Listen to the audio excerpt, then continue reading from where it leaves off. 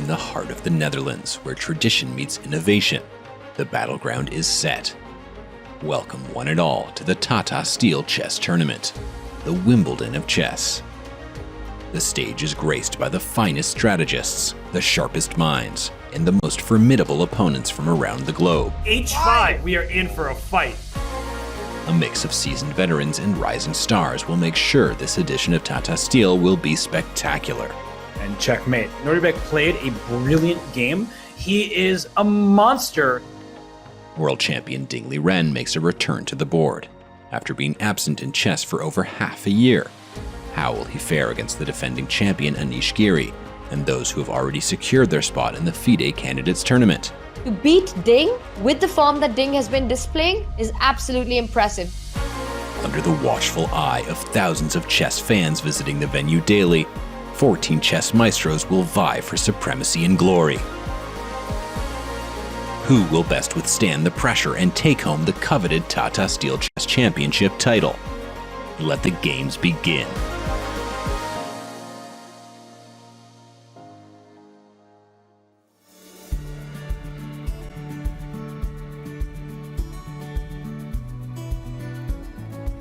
We are back in Vikensee for another day of wind and chess. There's wind beneath the sails of some of these players as they hit the final 2 rounds of the Tata Steel Chess Tournament 2024. We've seen some scintillating victories. We've seen some unfortunate mistakes at the last hour of these games. But this is the second to last day in this final weekend of the Tata Steel Chess Festival. And it is a festival indeed, as players from all around the world, they come to Vikensee each and every year to take part in this illustrious event. I'm Robert Hess. Alongside me is Grandmaster Daniel Naroditsky. Danya, sorry for butchering your name there, but are we going to see some more butchering on the chessboard today, as yesterday was quite a decisive day? It was indeed. Good morning, everybody. A pleasure to be with you for what I'm positive will be a bloodthirsty penultimate round. Lots of butchering will happen today. Lots and lots of butchering must happen if Nodirbek wants to maintain his lead and if anybody wants a chance to contest first place and take it from his clutches. We are in for some incredible action these last 2 rounds, Robert. You name dropped Nodirbek Abdusattorov, so let's dive right into yesterday's results because he was the big winner as he entered round 11 in the tie for first. He won his game against Ju Wenjun. Gukesh, right below him on the 4th board there, could not do the same against Alireza Firouzja. That's what separates these 2 youngsters. Wei Yi had an awesome win against Max Vomeram, stemming from a Vienna-like position. And then Vidit Guzrathi, not to be counted out, he won with the black pieces against Parham Magsudlu. So Danya, as we revisit yesterday's results, anything with a new day, 24 hours behind us, sticking out to you when you look at these standings as well? Well, incredible storylines all around. Of course, Gukesh slightly frustrated there. He had some chances against Alireza, but he's going to have to satisfy himself with clear second place, half a point out of the lead. Nodirbek with such a brilliant victory over the women's world champion yesterday. And of course, not to be counted out, that big group of players with 6.5, which includes Vidit Guzrathi, who won yesterday, and Anish Giri, who's had a bit of a stale second half of the tournament with a lot of draws. He will have to pick up the slack in the last 2 rounds if he wants a chance. There is still everything to play for, Robert. Nothing is guaranteed for Nodirbek. We know what happened last year. A final round loss of the white pieces to Jordan Van Forest. Nodirbek is aware of that. He needs to come through clutch. And arguably the hardest work emotionally, psychologically, is yet to come for the Uzbek prodigy. Getting over that hump will be difficult, especially with that chasing pack right on his heels. So let's jump into today's action because once again, we have 7 fantastic matchups in store for you. Normally, this would be Alireza versus Jan, a matchup for the top. Not this year. The Dutch Derby of former champions. That one is going to be one to keep our eyes on. While the disappointment from world champion Ding Liren, it's not been his event, while his compatriots, they have been able to have some good wins to their name. And this is a marquee matchup right here. Vidit Guzrathi against Nodirbek Abdusattorov. We'll have our eyes on that game. We'll see if Vidit has more magic up his sleeve. And then we have his compatriots, Gukesh and Pragg, the teenage wonderkins from India. All eyes on that matchup as Gukesh just a half point behind Nodirbek. So as we take a deeper dive into these pairings, Danya, we see in the middle of them Vidit Gujarati on board 4 against Nodirbek Dusatarov, Gukesh Damaraju on board 5 with the white pieces against Pragg. So Danya, as we look at those two middle boards there, boards 4 and 5, how can Vidit and Gukesh upend Dusatarov and Pragg and then see their names at the top of the leaderboard? Well, they'll have to take some risks, Robert. They also need a little bit of luck. If Nodirbek plays the way that he's played the last couple of days, he might very well be unstoppable. Vidit has managed his risk throughout this tournament. So has Pragg. Vidit and Pragg, the only two lossless players. Pragg, of course, on that huge no-loss streak. But the question for Vidit is, how much do you want to contest first place? Do you want to burn all of your bridges, or is your priority to go the rest of the tournament without a loss? As we see that pre-game meditation that we're all so used to, and once the clocks will be started, Vidit usually takes about a minute or so getting himself into the zone, gathering himself mentally for the challenge that is ahead of him. And of course, Robert, we will focus on these two marquee games. This is not out of disrespect to the other players, but we have to pay homage to the players who are actively contesting first place. But of course, everywhere you look, there are fascinating games. Firouzja versus Nepo, by the way, something to look at if this game gets boring. Firouzja versus Nepo, that's a candidates matchup. They will be seeing a lot of each other this year, and they've saw each other in the previous candidates tournament as well. But Vidit Gujarati, he'll make his debut in the candidates tournament, the event that determines who faces Dingley Ren for the World Championship title. And there's Gukesh, who himself will be in the candidates, as will his opponent in this game, Pragg. So Gukesh, he had a good position yesterday, Danya. He had chances to beat Alireza Firouzja, but in the complications, in some time trouble, he couldn't make the most of his position. He gets the white pieces a second day in a row. Couldn't come at a better time. Yeah, all things considered, this is a good pairing for Gukesh. He's got the white pieces. He's going to be kicking himself for yesterday's result. Did he have a clear forced win? It was kind of on the fence. There was that brilliant rook takes d7 move, sacrificing the queen.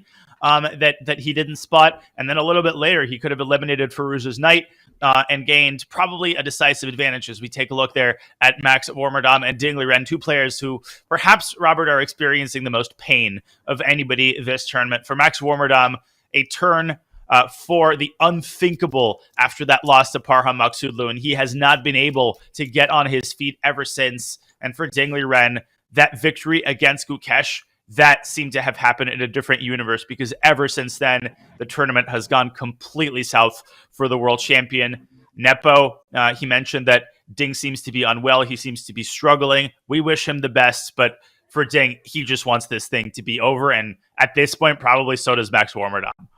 Well, we keep talking about Vidit 2.0. Is this Ding 2.0 with the hoodie? And someone who's dressed for the occasion is Wei Yi. He gets the black piece against Zhu Wenjun. Okay. And these compatriots, yes, they may be on friendly terms, but not at this stage in this game, in this tournament, because Wei Yi, if he can beat Zhu Wenjun with the black pieces, he remains in striking distance. And it feels like he's come out of nowhere. In fact, it feels like he's been hibernating for a number of years, even before the pandemic, where he just wasn't playing as much chess. I believe he was studying.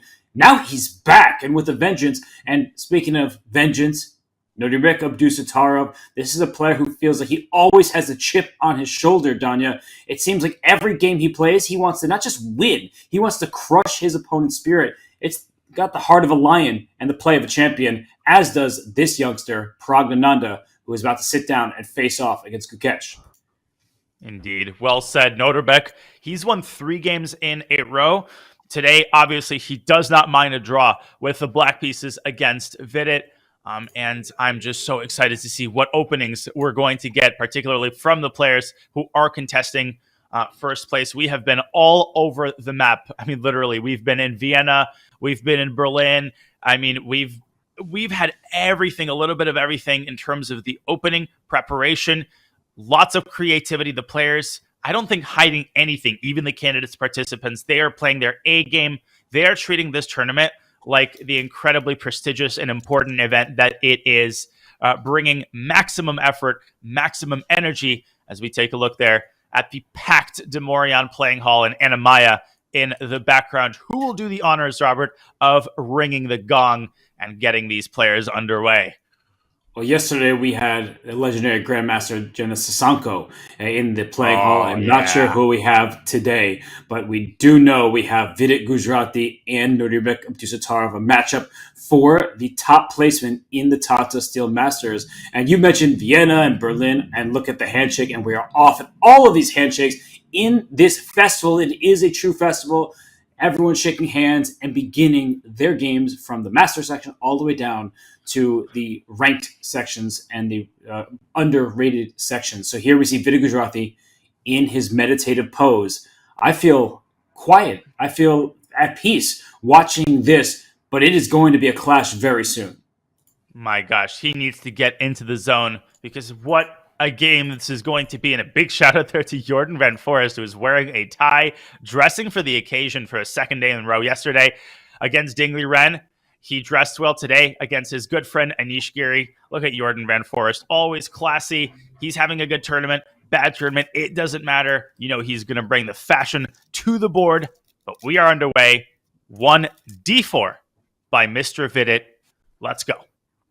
And Vidit Gujarati, here he is locked into the board after getting a little bit of mental rest. And for Nodirbek Abdusattarov, there is a lot of pressure on him. As you said, Danya, a year ago, he was in the tournament lead, heading into the very last round, where he lost to that player we saw dressed to the nines, Jordan Van Forest. So for Nodirbek Abdusattarov, with the black pieces here, and with Vidit's stellar preparation from a day ago, I'm very curious to see how this opening develops.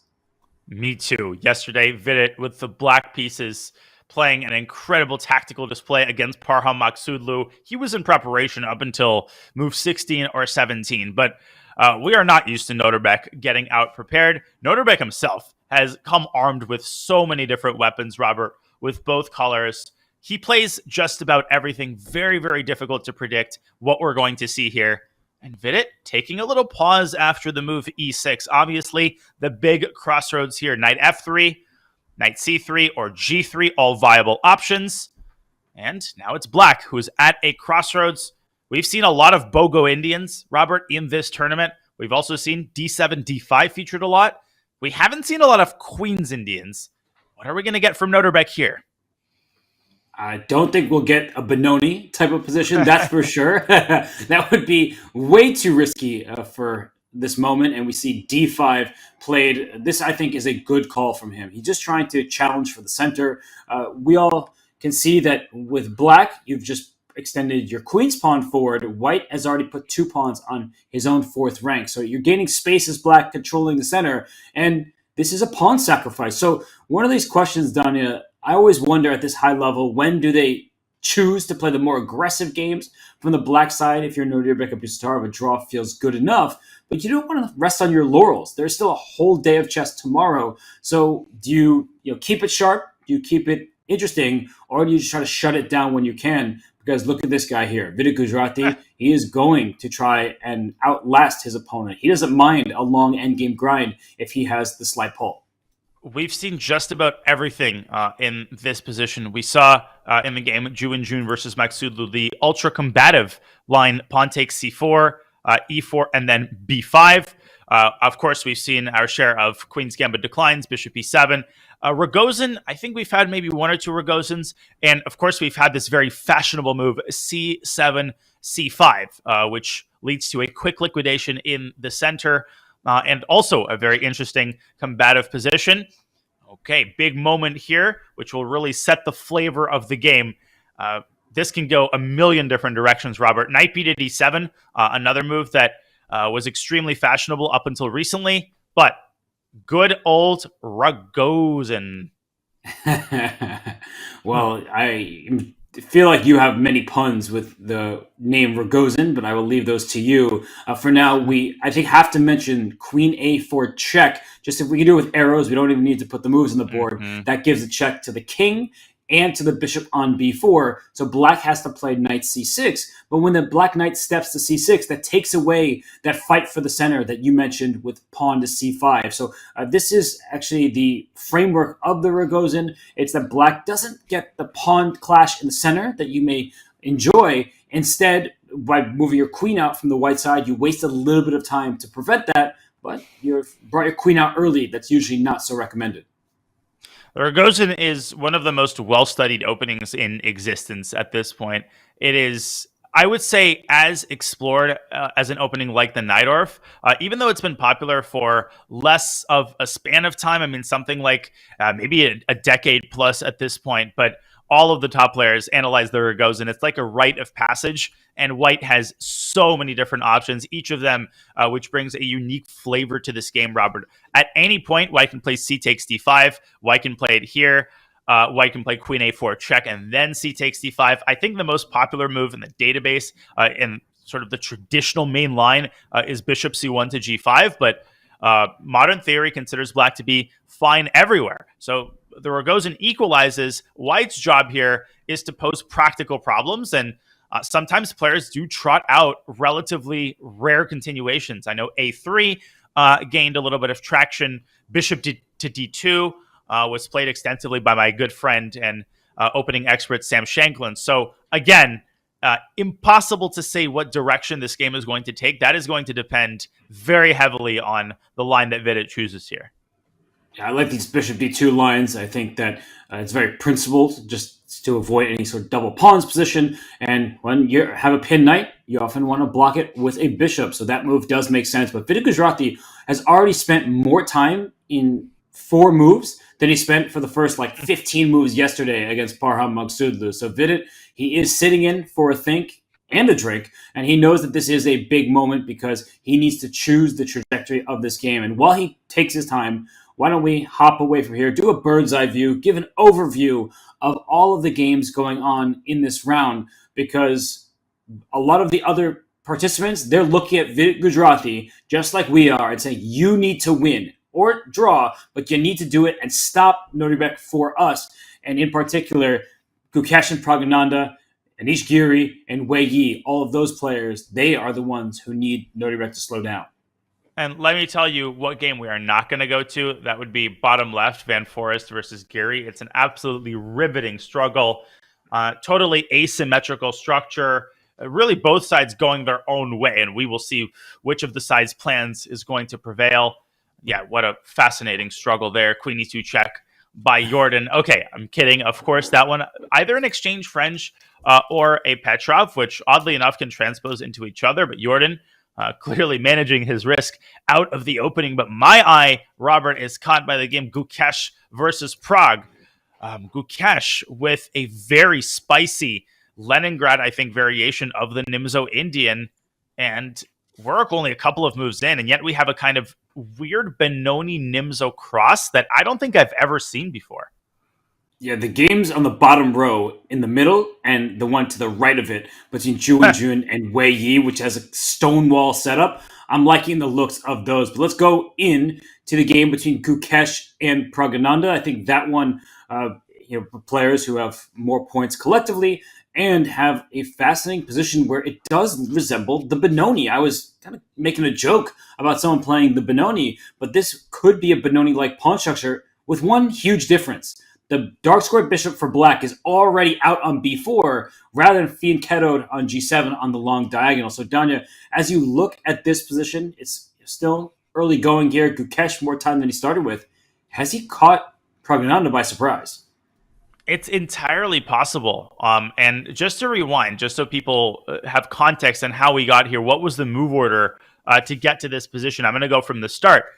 So after d4, knight f6, c4, e6, we saw Vidit playing the move knight to f3. This would have likely led to a Rogozin or a Bogo Indian, which Pragg has already played this tournament. But instead, Gukesh going for the Nimzo Indian, knight c3, bishop to b4, knight to f3, which in and of itself doesn't give us much information. Of course, again, black could play d5 here and transpose into the Rogozin. Black has a lot of decent options here. Even bishop takes c3 check, I think, was recommended by Polish Grandmaster Dariusz Wirch.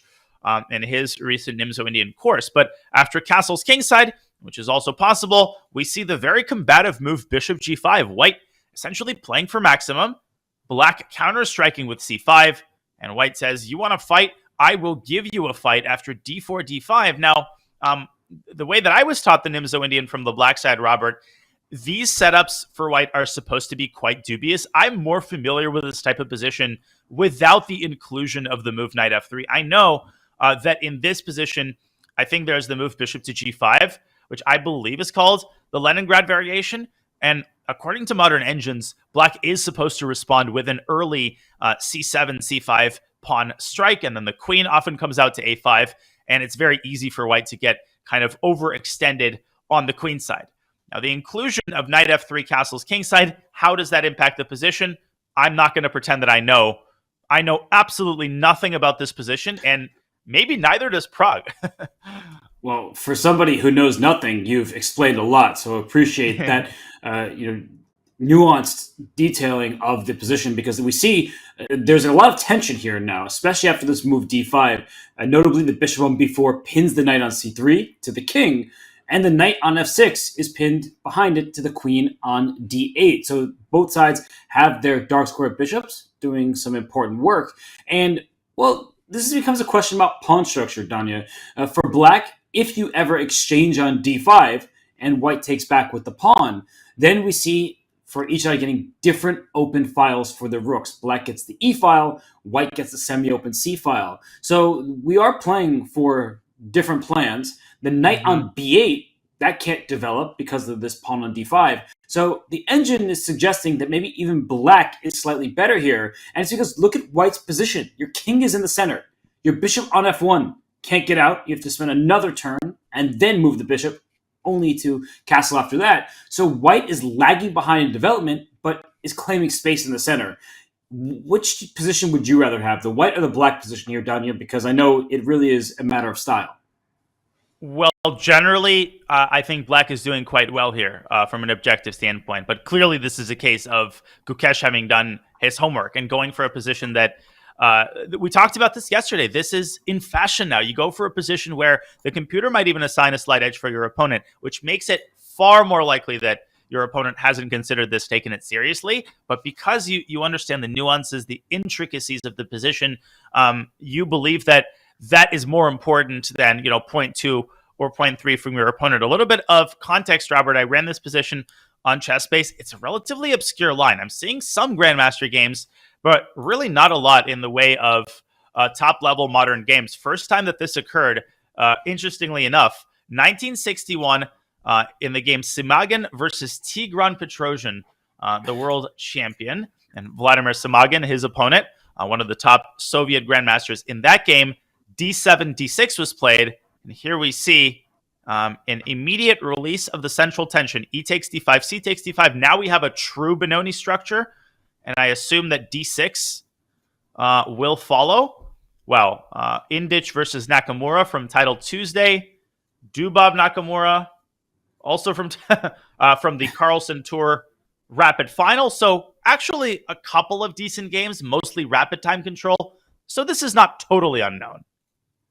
But it may be unknown to Pragananda, which is far more important than even if there were thousands of games in this variation. We saw actually earlier in the tournament, Vidit Gujarati with the white pieces against Alireza Firouzja with black. It was a sharp Sicilian. Alireza correctly sacrificed a knight on c2 for a pawn and an attack, but he didn't know the follow-up, and then he lost because Vidit was able to stabilize and bring his king to safety. So knowing not just the specific moves, but the general plans is of the utmost importance. And I actually think, Danya, an instructive plan from the white side is that this knight often slides back from f3 to d2, which does block the pin on the dark square diagonal, and then you can try to push your pawn all the way up to e4 or sit on e3, but you're playing this in a Benoni-like way, where that knight on f3, it often belongs on c4, where it stares over the pieces in the middle of the board towards that d6 pawn, which will go there in a move or two.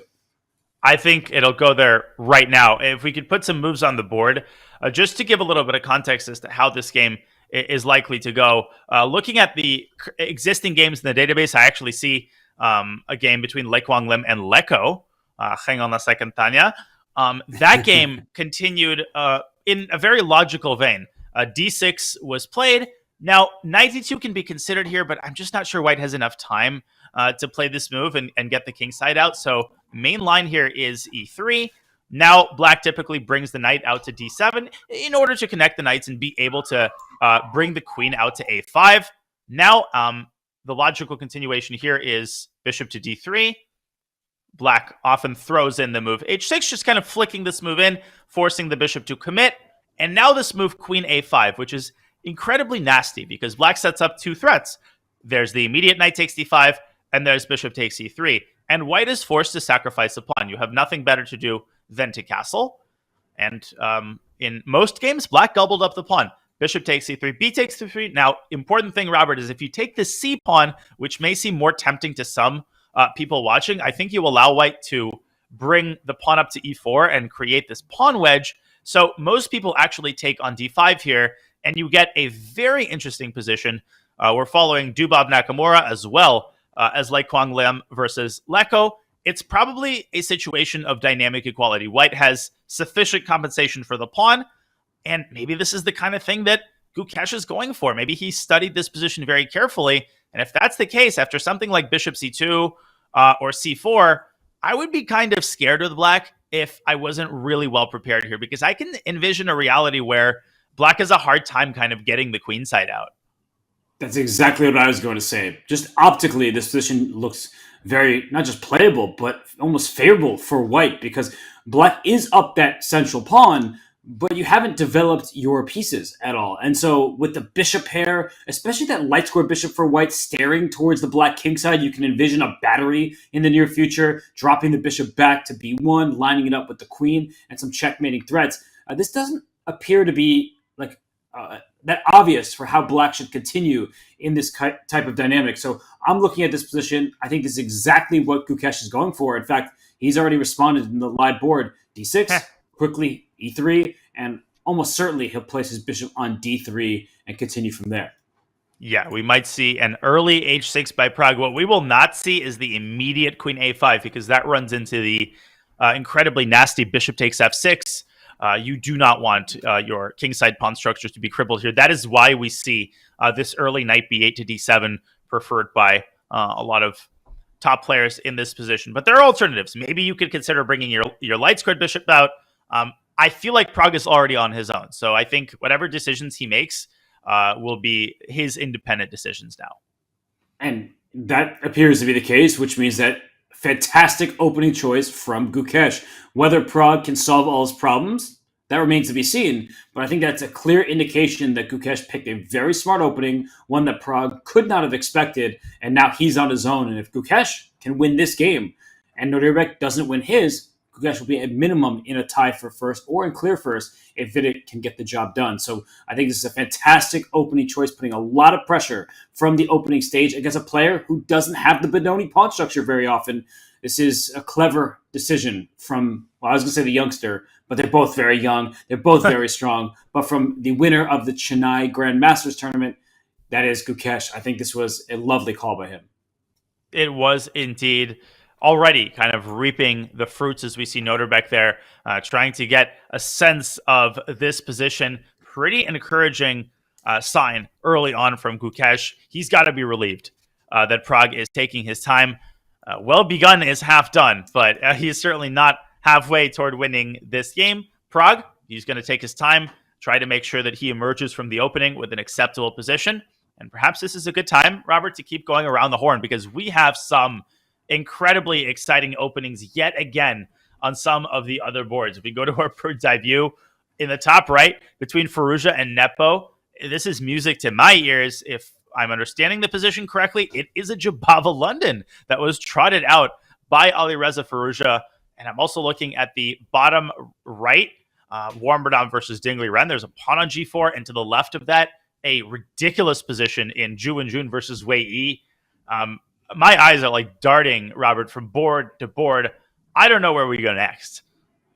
I think I'd like to start with the game between Max Vormerdam and Dingley Ren, just because I'm curious what the last move that was played, which was G4 when you've already castled. That's the game on the bottom right-hand side of our screen.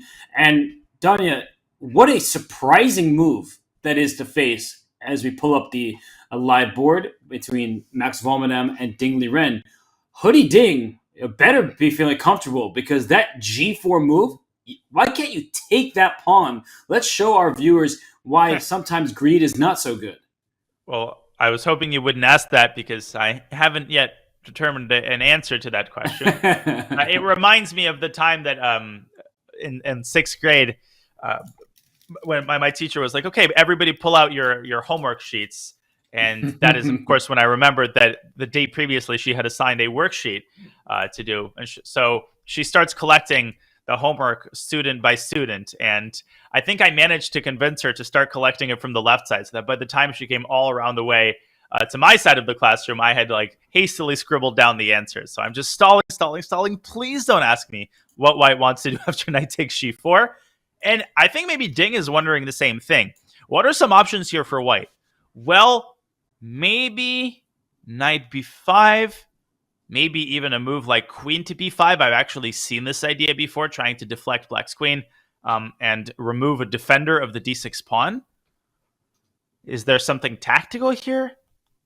That's what I'm wondering. The same exact thing, Danya. If there are some tactics, but I'm not quite seeing them because the bishop on b7 is loose in some positions. So that's important to note that oftentimes when there's a bishop stare down on the light square diagonal, when the knight on f3 moves out the way, if you can successfully do that with some kind of tempo, then some pieces can fall. But I don't see a way to make that happen. It feels far-fetched. Yes, and queen b5, I'm kind of partial to this idea in general.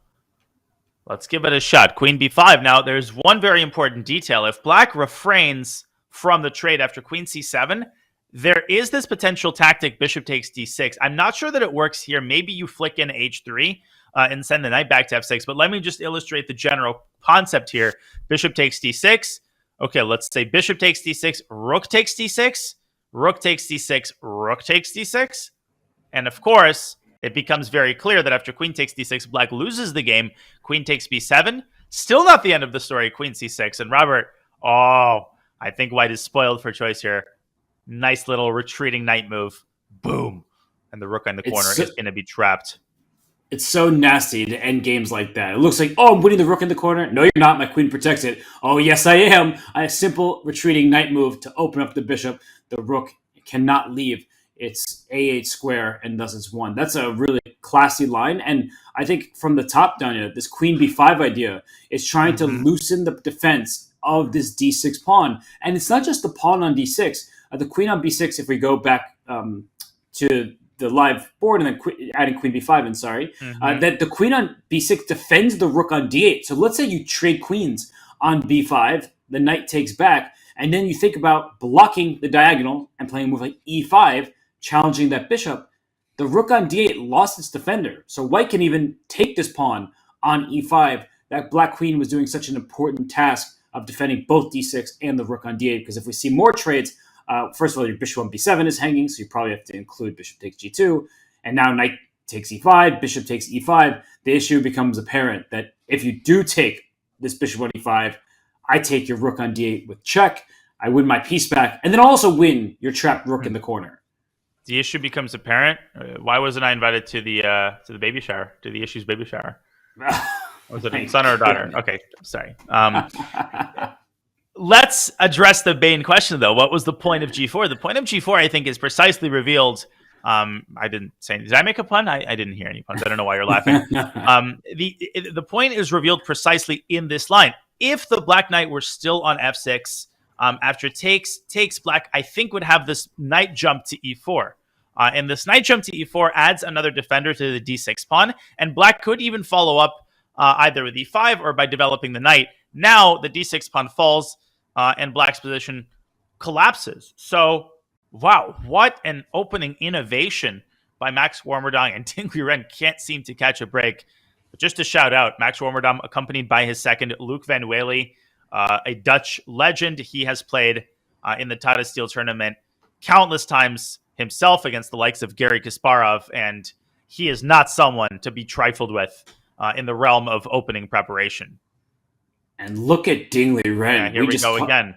You caught him in a moment where he is expressing his frustrations. And G4. So let's say white had a free turn, Danya. Is part of the point that the bishop on f4 now has a retreating square? It can safely drop back to G3 in case it's attacked.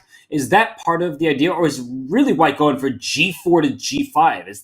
Why G4? And what does it actually threaten if black does not take it? That's a great question, and it is hard to say because this is a committal move, but it's not like you're, throwing all of your pawns up the board. You absolutely can play the move H3, and your king is still fundamentally safe. My vote, of course, you're asking the wrong guy. I like seeing moves like G5. The H6 pawn is a hook, so I think it'll depend on how black declines the sacrifice. If black plays a neutral move like A6. Which, by the way, is not totally unlikely. I think A6 makes some sense. My vote would probably still be H3. I think just keeping the virtues of the position, sitting on the position, is very effective because one of the things that makes this so annoying for Black Robert is the fact that it's very hard to find a home for this B8 knight. Knight C6, knight BD7, they both blunder this D6 pawn. So I'm not really seeing a good way for black to untangle. And if you have to play moves like knight to E8 just so that you can complete the development, then I think we can safely say the opening has been a success for Max.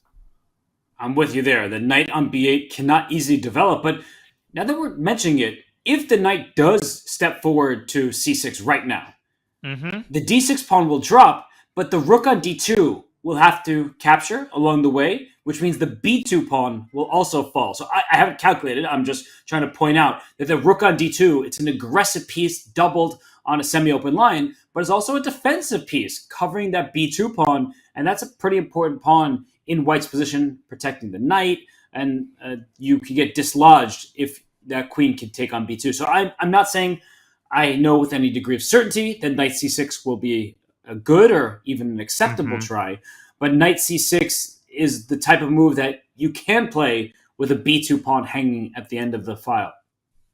Great observation. This has to be calculated, so presumably we're going to get a long thing here from Ding. We're already getting a long thing from Ding. He's spent 14 minutes and counting now, and it's one of those situations where he might have only scratched the tip of the iceberg, because the task that awaits him here is titanic indeed. Lots of candidate moves and a lot of calculation to do, really within every move. You have to look at knight g4, you have to look at knight c6, you have to consider a neutral move like a6. This is going to be a tough call for Ding, and one to watch. Another case of great opening preparation by Mr. Warmerdam. Can I just make one line of analysis? I think that Sure. It's instructive to show what Ding might be considering, because I just mentioned how knight c6, I believe, is an okay option according to my eyes and hopefully the engine. But if we bring up the analysis board, that knight c6, you give up d6 to win b2. Let's go down the line. Bishop takes d6, bishop takes, rook takes, and then queen takes b2, because the knight on c6 does defend this rook on d8. I'm not sure if I should throw in rook takes d6 or not, but I was thinking, can white play queen b5 here? Similar to some of your ideas, the knight on c3 can be captured, but then you lose this bishop on b7, and we will see tactics on full display in this position. Let's keep going. Queen takes knight, because if you take the queen on b5, I think then you get into a worse endgame, just to maybe show that pawn takes b5, or even knight takes b5, but you fix the structure for white, and now you have an outside pass pawn. Oh, yeah. You see actually the engine suggesting that white is now heavily favored in this position thanks to these outside pass pawns and control of this open file, the d file. So let's not trade queens. That was your first instinct. Queen takes c3, queen takes b7. You can't even play rook takes d6 here. And maybe that's why from the start you couldn't play rook takes d6, because the a8 rook is hanging with check first, and only then will I take your rook on d6, which is loose. So what move do you play in this type of position, Danya? Because I'm looking at that rook on a8. I'm looking at the stare down of rooks in the d file, your loose knight on c6. It feels like black may be hanging on by a thread, and it may be some kind of forcing continuation that is not easy to spot. Such as knight d4, but I agree completely. No, this is not something that Ding will trust himself to go for. And remember, this position, he doesn't have the luxury of moving the pieces. We do. he would have to visualize this in his head, which is precisely what he's doing right now. You can kind of sense the wheels turning. I think this is great insight into the kind of stuff that he has to process and decide. Because whichever decision he makes here, the type of position he gets is completely different, right? Knight c6 is a very forcing move. It's a concrete way to try to solve your problems. Whereas a move like a6, it keeps the status quo, and it's maybe a little bit safer, but then you run the risk of just like being positionally worse. So I think great insight by you, Robert. Really, really interesting middle game. And we will update you on Ding's decision when he makes it. But maybe a good time for us to keep traveling around the horn because the other games are unfolding at a breakneck pace. Let's do just that. I see some entertaining looking positions on the right-hand side. We just looked at the bottom right with Max Vornon playing g4. Alireza Firouzja also has a pawn on g4 stemming from a Jabal London. And then I'm still looking at the game second from the right on the bottom row. Wei Yi played some kind of Dutch. He is in the Netherlands after all, and it has become a combative clash with tension in the center. So, Danya, I'm guessing you want to go to the game between Firouzja and Nepo. It is, after all, one of your favorite openings. Sure. Let's go to Firouzja land. I promise we won't spend too long on this game. It's a position that I'm kind of broadly familiar with. So perhaps we could just take a quick look at this game. It's one of the sharpest lines of the Jababa London, which is a great surprise weapon, as we can see, even at the very highest level. So let's rewind all the way back to the start. Okay, this was actually one knight c3, the Van Geet. The Van Geet by Alireza Firouzja, which I would add, Robert, is a move. I think the proper way to put it is with very little independent value. What that means is, in most cases, this move just essentially transposes to one of several openings. If black plays e5, you often transpose into the Vienna. If black plays d5 as Jan, or knight f6 as Jan did, you transpose, in this case, into a Jababa London, d5, d4, bishop f4, c5. Okay, now e2, e4 is very fashionable, but Firouzja plays kind of the old school move e3. And after the trade on d4, Robert, in my view, having analyzed this position very extensively, I think black's best move, life pro tip, is bishop c8 to g4. I think this just solves all of black's problems. But once again, Nepo, he goes for the old school line, a6, knight f3. And here, once again, I think knight c6 is objectively slightly preferable to his move, bishop g4. But Nepo going for the most tactical variation, trading on f3, bringing out the knight, a long castle. This is all very well known. e6 and g2, g4. I have had this position many times in many different time controls with the white pieces. And now bishop to d6, offering a bishop trade. Firouzja says, nope, I am keeping the bishop pair. Nepo brings out his queen to a5. And this is the live position, Robert, where generally I think you see white tucking away the king on b1, because already black has a host of kind of nasty threats. There is this nasty prospect of bishop to b4, so it might be worth throwing in the move king b1. That Alireza might also be considering whether or not to flick in the pawn push g5, and there you have to calculate the ultra-concrete line knight to e4. This gets sharp in a hurry, and for Alireza Firouzja, he is well ahead on the clock. So Jan Nepomniachtchi, I don't think, truly expected his opponent to play knight c3 on the very first move of the game, and he did take some time to respond on the first turn with knight f6. But now that we're here, this does look like a Alireza Firouzja position, but also a Jan Nepomniachtchi position. And I'm not saying that literally, because of course these are the two players who are sitting at the board and playing. But you know what I mean, Danya? This is this kind of combative style that is the trademark of both of them. I do feel that Alireza carries a little bit more risk here. And I know you're a fan of this opening from the white side, so it's not a question about the opening. But I think strategically speaking, black has done nothing wrong. You have a solid pawn chain from f7 to d5. Your center is defended. You have developed all your pieces of natural squares. White has extended pawns. The king is already committed to the queen side, so you could fall victim to an attack. So white does need to be more concrete than black does, I feel like. Otherwise, you could see this idea, like you said, knight coming to e4 for black, trying to pick up the A2 pawn. But if you calculate well, as Alireza Firouzja has been known to do, then you should have everything under control. You're absolutely right. And this position has occurred twice. Once in the career of one of the earliest practitioners of this opening, Richard Report, who had this in 2014 against Predrag Nikolic, very strong grandmaster. In that game, white played king b1. Black brought the rook over to c8, another kind of stock attacking move. White initiated the kingside attack with g5, and kind of off they went. Black dropped the knight back to d7, and the way to play this position for white is to combine attacking moves on the king side with defensive moves on the queen side. And if we pull up an analysis board as just a quick context, what happens if white gets overexcited, falls too in love with his play on the king side? Well, white could get checkmated very, very quickly, a lot faster than black could get mated if black is not careful. So for instance, let's say that we see king b1. Let's say that black responds with rook c8. White pushes g5.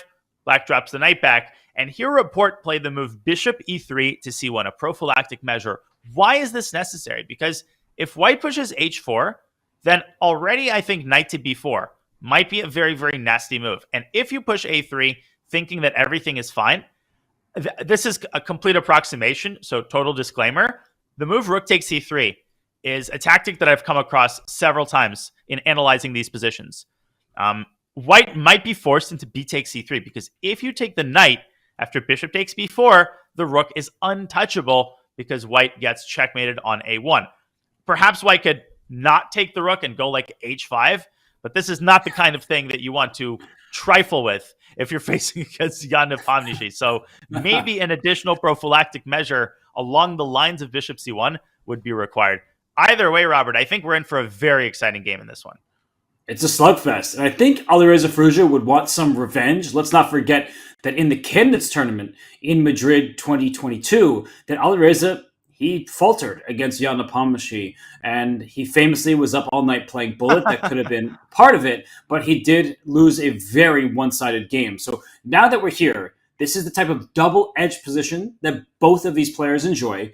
As you were just highlighting, rook c8, knight b4, these attacking moves come quite naturally. And that is why white needs to combine attacking moves and defensive moves like bishop, king b1, and bishop to c1. That way you just cover your bases on the queen side, which your king happens to reside on.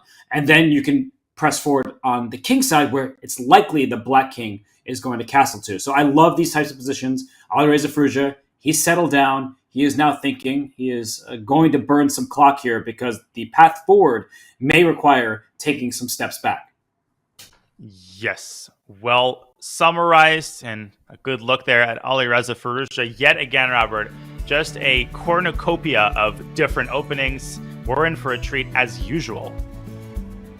We will be right back with more from the playing hall. Demorian and Vaikunze. Do not go anywhere because you won't want to miss any of this action from the Tata Steel Chess Tournament 2024.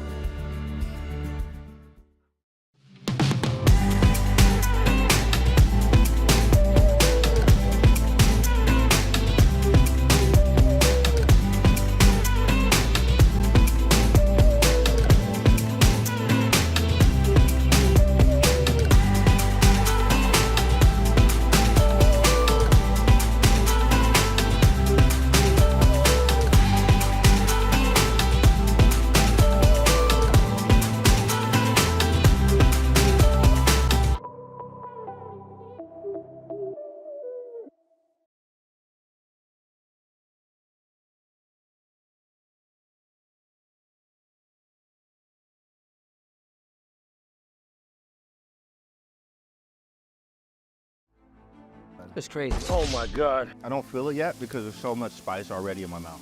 Turn the thermostat up. Please, no milk. No milk. No f***ing milk, James. I'm gonna go to the ambulance. What's up, everyone? Chess is hard as it is, but we're about to make it even harder by playing chili chess. For every type of piece we capture, we are gonna eat a chip with some hot sauce on it, starting with the pawns, knights, bishops, and rooks, a queen, and then the loser of the game is gonna eat this drenched chip over here. Ready to go? Yeah.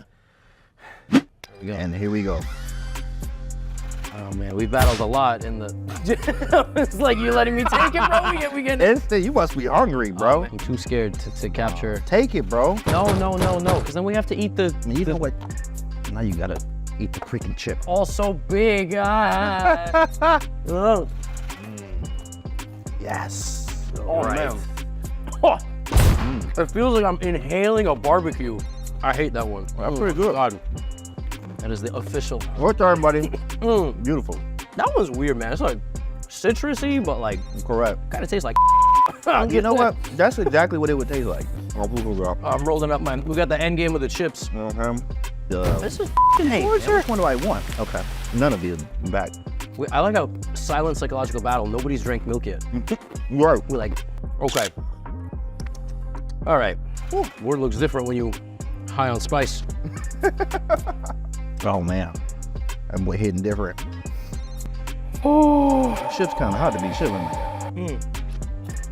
It's definitely getting hot in this room, guys. You didn't turn the thermostat up? Oh, I took a pawn, mister. Oh, you took a pawn. You did. Damn, bro, you catching everything. Ah! Oh! Let's check. Oh my God, I lost on time! No! Oh, that's not what? Oh my God. You know. Okay, so the problem is, I don't feel it yet because there's so much spice already in my mouth. So it's probably gonna be like how Magnus said, creeps up on you.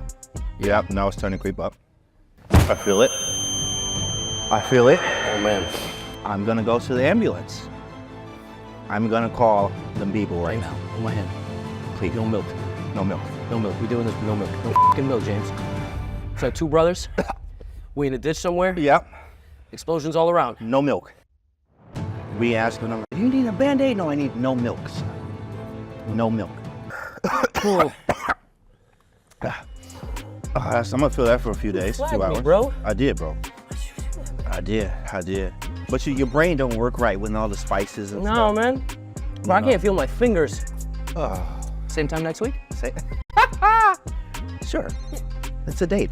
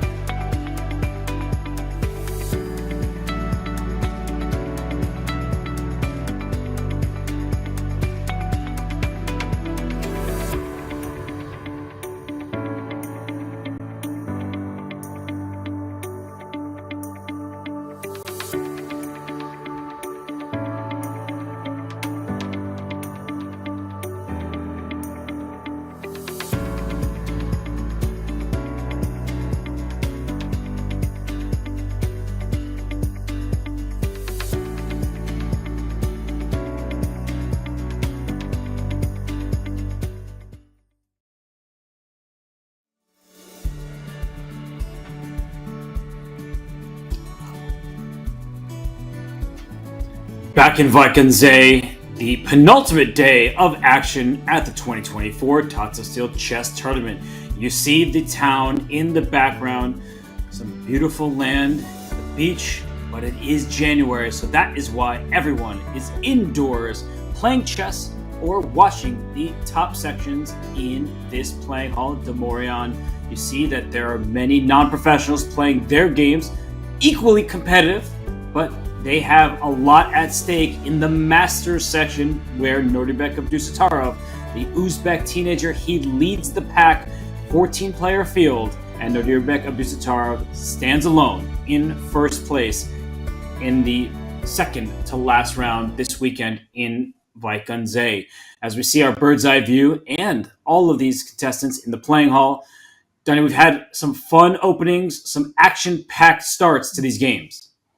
Indeed, and our top two boards between Gukesh and Pragg there in the bottom middle, that game has more or less stabilized. It was a very exciting Nimzo Indian, but now both sides have safely tucked away their kings. We have that Benoni structure, and the second board to the left of that, Vidit versus Abdusattorov, who is, of course, in clear first place. Also, a very quiet opening. I think the outcome of the game will not be decided, in the first 7 to 8 moves. Much like Nodirbek's last few games, this one is going to enter a positional and very kind of nuanced middle game. I'm looking at Vidit's clock, though, and this has been a theme for Nodirbek. He has been up a solid 25, 30 minutes right out of the opening in a lot of these games, and this is no exception. Vidit spent a long time, Robert, on his previous move, G2, G3. And let me rewind a little bit just so we can see how we got here, because you wouldn't necessarily guess that this position came out of a Rogozin. But it did. After bishop to b4, Vidit actually transposes the game into more Nimzo Indian waters with the move e3, castles. And I kind of pointed out this line in passing. My friend Sam Shankland, he is a big believer in this bishop to d2 variation, which traditionally was not considered to be anything special, but has kind of gained quite a bit of traction recently. Nodirbek, he plays the typical move b6. We see a release of the central tension, takes, rook to c1, and bishop to e7, voluntarily dropping the bishop back. Why does Nodirbek do that? I think, Robert, maybe he is trying to dodge the possibility of an unfavorable trade of the dark squared bishops with knight to b5. Now knight b5 can be very nicely met with c6, and you don't have to trade the bishops. And in this position, Vidit, after a very long think, Vidit did it. He played the move g3. What do you make of these developments? Well, I think G3 is aimed at stopping C5 from black, which is a very common idea in these structures. It's trying to hammer at white center. But the problem with playing C5 is that you may leave yourself with hanging pawns, just a C5 and a D5 pawn, or an isolated pawn if you ever take on D4. So if black pushes that pawn 2 squares, white fianchettos the bishop and stares at the black center, the D5 pawn can be quite vulnerable. So I think this is Vidit's idea, but black doesn't have to commit to the move C5. You can play C6 in many of these positions and adopt a more solid structure, but I believe that is the exact type of game that favors Vidit typically. He wants solid play. Maybe he'll play bishop G2, knight E5, pawn to F4, castles kingside, and just lay claim to the center. Absolutely. And I think this increases the temptation to resolve things more concretely and play C7, C5. I would also point out, I'll draw this with arrows after C5, bishop G2. There is this very nasty looking move, bishop to A6. And maybe this is what Nodirbek will rely on to make life as difficult as possible for white. But bishop A6 is not a calamity for white. White has several ways to deal with it. For example, the move knight C3 back to E2 would cut off the diagonal and would ensure that white can castle kingside. Of course, the white king can stay in the center, but not for too long because the center is volatile. It's an unstable situation, and you do not want to play with fire. So a big decision here for Nodirbek, Robert. I agree. C7, C5, very principled, but also very committal. If you want to take less of a risk, we might see the move C6. We might see something like bishop to B7. Either way, Nodirbek needs to think long and hard about the kind of pawn structure that he wants to achieve here in the center. This C5, bishop A6, I get it. You're stopping white from castling, but it doesn't feel like you're really playing the position. You're just playing for some tactics, preventing your opponent from castling. I feel like with white playing bishop G2 and knight E5 in those type of positions, white just dominates the center in a way that means that the white king, even if it's stuck there, isn't too unsafe. And I'm very concerned about that D5 pawn. So for Vidit Gujrathi, Every move here has consequences, but he's a player who finds many great moves. He won the Grand Swiss in the Isle of Man after losing his first game. He won on a rampage, and just a day ago, he showed excellent preparation against Parham Maksudlu, and he found some critical moves when he needed to. We heard from Vidit Gujarati yesterday in an interview with Fiona. Let's hear his thoughts about one of the finest moves of his career. Vidit, congratulations. You just won your game against Parham. Let's start from the beginning. His king was suddenly on e2. What was going on there? Thank you. And it's Parham, so it has to be like some fire on the board. I played QGD. Can you believe that this came from QGD? This is one of the good things about Parham is that he doesn't matter the tournament situation, he always goes for it. And it created a very interesting game. I was pawned down, I had sacrificed it. His king is in the center, it was total chaos. I was very proud of one move which I found, which was Queen e7, where he has just taken my knight, his rook is hanging, his bishop is hanging, and I just play like a normal move like Queen e7, taking neither of those pieces. I think it's one of the best moves that I've ever found over the board. Really, that's standout. For sure. How did it feel to be playing it over the board? I felt relieved because if I don't find that move, I think I'm just worse. And I was thinking for like 40 minutes, 50 minutes, trying to figure out if there's something, and I couldn't find anything. And I thought, I just have a lost position if I don't find something right now. So I spent the time there, and this move struck me like Queen e7. And after that, I think black is better. I don't know if it's winning, but he collapsed because he had very low time, and then my attack was just too strong.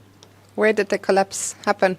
After Queen e7. After immediately, just induced. Because he's now exchanged down, and he has to probably be like very resilient to come up with a defense. He made 1 or 2 hand moves, and then after that already his king is too weak. I had to be precise all the way till the end, but I think I managed. You heard from Vidit Gujarati, proud of his move that happened just a couple of turns from this position. So Danya, why don't you replay it for us? Because Vidit, he clearly was thrilled to uncork a quiet move in a chaotic position. Chaotic position indeed. This is move 20. A lot happened to get to this position, but we don't have time to delve into that. In this position, Parham, with a very creative but ultimately mistaken tactic, bishop takes h6, trying to remove the defender on the f6 knight. Vidit responds by capturing on c5, and the follow-up idea by Parham, rook takes f6. It appears a bygone conclusion that black has to either take the rook or take the bishop, after which we get liquidation and a complicated position. And it is here, the commentator, forgot the name, he called black's move rather quickly. Rather than recapturing either piece, Vidit calmly drops the queen back to e7, an incredible move. And suddenly it turns out that white is dealing with irresolvable problems. The rook is hanging, and if it drops back to f3, this might be something that Parham overlooked. The bishop comes out to g4, and everything collapses. e4 combined with gh, and bishop takes f3. There are too many threats. White loses material. Parham was forced to give up the exchange. Vidit didn't even rush to capture it, and a flawless conversion later, he emerged victorious. An amazing win by Vidit with the black pieces, and his momentum continues. Back we go, though, to the current round. Vidit with a very complicated opening against the tournament leader, Nodirbek, a game that Vidit really wants to try to press, and knight b to d7. Totally reasonable move by Nodirbek. I think he is following your advice, Robert. He is not rushing with c5. I think he is going to situate his pawn on c6, and maybe he will still play bishop a6 in response to bishop g2. We'll see. And the bishop was just about there from Vidit Gujarati, who's in fine form. We saw his win yesterday, but he's lost 0 games in Vaikanze. You won't see any games where he went down to defeat. In fact, I can hardly think of a game where he was worse, Danya. He has a very steady approach to chess. He likes to play solid moves and then try to outplay his opponent, but he's not afraid to muddy the waters and get tactical, as he just displayed yesterday against Parham. So Queen e7, that retreating move that we just went over against Parham yesterday, it's much easier to spot when you have an engine to the side suggesting black is much better, if not winning. But to come up with that concept over the board, that takes a lot of calculation and hard work. And speaking of hard work, Donna, you always put in some good work. And bishop a6, that bishop is doing some heavy lifting. It is preventing the white king from castling. For those of you who are newer to chess and watching this broadcast, you cannot castle through or into check. That bishop, it covers f1. No castling available for white. And if only you'd told me that earlier. I mean, I think that really would have revolutionized my chess career. Man, and here I was trying to make all these illegal moves. Now, bishop a6 is the kind of move that, if it works out, fantastic. This is exactly what you want.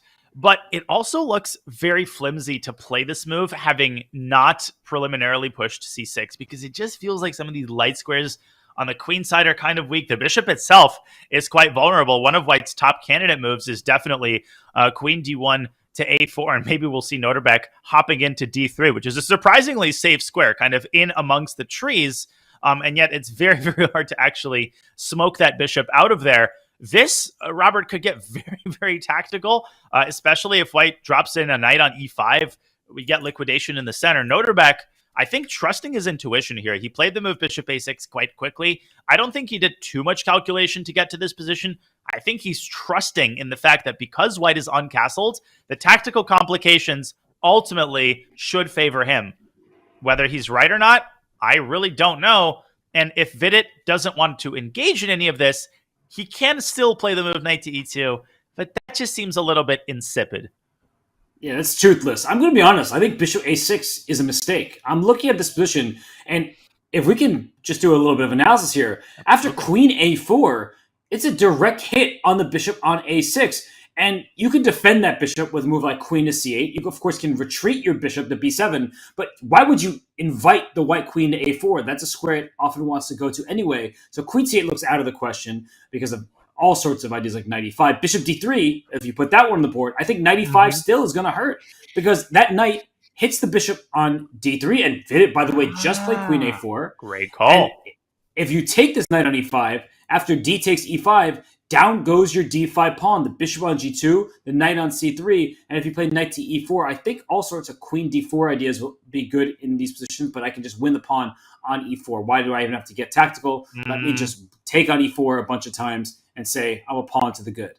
But there is this b5 trick that black might have. If you take twice on e4, I think b5 might secure the piece, right? Takes, and b5 is a vicious little trap.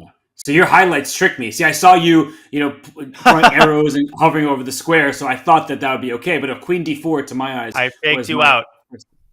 You're absolutely right, Robert. Queen d4 is actually a high-class move. Look at that, just sticking the queen in the center. And knight takes c3, I think you want to play queen takes c3, or actually queen d3, knight a2 with complete chaos on the board. Maybe just bishop takes c3. I'm not totally sure here.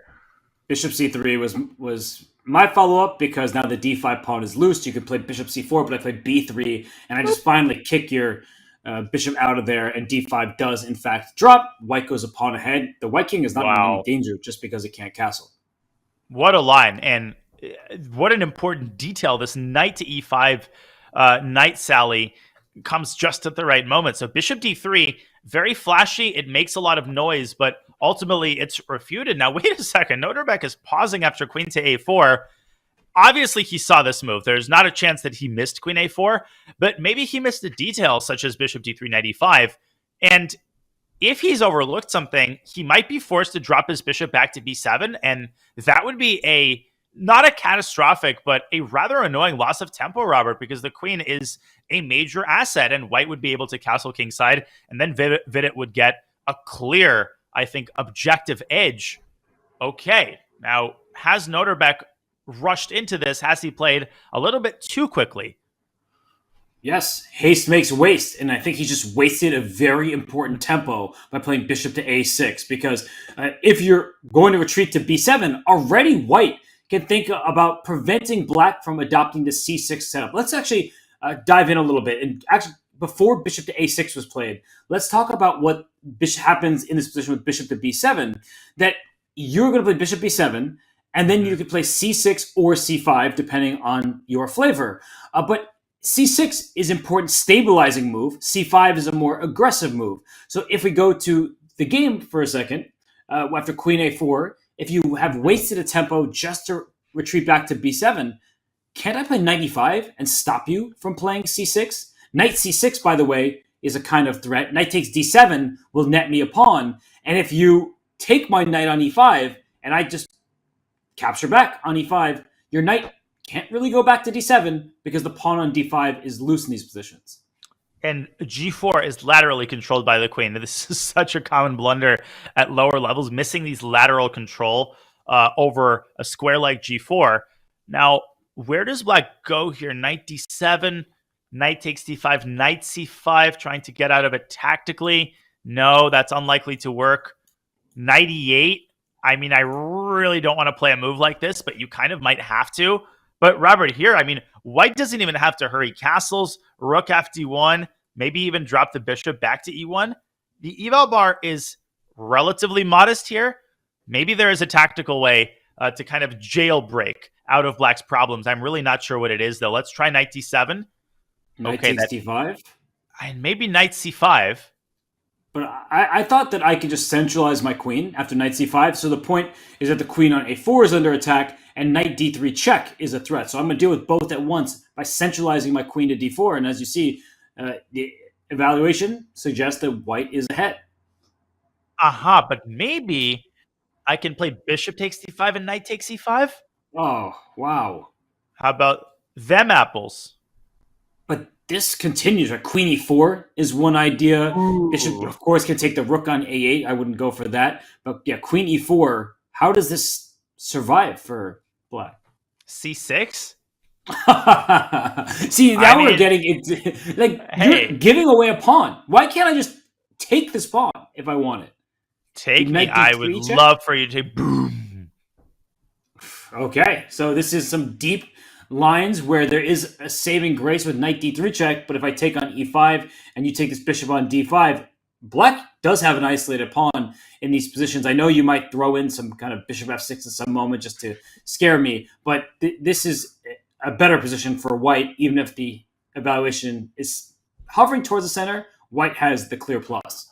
Absolutely, and I played queen takes d5. Probably that's inaccurate, but I just want to illustrate that white has the c-file, black has the Isolani on d5. And I know that we just went very deeply, but honestly, I'm glad we did, Robert, because that was a really cool line.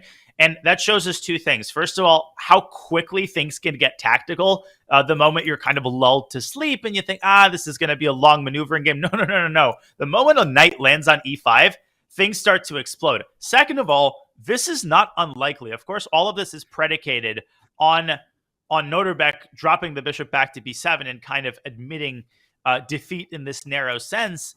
But if that happens, then we absolutely could get this entire line, because knight e5 is the principled attempt to punish black for this loss of tempo. I think it's the only attempt, because bishop b7, let's say white castles and just plays it safe. Then black does establish the pawn on c6. And in some of these positions, black even plays a5 and b5 and knight to b6. The bishop on b7, it's not a great piece, but you love to say it, Danya, that bad bishops defend good pawns. That c6 pawn is clutch. It's defending the d5 pawn and stopping any piece for white from getting to the b5 square, allowing black instead to push a pawn and gain some much-needed space for his pieces.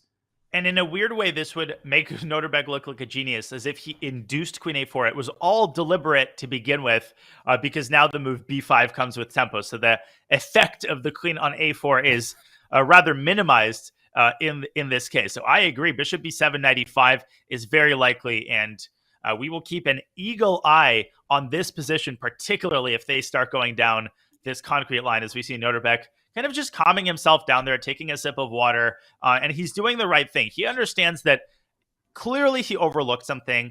Clearly he underestimated queen a4, so he needs to kind of rebuild himself mentally and jump into the calculation.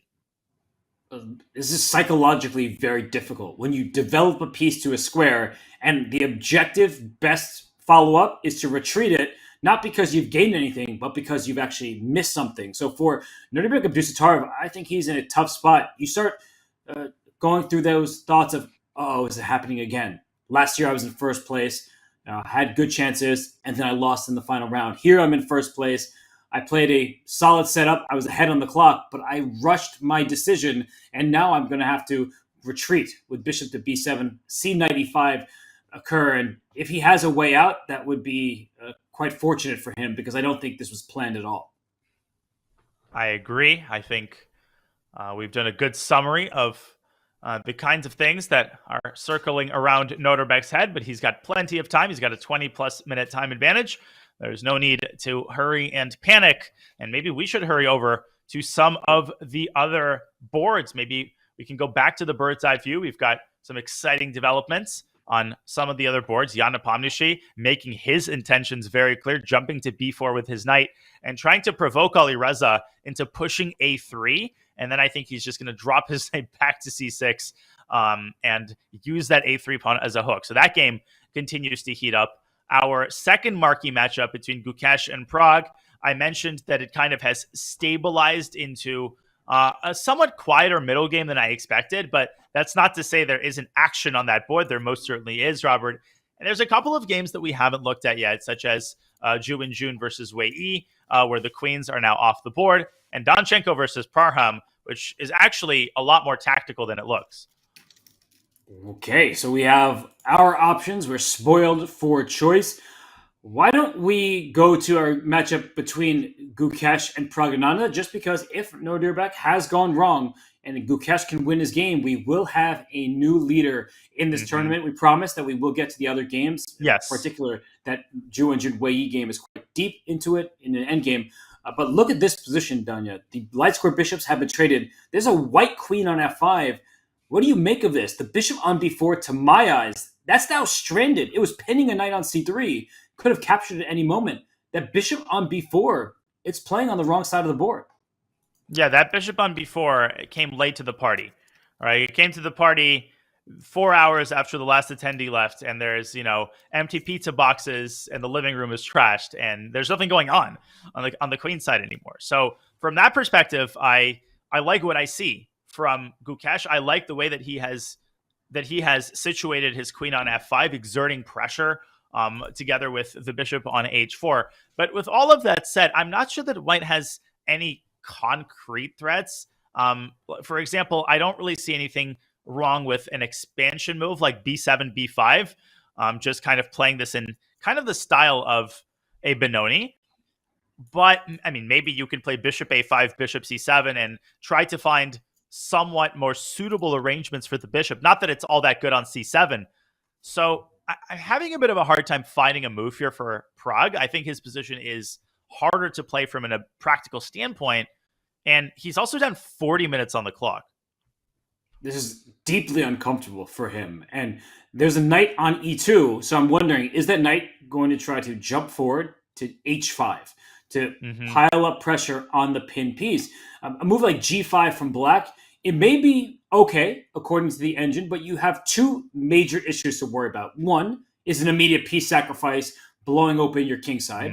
The other is the long-term hole on f5. The queen currently resides on f5, but if a knight hops into f5, you might just be lost on the spot. So the type of move, or the type of, I think, courage it takes to play a move like g5, you have to spend quite a bit of time, and Pragg is already way down on the clock.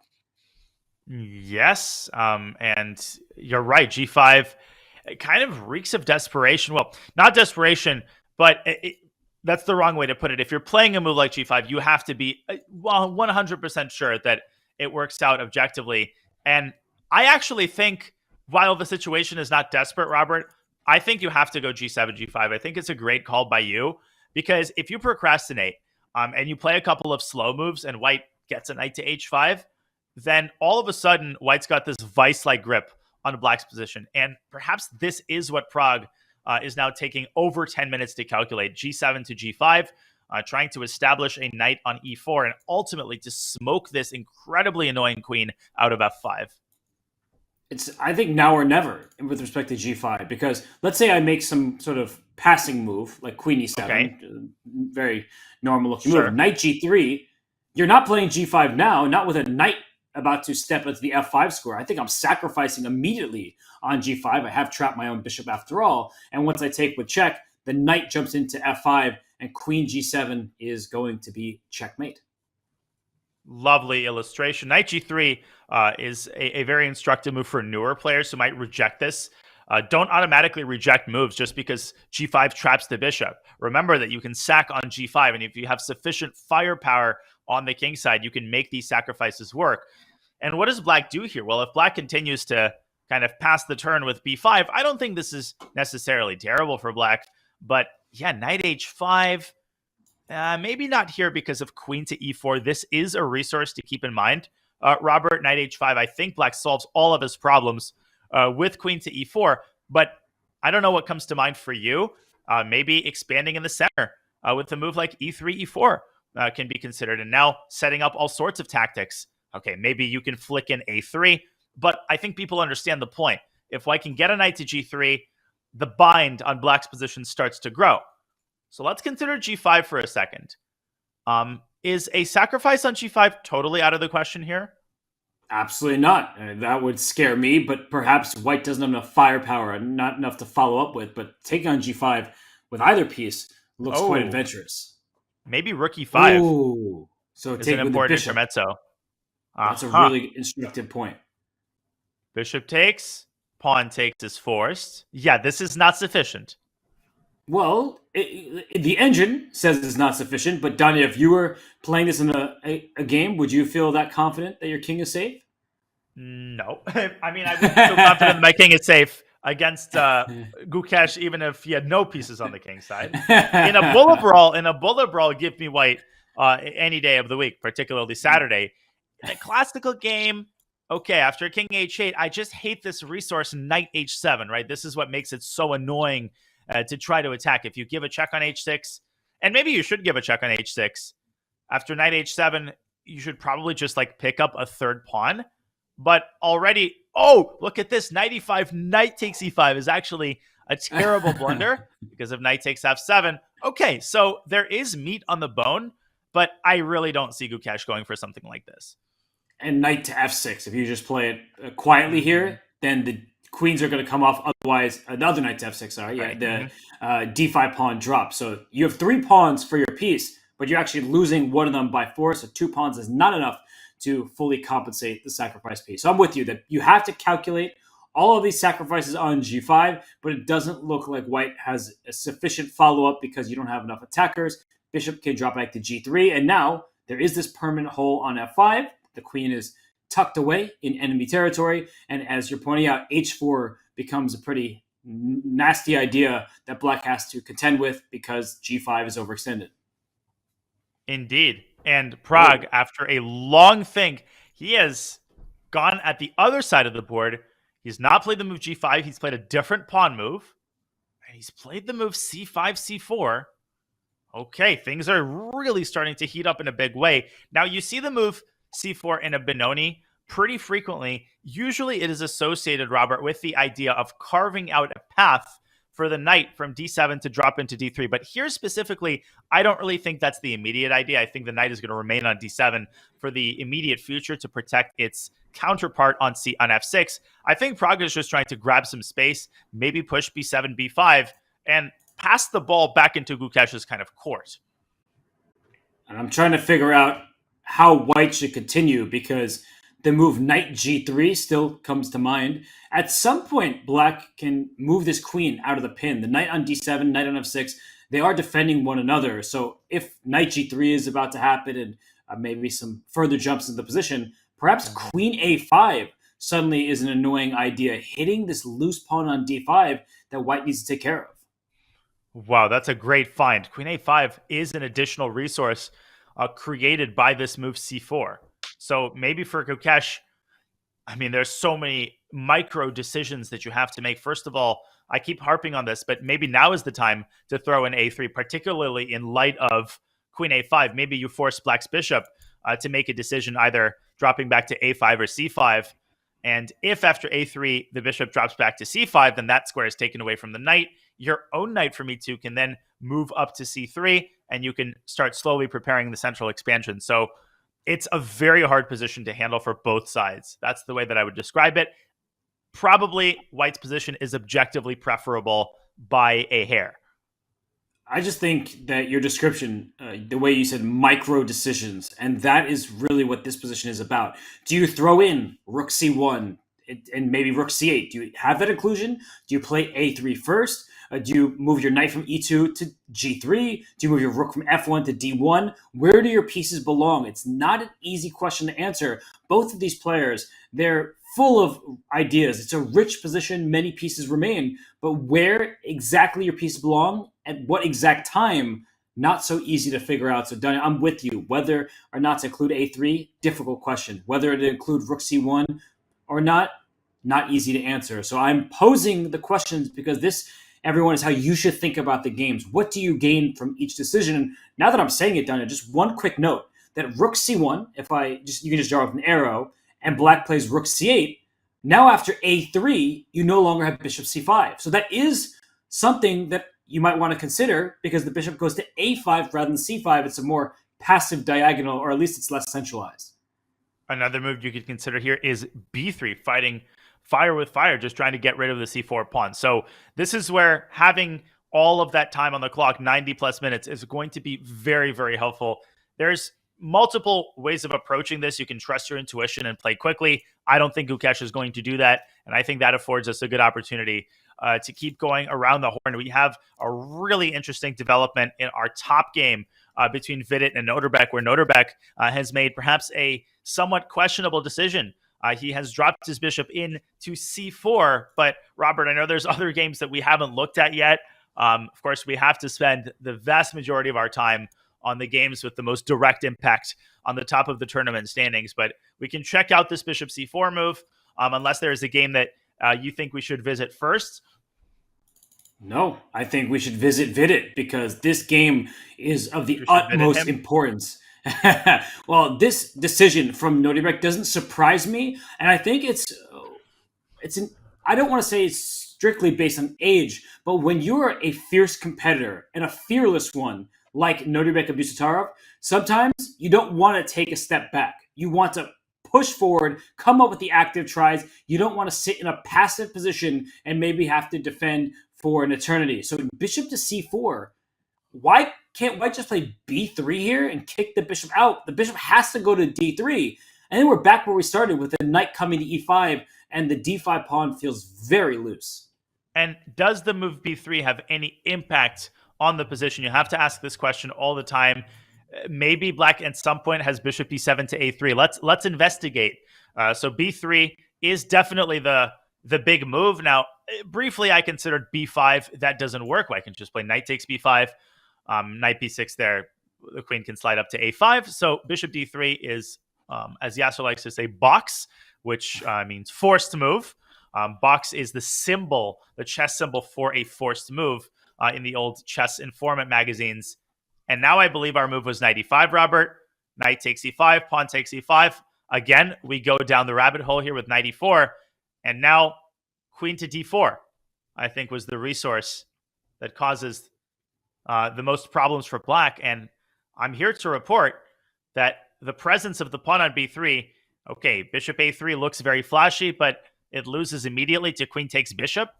I don't think it fundamentally changes the nature of the position. I think Black is in big trouble here, unless I'm missing something. You're not missing anything. I believe that Nodirbek came up with a bad plan, and it was an understandable one to put his bishop on A6 to stop White from castling. But the follow-up with queen A4 was very natural.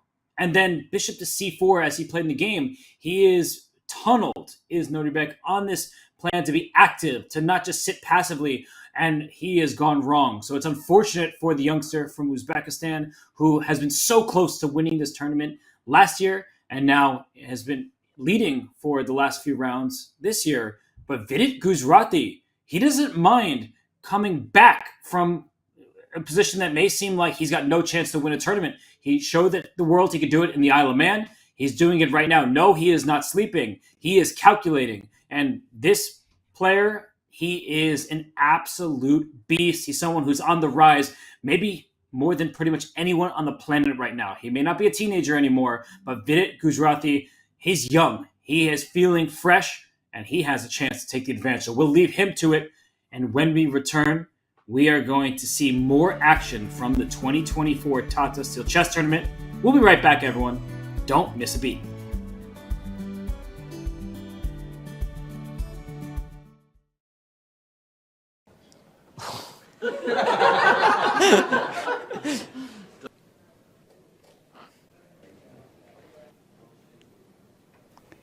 Scheveningen. Scheveningen, yeah? It's called Scheveningen, okay, sure.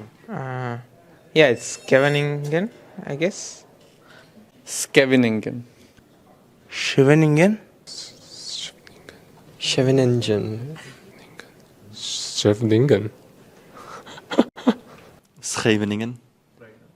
Scheveningen. It's not even close, yeah? Not even close, huh?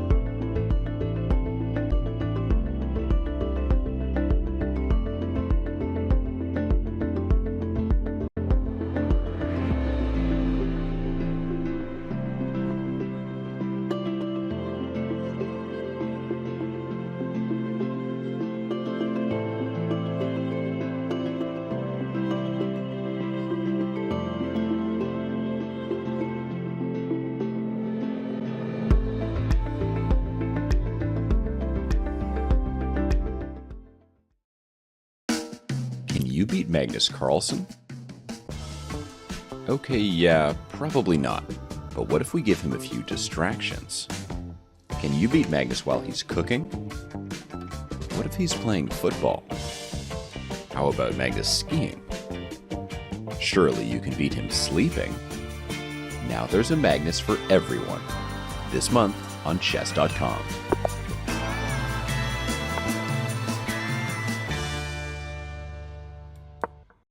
Do you do shitty push-ups? No, I'll be fine. So I could like drop down and do 10 on move 1? Well, yeah, we start the clock and then you just decide when you want to do these. All right. Where are we?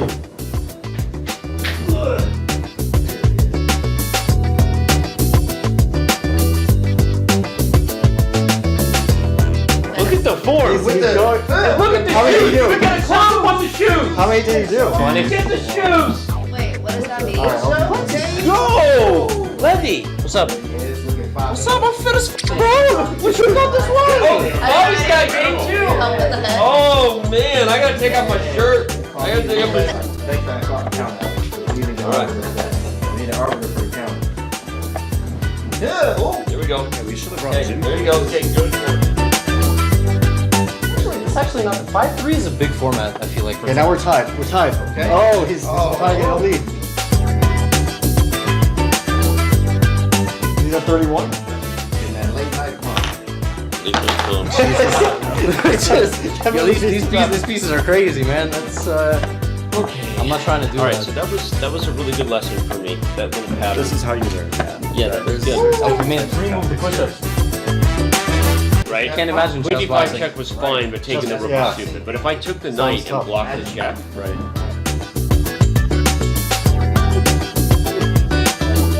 Our bishops are staying More push-ups, less time. Right. I take queen d6. it's a pretty even position. No. So I'm gonna like go here and here. Oh damn, the sneak attack.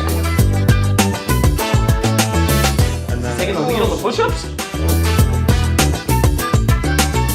Going to 60? Am I off?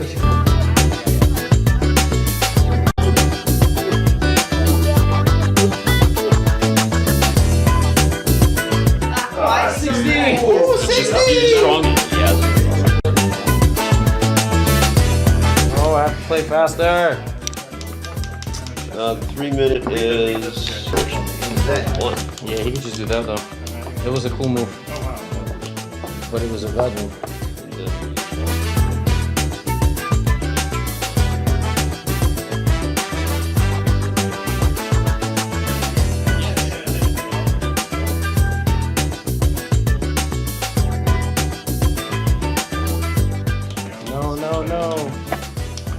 No. All right, I got it for 3 minutes. At least I did my push-ups. What a tragic way to end the game. So we've got the Long enough break. Yeah.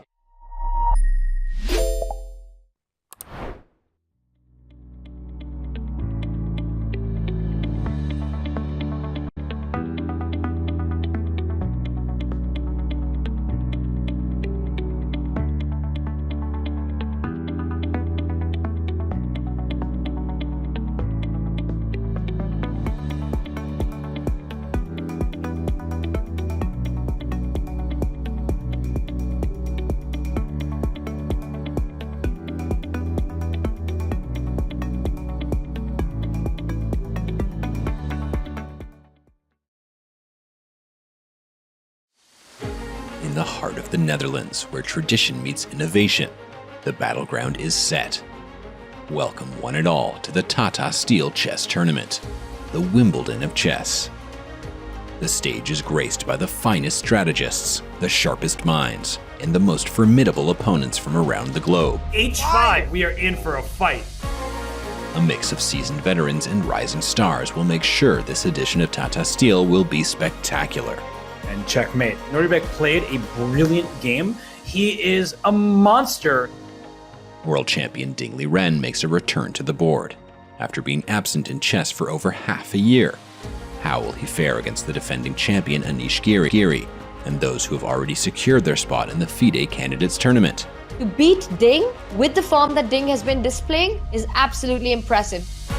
Under the watchful eye of thousands of chess fans visiting the venue daily, 14 chess maestros will vie for supremacy and glory.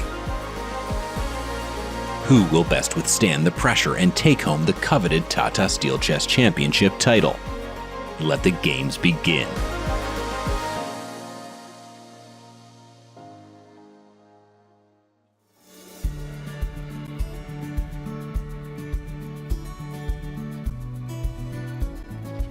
As we return to Vaikunze, the windy conditions outside have seemed to seep into the playing hall, as some of the players, they seem to be off balance, Danya. Nodirbek of Dusatara in particular. He's been leading this event. He entered today in clear first, but it seems he's lost his footing somewhat against Vidit Guzrathi.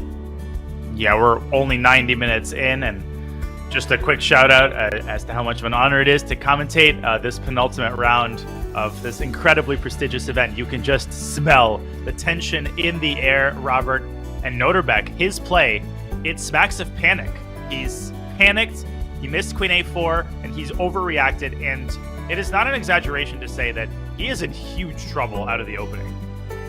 He's in huge trouble. He's human. He's young. There's so much great chess ahead of him, but he doesn't want to keep hearing the future, the future. He wants this tournament right here, right now, but he has gone wrong against Vidit Guzrathi. So we'll just show you quickly what that position looks like, because not much has changed, but he has decided to move forward with his bishop. He first brought out to A6, then he brings it into C4, but this was mistaken. Yeah, and Vidit will not miss. A move as straightforward as B3. It looks a little bit claustrophobic, like maybe the queen gets trapped somewhere, but concretely, black has no resources and the bishop's scope is limited. It has to drop into D3. And as you very quickly pointed out, we looked at this line without the inclusion of the move B3. And before the break, we determined that the move B3 does not substantively change anything. Bishop D3 on the board, and I am expecting a quick knight jump to E5, Robert. There's going to be a trade, and perhaps the move that Nodirbek missed is actually Queen A4 to D4. I could make a case for that because it's very easy to assume after knight takes e5, d takes e5, knight e4, that white's only reasonable option is to take twice on e4, and we know that that actually loses to the intermezzo b5. But Danya, the problem for Nodirbek is that Vidit's moves are a bit obvious. You see him already ready to gallop that knight into e5, and there it goes. So once we continue down this path, the bishop on d3 is currently under attack. The d5 pawn is threatened by 2 of white's pieces and only defended by 1 of black's. Knight c6 would hurt you a lot if you are Nodirbek. So you kind of have to take this knight on e5. And once we see the trade of knights on e5, queen d4 actually isn't that hard to spot in the moment. You don't need the evaluation bar off the side to help you out there. I think Vidit, his brain will do the work, and with the queen sliding into d4, I'm very worried for Nodirbek of Dusataro. Yeah, well, this is infuriating because queen d4 is essentially an only move. Because once you determine that knight takes e4 and bishop takes e4 literally loses the game, Vidit is not going to miss b5. And really tempted to make the Russian language pun here because, again, Vidit means he or she sees. So when I say he sees everything in reference to Vidit, that kind of hits different for a Russian speaker. But queen d4, there is nothing else to do. And I'm actually struggling to find even a way to get a playable position for black after queen d4. I think we've established that black loses at least a pawn. I think the best that Nodirbek can do, and this just illustrates the extent to which he has messed up here, is, okay, I was going to put this on the analysis board. I don't think we have to because we're going to see all of this being played momentarily. Gee, I wonder what Vidit's going to do here. I think he needs to slow down. Man, that was way too quick, Robert. Evaluate the candidate moves, Vidit. Come on. And look at the convergence of the crowd. Donchiko, now the world champion. These top GMs, they're just like vultures. They know where the blood is being spilled. They just have a sixth sense for it. And they are going to watch Vidit circle around this d5 pawn. First, he'll bring his queen into d4, but that pawn is not long for this board. And let's say black continues with knight e4. I think that was going to be what you were going to recommend, that you can throw away the pawn in the center of the board, and then we will see a series of forced trades after knight takes c3, bishop takes bishop e4 here. And let's say these pieces come off on e4. White has this harmonious setup, and it's kind of like white has 2 extra pawns, while black also has an extra pawn. Black has an extra c pawn, but white has 2 extra pawns on the king side, and I actually think that's very promising for Vidit's winning chances as compared to just having one extra pawn that's otherwise symmetrical. So I think the 2 extra pawns on the king side allow him to, as you pointed out, to go for an attack against the black king. This is borderline technically winning, which is not to suggest that it would be an easy conversion. Nodirbek, we know how he fights. He will fight tooth and nail to stay in this game as long as possible. But Vidit, with close to an hour on his clock, I mean, he is an amazing positional player. I feel like he has it in himself to convert a position like this, especially given the psychological pain of getting this kind of position out of the opening as the tournament leader. This is not what Nodirbek was planning. Now, maybe, Robert, if we rewind a little bit, maybe bishop e4 is not the most practical option.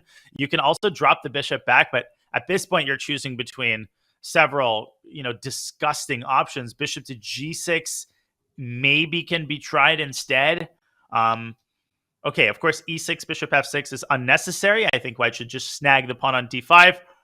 What would you take it with here? Would you take it with the bishop, or would you take it with the queen and force the trade? I think I would take it with the bishop. This is going to sound strange, but I was also considering moves like h4 just to try to go for an attack. I thought the pawn on d5 isn't really going anywhere, so if I can include h4 and h5, I thought that was favorable for white. But either way, I was going to take with the bishop on d5 and just say that your rook on a8's loose. e6 becomes even more annoying now, and we may just see a position that the queens come off the board and white has to prove that he can win this endgame. Yeah, and that will be a completely different stage of the game. You can see that the eval bar is showing a very heavy advantage, and white is up a pawn for no compensation. In fact, white is up a pawn and also has the compensation in the form of superior piece placement. Nodirbek is not rushing into knight e4. I was under the impression that it's the only feasible move. I mean, maybe he's briefly considering knight to d7, but after knight takes d5, that just looks devastating. I mean, unless you can somehow try to get some tricks in with knight c5, I'm really not seeing it though. Maybe you can try knight d7, but I think we're going to see knight e4. Yes, and he may have overlooked his queen d4 move. I think you are correct about that. But now that we're here, he sees it and he's in trouble. So why don't we leave Nodirbek? We, of course, will come back. This is a marquee matchup between the tournament leader and somebody who can catch him. Vidit Gujarati may end this round in a tie for first if Gukesh doesn't win. So let's go back to our bird's eye view, and we will finally dive into some of the other games. It's just been so much tension for these top boards. But Danya, in the top right, I'm seeing Firouzja and Yapamshi. The evaluation bar is quite high for Alireza. He did retreat his bishop next to his king, so he followed that branch game. And I'm also looking at Wei Yi with the black pieces against Zhu and Jun, because if Wei Yi wins, he will tie Nodirbek. He'll catch up to him just like Vidit will. Okay, so my proposal, let's take a look at that endgame in Jun versus Wei Yi, and then a look at that Jababa London middle game where it looks like Alireza has a pretty clear advantage. And you're absolutely right. If Vidit is able to convert this clear advantage against Nodirbek and win the game, it's going to be the Wild West out there. Wei Yi is cheering for Vidit, and that might open the door for a player like Wei Yi to rise to the top of the tournament standings, particularly with 2 consecutive wins. This is suddenly getting a whole lot more exciting. Okay, so this was a Dutch, Wei Yi paying homage to the host country here with a Stonewall Dutch. The queens were traded pretty early on, and that doesn't mean the game is any less exciting. This is as unbalanced, unstable as a queenless middle game can get, Robert. Well, speaking of a stable, that horsey on h3, very it's good. Stable. Okay, that was really good. Thank you, my friend. What is it doing over there? Like, usually you want to bring your pieces to the center. That knight is on the rim, and I know we're going way back in time. We keep talking about the opening, so maybe we should just go through the moves and talk about some of the plans, because that knight went to h3 very early on in this game, as soon as move 5, and it never left. I'm unstable to do that, Robert. Sorry. Okay, just kidding. It did go to h3 on move 5. I listened to what you said, I promise. I was not just thinking of that pun. I'm not just horsing around. Oh, look at you. You're a natural Bojack over there. So we see that the White King castles, and you would assume that the knight on h3 went there so you could put it on f4 or bishop on f4, but neither of those moves happened. Instead, Jun decided to play on the queen side. And here's where Wei Yi decided to strike, because as White's hanging about a little bit, and so he takes on c4, opening up that light square fianchetto bishop. So a very committal decision, not one you take lightly. And now he strikes the center because White hasn't developed the queen side, and then knight is on h3 rather than centralized on f3, which means that it feels like prime time to strike. I mean, this feels extremely dubious for Black. You don't see this type of idea at all in the Stonewall, but Wei Yi clearly trying to burn his bridges and take risks out of the opening. It's backfired for several players. Alireza Firouzja tried that. He lost. Barham Maksudlu was at death's door. Jun is just not someone that you can, just like artificially manufacture winning chances against with Black. But Wei Yi seems to have stabilized. Knight c6, bishop b2, queen b6, queen b3. Computer criticizes the move, maybe not the most principled approach. This leads to that queen trade, takes. Okay, knight takes d4 actually could have been considered, but I actually think the knight gets trapped on e2 at the end of the line. And so instead the knight goes the other way, inviting the queen trade on Black's terms. Rook c1 protecting the pawn, bishop d7 completing the development. Knight to d2, White completes her development. And all this time, Robert, the knight is still chilling on h3. And bishop f1, rook c7. Clearly, the battle is revolving around this c4 pawn. Black is concentrating all of his efforts as much as possible on exerting maximum pressure on this pawn. Knight b3 by Jun. Get off me, she says to the knight on a5. Wei Yi says, okay. Drops back to, rook a8, sorry. f3, drops back to c6. And I quite like the trend of the game, which I think favors Black. Yes, I do as well, but there's one little move. If you just go back a few turns, when Black put a rook on c8, this is the one question mark I have. is why did he bring the A8 rook to C8 rather than the F8 rook? Because if I were playing a bullet brawl, like will happen later today, I would definitely be swinging the F8 rook over to the queen side because that rook on A8, it's on an open line towards white's position. So it's maybe there's a little nuance here that rook needed to stay over on the king side. But I was just wondering because that rook ended up on A8. So the rooks kind of swapped files a bit. Yes, I agree. Maybe he was worried about some tactical possibility of, I don't know, bishop to c3 here, but I agree. I mean, black has the tempo that he would need to bring the rook up to c7. So I'm with you. A slightly puzzling moment there, but perhaps doesn't have too much of an impact on the evaluation. Feels to me, though, that Jun is playing this a little bit too passively. And after the knight has dropped back to c6, what are some of black's active ideas here? Well, e5, of course, is an incredibly committal move. I don't know if black's ready for it. I don't know if he even particularly wants to play e5.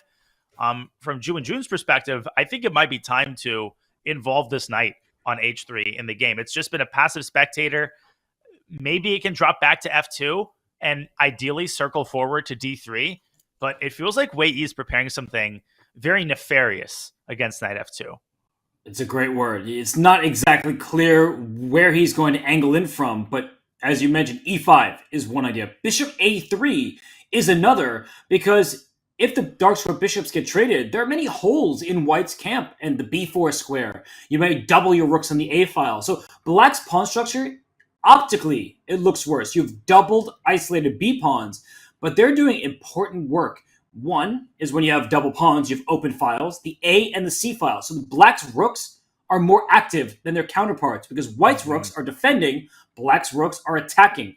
Black has squares to jump to, knight b4, bishop a3. White doesn't because those rooks are passive. So black is actually quite solid. The foundation is sturdy. And now it's about trying to teeter white's foundation because you see the a2 pawn, there's a rook, a 5-point piece, defending a 1-point piece. That's not good usage of your heavy pieces. So you are looking at this position, trying to create inroads. e5 is one, bishop a3 is another.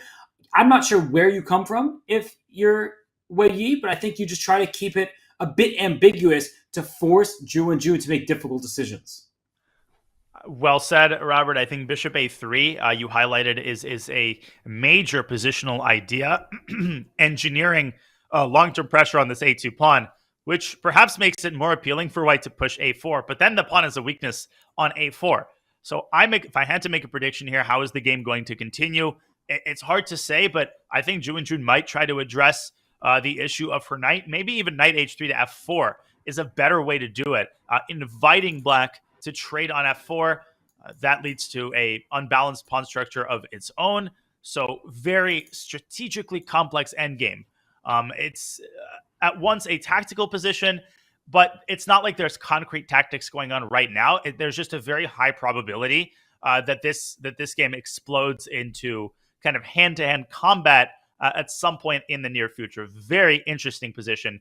This is a game to watch.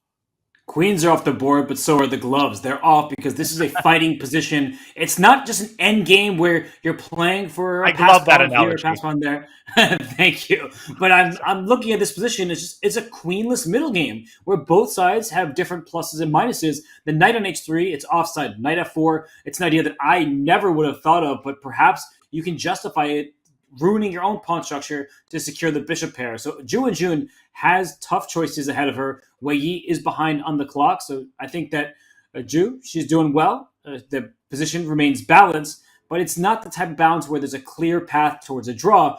Both sides will have to play superb chess to hold on here. I think it's easier to play for black, but Jun, she is now head on the board, quite literally trying to determine what to do next. Yeah, I don't think her head can sink any lower, just trying to get different angles here, different view of the position. Sometimes that can inspire you, that can help you acquire a deeper understanding. And speaking of acquiring a deeper understanding, shall we now investigate that Firouzja Nepo position? Because I want an understanding of why the eval bar is so overwhelmingly in Alireza's favor. And I know the eval bar is partial to Alireza. He's a great guy, but what about Black's position is so rotten in the state of Nepo. Well, the last move was queen to b6. This is that Jababa London if you're just joining. I was going to say opposite side castling, but Black hasn't castled yet. He's very likely to in the near future, but for the time being, the king is stranded in the center. And I think we've got a funny photo, Robert. Remember that this game didn't start with d4. It started with the Van Geet opening one knight c3. And Jan Nepo wears his emotions on his sleeve, literally. We can see that here, Anamaya capturing that funny moment. Jan is like, what? Is this real life? And shout out to Anamaya. If you don't follow her streams, please go give her a follow. She's fantastic. But she's also on site covering this action. And that is a great photo of Jan Nepom. She like, what is this? Are you really playing this against me? Super Grandmaster, 2-time candidates winner, 2-time runner-up in the World Championship, Jan Nepomniachtchi. The answer is absolutely, and it's worked to perfection. Yeah, I mean, that is just not a move that you see frequently. You know, I'm a little bit surprised, given Jan's sense of humor, that he didn't respond to knight c3 with knight c6, which actually is a pretty decent move. That reminds me of a story. I can tell it really, really quickly if we have a second. Sam Shankland told me this story. It concerns Vishy Anand. Vishy, I've told this story before in a commentary, but the story goes that Vishy was giving a lecture to a bunch of dignitaries. He was receiving an award. And as part of the ceremony, one of the top dignitaries at the ceremony was to play an exhibition game with Vishy on the demonstration board that would be visible to all. Except this particular muckety muck did not really know the rules of the game. And so on the first move, he lifts his b1 knight and puts it on e4, knight b1 to e4. Now, Vishy doesn't want to make him look bad and call out the illegal move. So Vishy, classy man that he is, gets his b8 knight and puts it on e5, knight b8 to e5. Very fun opening. Well, Vishy, the world champion, you can do those things when you have that crown. But that is a hilarious story. And honestly, just, it's great to hear Vishy. He's always so generous, but to kind of make an illegal move just to make sure that person didn't feel uncomfortable. That's a very kind gesture. And, well, we look at these two players here, Ali Reza and Jan Nepomniachtchi. It looks like we've got that pylon cam. Jan, he's up, walking about. But this last move that he's played, queen to b6, it earned a question mark. It was given that from Chess.com's game review here. But it has a clear purpose. It attacks the d4 pawn and pins the b2 pawn. So it feels like it's an attacking move just in a moment when your king is stuck in the center. Now let's get one thing out of the way. Bishop takes a3 is actually not a threat. This is a known trap in these Jababa positions because, okay, let me take a random move just for the sake of illustration. I'm not saying h5 is best, although it might be. Bishop takes a3, runs into knight to a4. Again, these lateral attacking moves can be very hard to spot. The bishop is going to be lost. Now, speaking of h5, maybe that actually is the best move. Of course, the big question is, what is White's response to knight takes d4? And in my experience playing this opening, these types of sacrifices are often very justified when Black's king is stuck in the center. And my bullet instinct here is to play knight takes d5, but I'm afraid to even try this move, Robert. Maybe that's a little bit too experimental. Maybe even queen c5 there looks pretty nasty. No, that's not what he played. He played bishop h3. But that must... Ooh! Actually, bishop... Yeah, he's going for your knight takes d5 ideas. But apparently knight takes d5, I just checked, is the best move in this position with an overwhelming advantage. So this would have been very, very strong for White. And just to very quickly show, knight takes f3, knight takes b6, and at the end, White recaptures the bishop with an overwhelming advantage in the endgame. But all of that is behind the scenes now for Ruja. Bishop to h3. And you're absolutely right, Robert. Knight takes d4. He is definitely planning the same exact idea. He is trying to go for these tactics. He thought this would be a better maneuver because you haven't committed your pawns in that way. But knight takes d4 will be met probably by queen e3 with knight takes d5 to follow. This still looks really nice for White. So I don't think that Alireza is looking at this position like, oh, I have some problems here. He's looking like, I'm going to have an advantage no matter what I do. How big the advantage is, neither player knows regardless. The engine says this isn't quite as large. So bishop h3, it is a miss. h5 apparently better, the direct attack, but he is still going to meet knight takes d4 with knight takes d5 fireworks, excuse me. I wonder if the lesser evil for black here is actually to castle kingside and to give up the pawn on d5. If we could put this on the board and we see Jan disappointed, no, Evalbar does not agree with me. Castles, knight takes d5. I was briefly thinking, okay, here was my logic. Bishop takes d7, rook to c7. And for some reason, I thought that maybe black can kind of quickly develop counterplay on the queen side. I mean, listen, I'm looking, and black's position is really, really dubious here. Maybe white can just drop the bishop back to f5, though, and knight takes d4. Okay, there's many things that white can do here. Even the very simple queen d5, bishop takes h7 check also comes to mind. But it's plus Donnie, 2. I think it's instructive that your first instinct is to castle and give away a pawn, because that's how worried we are about black's position. So I think that human element is important to really consider. And this position, this is clearly good for white because you check on d3 and pick up the knight. But even from the starting position after bishop h3, like knight takes d4, according to Alireza Firouzja, it may not be untouchable, but it might be unwise to grab it because of these knight takes d5 tactics. And if you take my queen on f3, he says, I'll take your queen, and we get a very similar position as the one you were showing, but perhaps black has some better resources. I just don't think they're easy to find. I don't think there's any player on the planet who would want this position from the black side, and I truly believe that white wins this position like 90% of the time or something, because the bishops are so strong on the open board. This endgame is out of the question for black. I think knight takes f3 is a mistake. E takes d5 needs to be investigated, but I would be terrified of playing it. One move that it's very easy to miss is this kind of weird-looking queen to c5 move. But in this particular version, I don't think queen c5 is dangerous anymore. At an absolute minimum, wait, no, the queen is hanging, so don't drop the knight to d3. At an absolute minimum, white could blunder the queen. But in the event that white does not want to blunder the queen, I don't know why that would ever be the case. Maybe a move like queen to e4 can be considered, but oh, is there queen takes? Why is it only 0.4? That's what's killing me about this. Why is it only 0.4? I don't have the moves open, so that's queen takes b2 check. I think, as you were about to suggest, that is a wild move, but it ruins white's queenside pawn structure, and we are going to see a bunch of tactics. g7 is loose, the bishop on d6 is kind of hanging, but queen takes b2 check. What a renegade queen, throwing that away, but gaining some material in the process.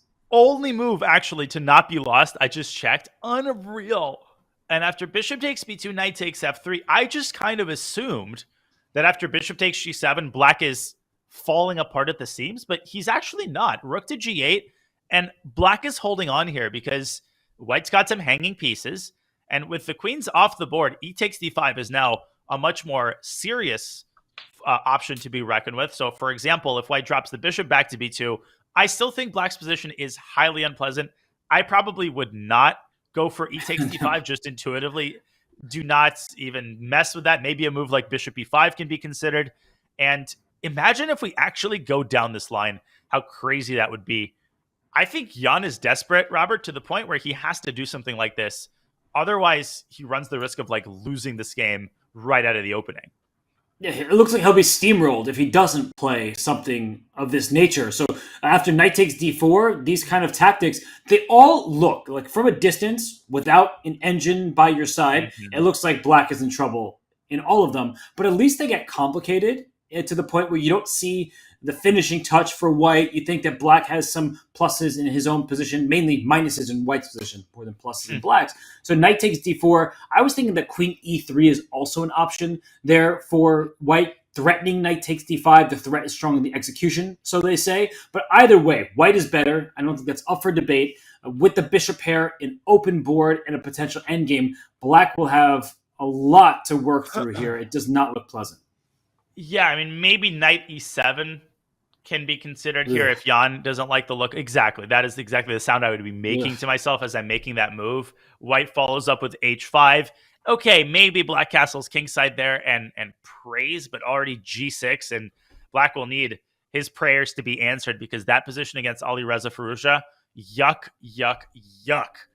No, this is not good. The Jababa London strikes again. I mean, regardless of how this game ends, what a successful opening experiment by Ali Reza Firouzja. And I don't know, Jan clearly not up to date on his opening courses. If only he'd studied, the experts say. I know a certain somebody or two who made a wonderful Jabal London course. Of course, you and Bortnick, and as well as James Canty, all working hard to bring the Jabal London to the mass audiences. But I'm thinking for Ali Reza, this is actually a huge game for him because he did lose to Jan Nepomniachtchi in the previous candidates. They have played each other since then, but setting the tone for the candidates tournament, Jan Nepomniachtchi has run away with the previous two. He's been an unstoppable force, and for Ali Reza, he's been shaky. Right in the last candidates, his first time there, he was 2,800 plus. Everything was ahead of him. The whole world was saying this is the most promising challenger. Magnus Carlsen singled him out, said, "I will only play a world championship match if it's against Ali Reza Firouzja." Then he lost 50 rating points. Then he had to qualify the candidates by rating through these last-minute tournaments, some of which were quite controversial in nature. And I think that Ali Reza's performance in Vaikunze is really big for him. Hopefully, for his mindset, it stabilizes him. It makes him feel like, I have a real shot in the candidates. Let's stop talking about all of these extracurriculars that I do, and we are proud of him for his pursuits and his passions. But for Ali Reza, he's like, let's talk about my chess. I want my moves to do the talking. I think Ali Reza's performance thus far, and there's two rounds to go. I think with 2 wins in the last 2 rounds, that would make a huge impact. I think he has many reasons to be happy. Now, did he have some really, really bad moments? Yes. He lost that game to the women's world champion, got completely outplayed. He lost that crazy game to Vidit, but that game could have gone either way. And one of his more painful losses was to Alexander Danchenko, where Ali Reza was in the driver's seat and really made an unacceptable positional mistake and really just gave that game away in the span of a couple of moves. So if he can clean up some of those strange moments, he's also had a couple of real confidence boosters. That win over the world champion, Ding Liren. He had a lovely win over Wei Yi. Very, very smooth game.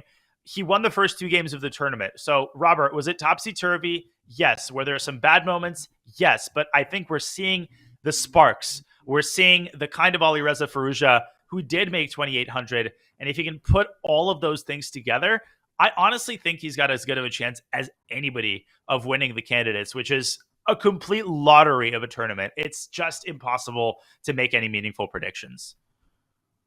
I'm with you there. I think for Firouzja, he is once again showing his might, that his break, his sabbatical from the chessboard, he has not lost his touch, and we'll see if he can win this game. He is at 6 out of 11. He's won some great games. He's also lost some painful ones. That's the nature of Ali Reza. He really does love fighting chess. He's a competitive player, and he wants to win. So let's leave Jan Nepomniachtchi to it. His position does not look fun, even though knight takes d4 apparently keeps him alive and allows him to continue with just a slight disadvantage.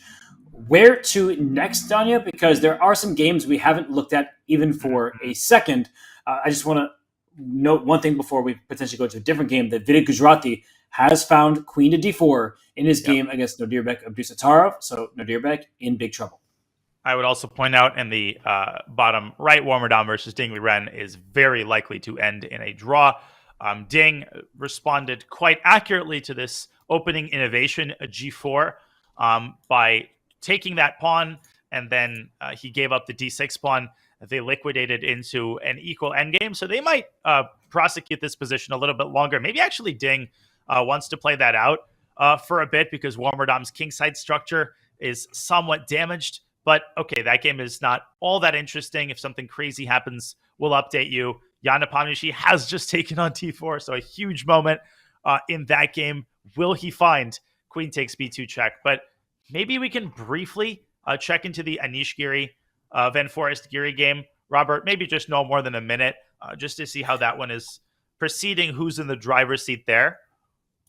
Let's do that. It's the Dutch Derby. It's the only match featuring former champions here in Vaikanze. Anish Giri, he won a year ago. And actually, if he can win this game from the black side, coupled with Nodirbek's loss, he'll be at that tie. Right? Giri's having a quietly good event. He won 3 out of his first 4 games. He then suffered defeat a few rounds ago against Abdusatarov, who is in first place. But if Nodirbek loses and Anish wins, now Anish is tied for first. And I'm looking at this position. I understand why you don't want to spend so much time here. It was stemming from an exchanged French. First of all, Anish Giri played the French. You don't see that at the highest levels very often. And then Jordan, he captured. And this isn't just a dead draw. So suddenly, from the start, it looked like maybe these two are friends. They're going to play a peaceful game. Daniel, when I look at this position, I feel like it's slightly tougher for white to play because this rook on e4 is such an annoying piece to deal with. You can never capture it because the pawn will replace the rook and fork the queen and the knight. So I don't know. I'm looking at this position maybe with a fresh set of eyeballs and goggles, and I feel like white's a little bit stuck. I think in a rapid game or in a blitz game, I would be very worried if I were white just because of the pressure that you're under. You're absolutely right. I think for newer players, just make a mental note of this construction, this rook on e4, and how nasty it is to deal with a piece like that. Anytime you can get this kind of situation, you want it where piece is untouchable because of a fork mechanism. So white's top priority is to get this rook to smoke it out of e4 at all costs. And I think Jordan is actually ready to do that. I think he wants to play knight f to d2 on the next move, almost regardless of what Anish plays. For example, let's say black goes rook a to e8. Let's put this on the board just to get a sense of how serious the pressure is. Can white get away, Robert, with this very prosaic move, knight f d2? I'm not hiding my intentions. I want to get all the pieces off the board. If you take on e3, I will take back with the rook. And essentially, this is tantamount to a draw for rook takes e3. Queen takes e3. Eval bar is giving the tiniest of tiny pulls for black. Maybe I can take on f3 with e3 with the pawn, but I don't think Jordan would have a hard time holding this endgame. He does, after all, have the d4 square for his knight. Maybe black is for choice symbolically, but something tells me this is a pretty likely outcome, Robert.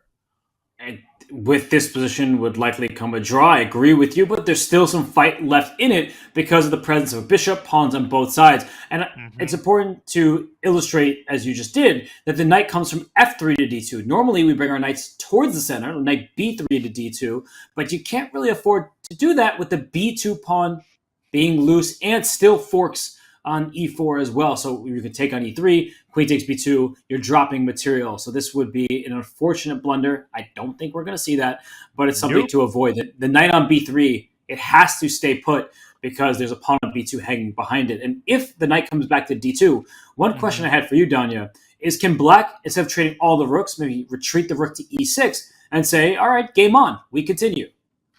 Yes, but I don't think we're going to see this because I just feel like, again, it all comes down to white's control over the d4 square, right? The square in front of the isolated pawn. Even if white plays this in a very meat and potatoes fashion, just queen d4, no creativity, just give me the steak and give me the fries kind of move.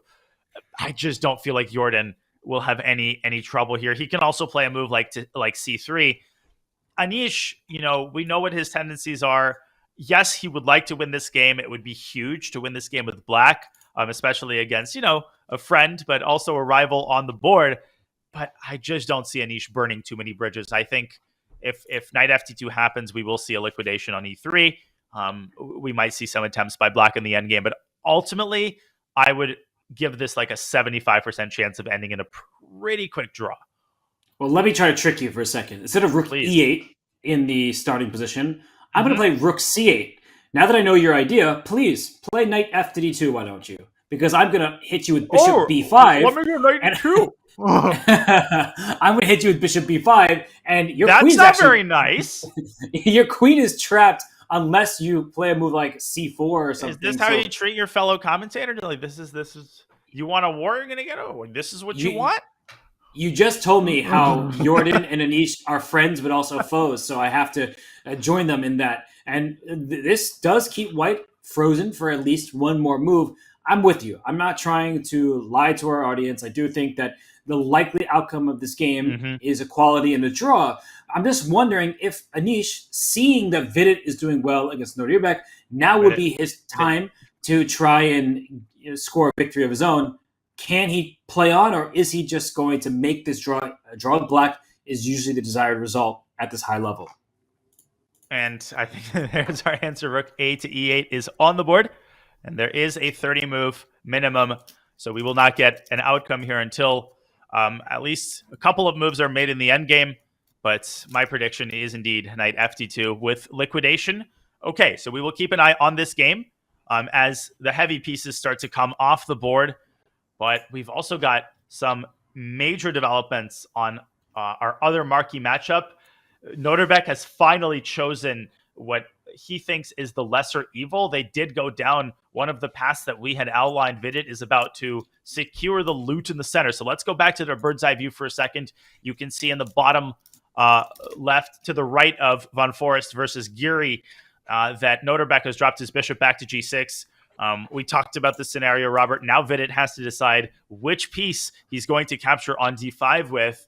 But I'm also looking over at the Gukesh Pragg game where quite a few moves have been made and encouraging signs, I think, for Gukesh. Shall we take a closer look at that game? And Firouzja, by the way, with Queen E3. Your call. Yeah, and I'm looking at the game second from the right on the bottom row, too. It looks like the evaluation bar heavily in Wei Yi's favor. And if Nodirbek does lose, Wei Yi will be one of those players who can catch up with the victory. So we're spoiled. I really don't know which game to turn to, but I saw the eval bar with the biggest change happening in Ju and Jun versus Wei Yi.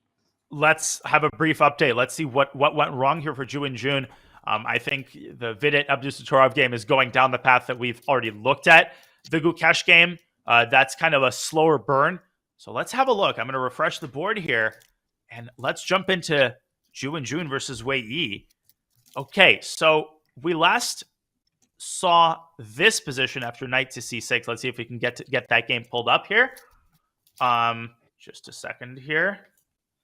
Okay, there we go. So knight to c6, and Ju and Jun with a very drastic measure, maybe a little bit panicky with c5 trade. But now, Robert, she creates this isolated pawn on d4. Wei Yi h6, very calm response, restricting the knight on h3, preventing knight g5. Ju and Jun trades. And now knight f2. And has she walked into bishop a3? I think so. This is strategically very poor for white, even if you weren't dropping the d4 pawn. But it appears that you're just dropping a pawn in the center. And my coach always said mistakes come in pairs. Danya, bishop a3 for Wei Yi, it's quite an obvious move. I mentioned it in a different position, but now it just wins a pawn.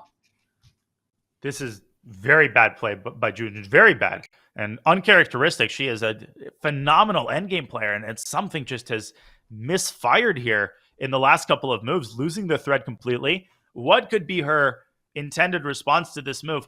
It occurred to me that maybe it's bishop takes a3, Robert, rook takes a3. And at first I thought maybe, okay, bishop b5. I think this is what white has to try. And I'm not doubting that white's position is probably still holdable. But, I mean, this is like a dream scenario for Wei Yi. Now, what pawn does black capture first, in your opinion, in this situation? I think you go rook takes d4.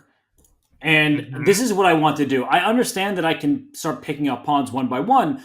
But after bishop c6, pawn c6, I am not giving you my e-pawn. I wanted to play king f7 as a response to rook takes c6 because your f3 pawn is still loose. The a2 pawn isn't going anywhere. And one very important, I think, high-level note here is that knight endgames are most similar to king and pawn endgames. So if black does eventually win the a2 pawn, and let's say a pair of rooks get traded. In fact, Donnie, why don't you just play king g2, rook d2, and swap off things on a2 for a second? I don't know how. Would you like me to trade both pairs of rooks? Just one for now is good enough. But like I say, rook b6, rook takes a2, something like this. We get here. You see that the evaluation bar isn't, and we of course made some inaccuracies along the way, but isn't totally in black's favor. But then when you trade the rooks off the board, that's when position sometimes objectively already won because a knight endgame most resembles king and pawn endgame. And so just to, as Danya is doing right now, you see that the evaluation, again, it's not winning, but the if you play your cards right, we're not playing poker. I don't know why I'm using another reference, but if you play correctly in this setup, you could actually win these end games because you are up a healthy pawn. Yes, I mean, I've lost my share of these types of end games. Of course, objectively, it's a draw. If you would defend like an engine, you can hold. But particularly in time pressure, these 4-on-3 knighting end games can be very hard to defend. Black starts pushing. But of course, this is far in the future. First and foremost, Wei needs to find bishop a3. And I'm a little bit surprised he's now taken over 5 minutes. There's no question in my mind he sees bishop a3. I think two things are possible. Either he's trying to figure out if there's something that he's missing because this is almost too good to be true, or there's an alternative that appeals to him. But I don't think it's the second option because I don't see anything nearly as appealing as bishop a3. I think he's just puzzled and trying to understand, like, what on earth could my opponent's idea possibly be? He wants to make sure it's not a forced draw, that even if he wins a pawn, that it's not rook and 3 versus rook and 4 on the same side of the board. Oh my God. What? Am I seeing this? Has Jordan Van Forest? I'm seeing the eval bar in his game, and it's all the way down to like 0. What in the world? Let's go to that game immediately. Wow. Good catch by you. And I think a great catch for Anish Giri. Queen C3 played, earns the 2 question marks. Dinah, those knights, they're hanging on to each other, but what is this? What is the queen c3? First of all, that is a very flimsy looking move. He is relying, let me just show, let's pull up an analysis board here. We are not turning the engine on. We are going to figure this out, guys, on our own. Now, my immediate question is, what on earth happens after rook c8 and then a4? Oh my gosh. What in the world? What in the world? So the point is that you take away the c5 square, you hit the queen on c3, and if queen takes a5, I think we should show everybody what the problem is, that you swap queens, and the knight on d4 loses its defender. White does get 2 pawns, but that is not, actually you don't even get 2 pawns, but that's not sufficient compensation even if you were able to get the second pawn. So rook c8, if the queen slides back to d3 or d2, it doesn't really matter, a4 hits you, and if you play rook takes e4, trying to get rid of one of the pieces attacking your knight on d4, can't black just take back with the knight? And after queen a5, the black queen slides on over to f6. Oh, my lands, girl. And Robert, the sick irony is that if you go to d3, it's the same thing, except now you take with the pawn with tempo. And let me paint the proper context here. Jordan blundered rook c8. His idea with this horrendous, unacceptably bad move, queen c3, which he played way too quickly, is he was relying on a4. And now White's idea works like a charm. You play knight to c5, everything is copacetic. Rook takes c3, you can play rook takes c3, and if black tries to go rook c8 here, White actually wins the game. After knight takes d7, the queen on b6 is hanging. Rook c8 has been played. Jordan Van Forest can resign in this position. This is not a blunder that you can make in a classical game, Robert. And unfortunately for Jordan, he's done this several times throughout this tournament. Out of nowhere, a blunder, and this is going to be a win for Anish Giri. He straight up blundered a piece. When Jordan Van Forest is at his best, he can win this. Or look at him. Devastation is setting in. And he, look at him, right? He dressed very nicely for the occasion of playing the Dutch #1. But right now, he feels like he wants to be anywhere but here. He made a 1-move blunder. And Danya, we were talking about this position. It's probably equal, but I was trying to suggest that there is still life left in it. And Jordan Van Forest, he makes a 1-move blunder, not for the first time this tournament, but it is going to cost him dearly. He is really upset right now, but Anish Giri, he's salivating. He's about to take a game with the black pieces. Unreal. Go to 7.5 out of 12. He may exit this round in a tie for first place if the rest of the results go his way. I can't believe this. I mean, and this is, of course, the role of fatigue. And first and foremost, as commentators, you know, we try to be sympathetic to the players. And it's very easy to pile on and say, oh, you know, how could he do this? Of course, you've played 11 games of incredibly difficult chess. You're tired. You know, you're playing Anish. The position is tense. This kind of stuff, it happens, and you feel for Jordan. But at the same time, you have to take longer than he's taking. He's playing some of these blunders in 20, 30 seconds, Robert.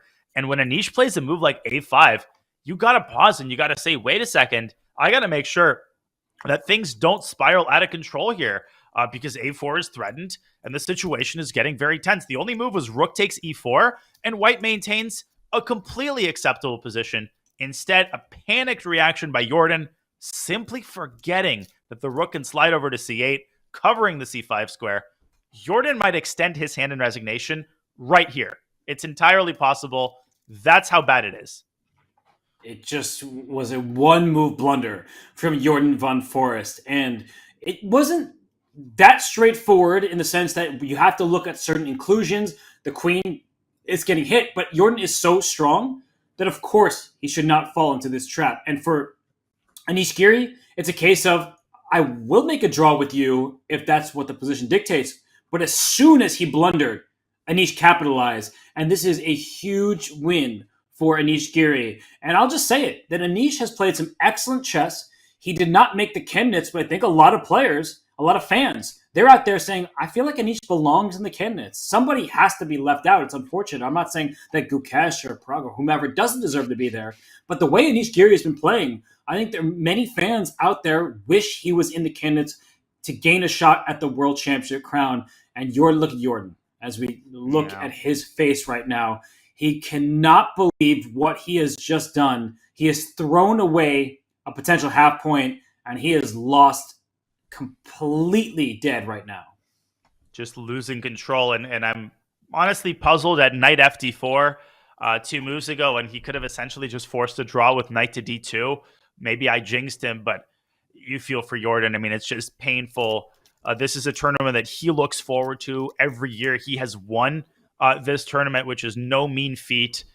He's such a talented player, such a great opening analyst, always comes armed with creative ideas. But this year, from the very beginning, Robert, something has just not been right with Jordan. Too many uncharacteristic blunders, a lot of hasty play, and he's had a couple of good moments.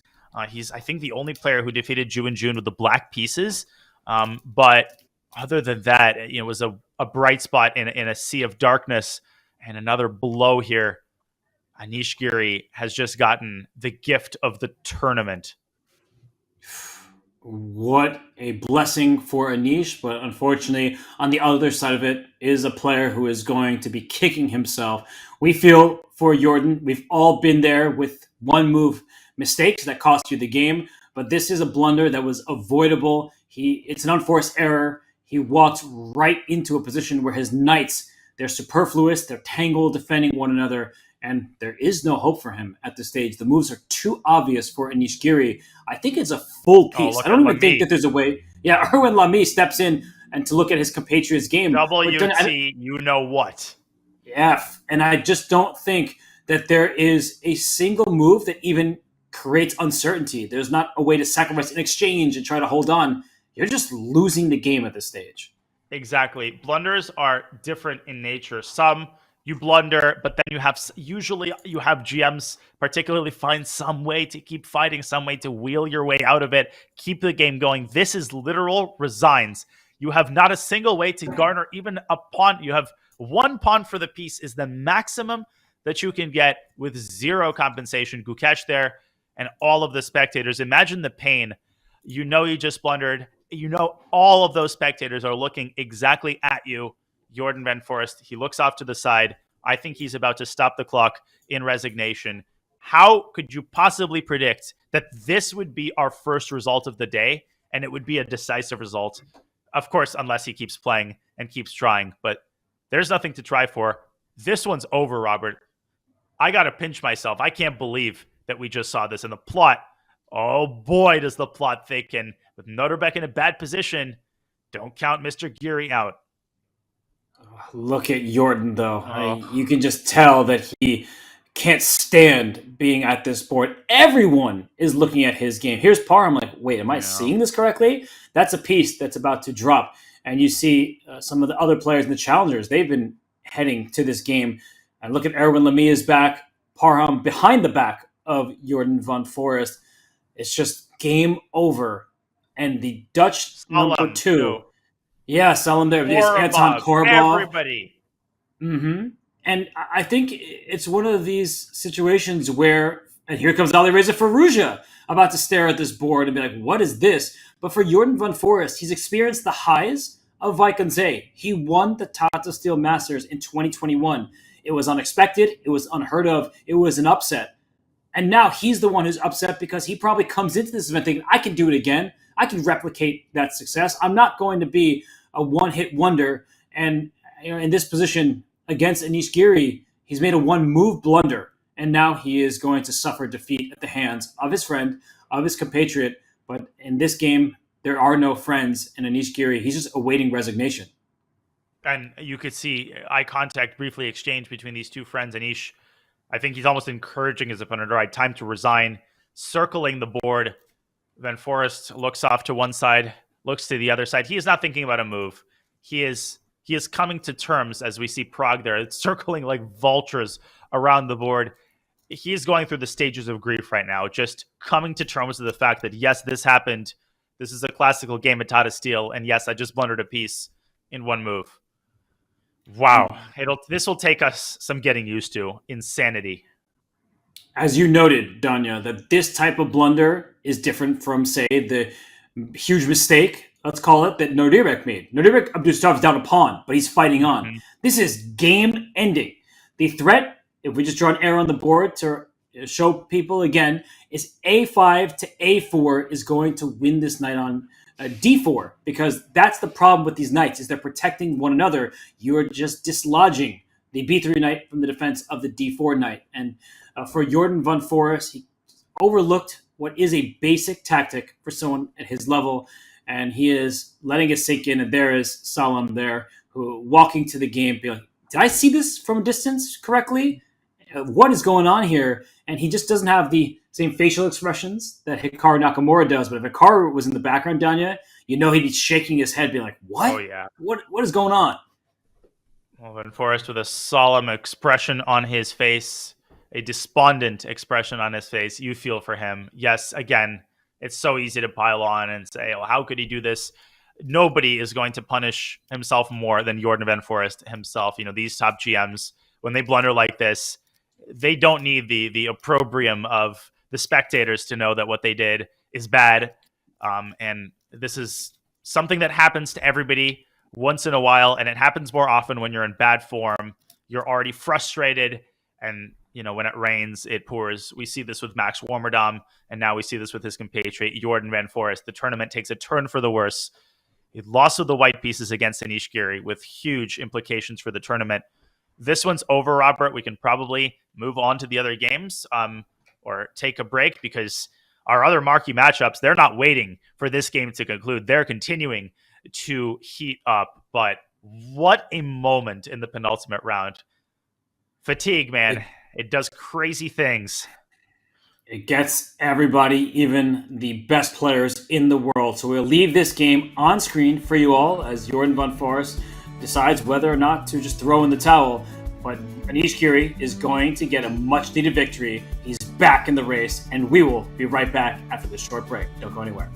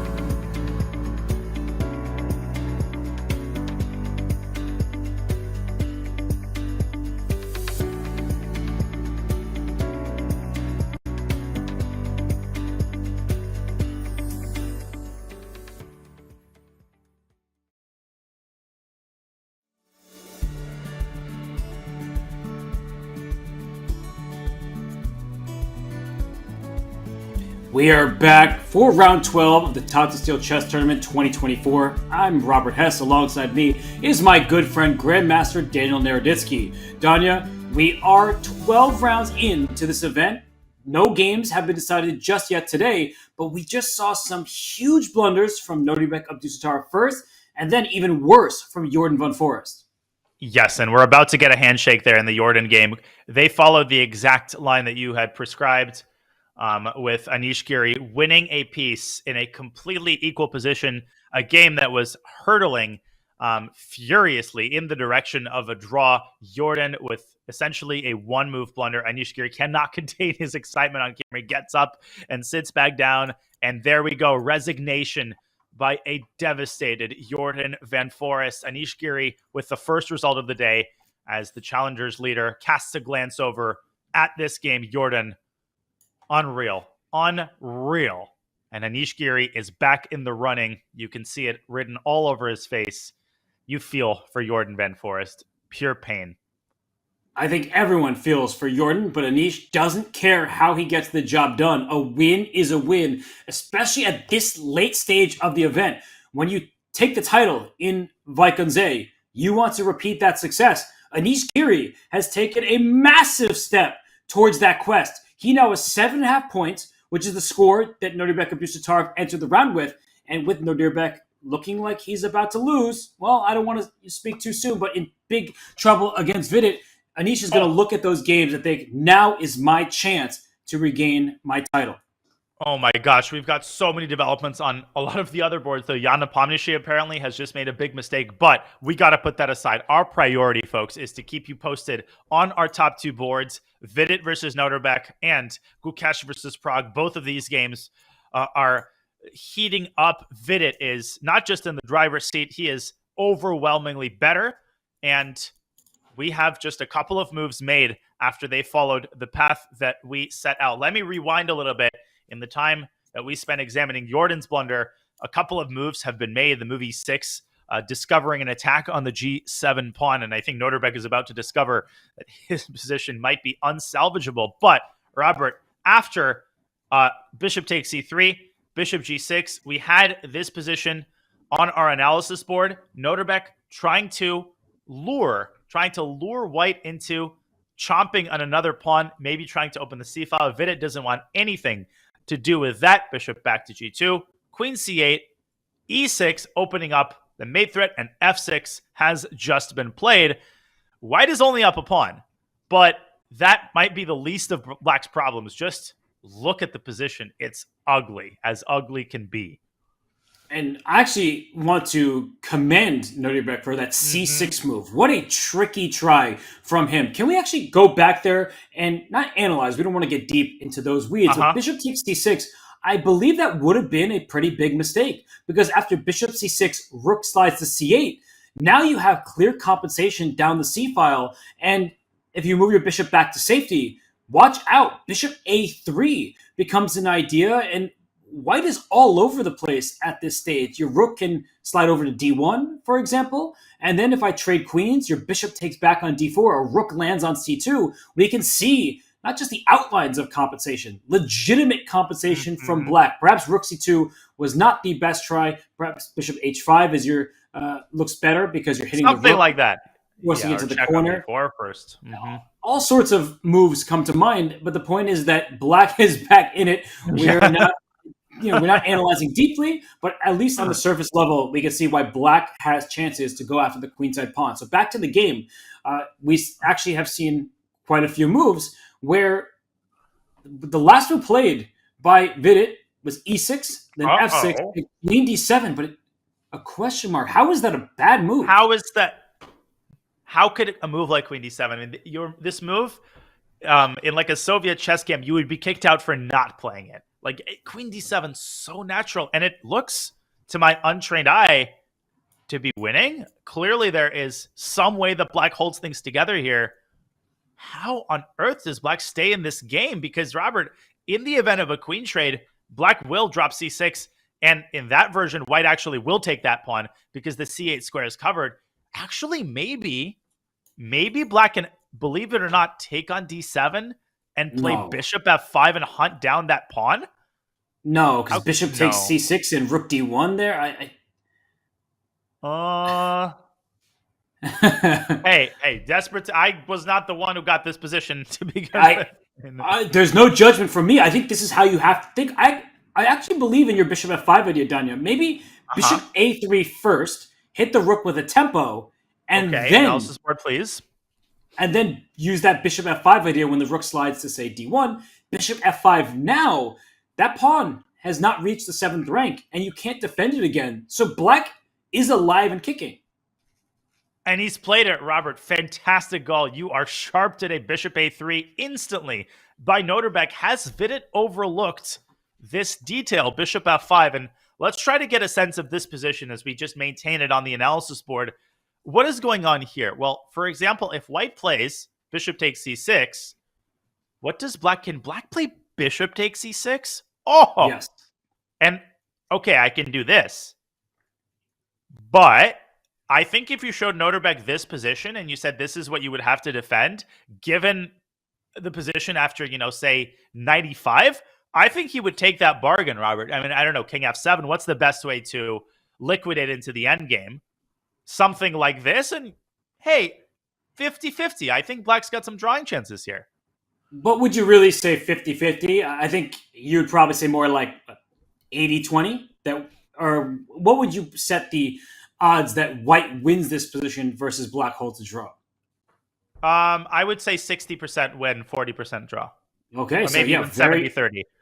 But the point is that that's quite a reasonable chance for Nodirbek to survive, especially compared to what the position was. So this does look like good chances for black to hold on. Can we just go back? Because queen d7 received a question mark. And I'm very curious now, what was the better try than queen d7, which looks all sorts of natural, getting the queens off the board? Was it just sliding the queen to c4 instead, protecting e6 and aiming at c6 as well? Queen c4. You're absolutely correct. What a cold-blooded move. Just slide it away. Also, there's no longer the tempo move, rook to d8. I mean, maybe black has to go c5 and try to sacrifice the exchange, but this would have maintained a near-decisive advantage. Yeah. I actually don't really see a move for black after queen c4. Well spotted. Bishop f5 probably doesn't work anymore, was my thought.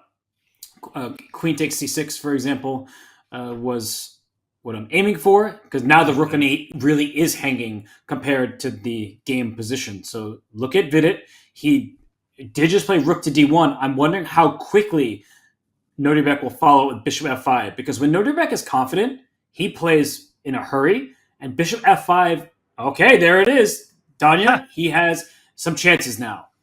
He does indeed. And will he suffer? Is it nasty? It absolutely is. I think we are very likely to follow this queen takes c6 path with bishop takes e. And white is lucky to have the queen takes e6 liquidation. Otherwise, black actually might even have full compensation for the pawn.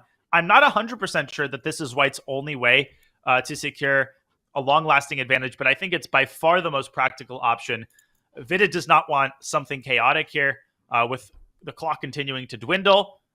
And I don't think Vidit is going to be unhappy necessarily, Robert. I think he might realize once they reach that endgame that, could I have done better? Probably, but you could do worse than having a risk-free endgame up a pawn where you can torture Nodirbek forever. I mean, I know of worse life outcomes than that one. Well, here's another possibility, because you can keep bishops of the same color, but I've started digging in, at least mentally here, and maybe I'll make a mistake, but if you take with the queen on c6, Danya, it seems like white is blundering a piece because of a rook c8 idea.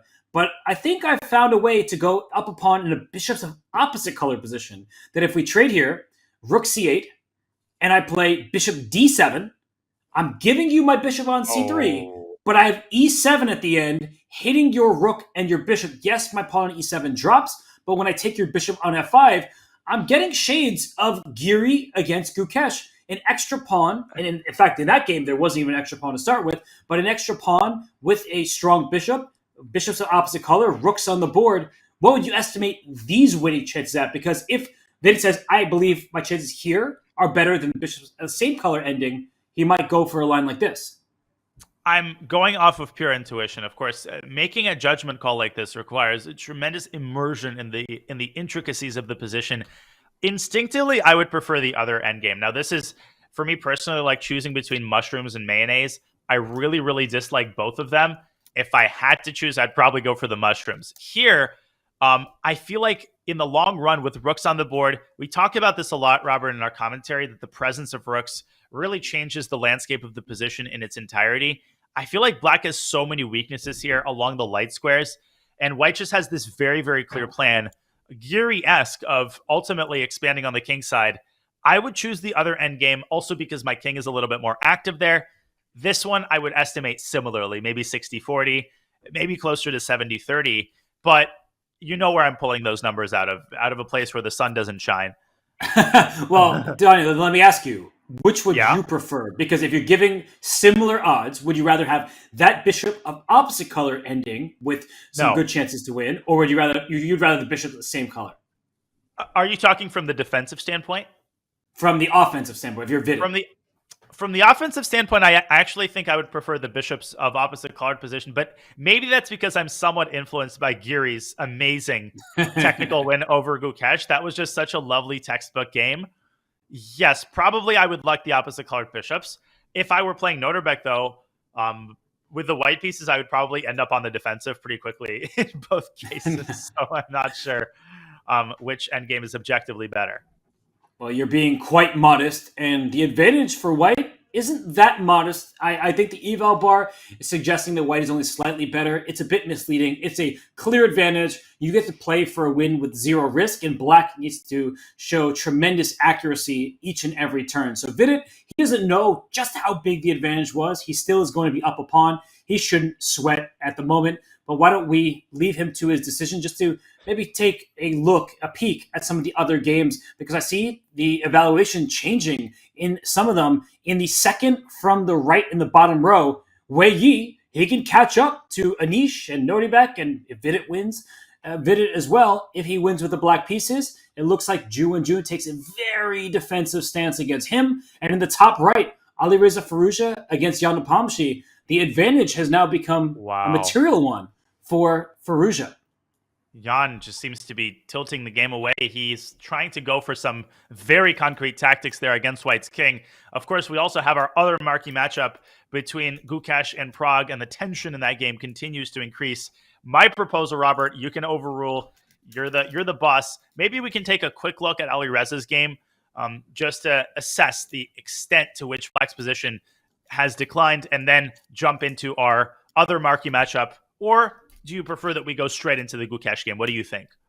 No, let's go to the Alireza game just because there's this material imbalance. The game between Gukesh and Pragg is quite interesting because black is sort of stumbling in a way. Pieces all protecting one another, but a bit passive. But Pragg is doing well. He's holding on. So let's look at this position, Danya. I know it's up your alley. Fireworks. Now, Nepo's last move was an implicit rook sacrifice.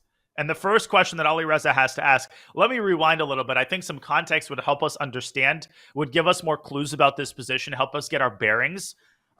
If we rewind to bishop h3 after knight takes d4, we spent time on knight takes d5, but you made an excellent call. Queen e3 is a much more simple move, and it might be more practically powerful. Jan responded with the natural bishop e5, but he walked into this nasty response f4, forcing black's hand. Black has to sack on c3, otherwise he loses a full minor piece. Queen takes c3, and now a double attack against the queen. And big question here, queen c8 check. Something tells me that this is what Jan wants to see. King to e7, queen takes h8, and now white's king is all alone, Robert, against the combined forces of these three pieces. And apparently, black has a way to save the game here. Let's see if we can figure out how to do that. Well, of course, a knight check. Knight takes a3 is the first thing that comes to mind. The king would be forced to the a file because of the pin along the b file. And then do I just take on c2? That was what I was going to go for. But how much is white ahead in material? Insane. 2 full, 2 extra rooks. Oh my god, look at this mating construction. King b3, knight a1 mate. Oh, that is filthy. Unreal. So white has to go here, and this is actually the correct line. Knight b4. Try this mate threat for size. White has to evacuate a square, an escape route for the king. Check, Robert. And if you go to d2, you actually lose the game. This is unbelievable. I'll let you take it away from here. How does black start mopping up all the material? Yeah, queen d3 check separates the king and the bishop. If the king comes to e1, you take this bishop on e3. You could also play knight c2 check, I'm sure, to bring another piece into the attack. But look at white's pieces. The queen is on h8. It stole a rook back there, but much like Max Vormedam's knight, it's not actually helping in the rest of the position. And look at this fork. The queen hits the king with check. The king needs to make a decision, turn to the left or right, but the queen will take the other rook that the king doesn't protect, and then black actually is ahead in material. So this type of position can get out of hand quite quickly for Alireza Firouzja, and so he would have to repeat moves, it seems, with king to b1, but this looks scary. Like, you do survive as white, but barely, so why get into all of this? And this is an important lesson for everybody who's watching this game. Let's pause and count the material. White has a rook, and in exchange for that rook, black has a knight and one pawn. So white is actually ahead, 5 points of value to 4 for black. So why do I need that second rook? If it's going to get my king in danger and I don't see a way out, let me just consolidate here. And that is why Alireza slides his queen along the third rank. No longer is knight takes a3 available. Knight c3 check, by the way, does pick up a rook on d1, but look at how sneaky this idea is. Knight c3 check, the king slides over, as you're pointing out here. The rook on d1 is captured, but I'm not going to capture your knight back. I'm going to take your bishop, and then your knight is trapped in enemy territory. White goes a piece ahead and will win this game. Knight f2, bishop e3 is the cherry on top, and I'm really happy we looked at that queen c8 line just because it was really beautiful, but it also helps us understand how professional the move queen f3 is. That is a super grandmaster move if I've ever seen one, and he did exactly the right thing, Robert. Did Alireza spend some time calculating queen c8? Of course, because if it works, you win the game. I mean, you are up 2 rooks after all, but largely I think he made an intuitive judgment call that, as you said, I don't need any of this. Long variation, wrong variation. Let's avoid all of the complications. Slide my queen exactly to the right square. And now Nepo's in huge trouble because if knight c3 check doesn't work, and it doesn't, I guess you could try something like bishop to d4. Of course, the game continues. Black is now threatening knight c3. But how would you try to disarm the remnants of black's queenside counterplay? Would you slide the king up to a2? What's the most prudent approach here? You don't need to ask me twice. King a2 for sure, just to avoid any of these checks. And where is the black king? I was going to say, if you castle kingside, I feel like you're walking into a checkmating attack. I have moves like f5 or h5. I can also, if I want to slow roll it, I can play bishop f1. I'm trying to trade pieces. I'm ahead, and I can bring the bishop to d3 and threaten your king in this manner. So I feel like white is actually very comfortable. There's no longer an attack against the king. And with all that being said, regrouping and then pressing forward, you're up material, so why rush?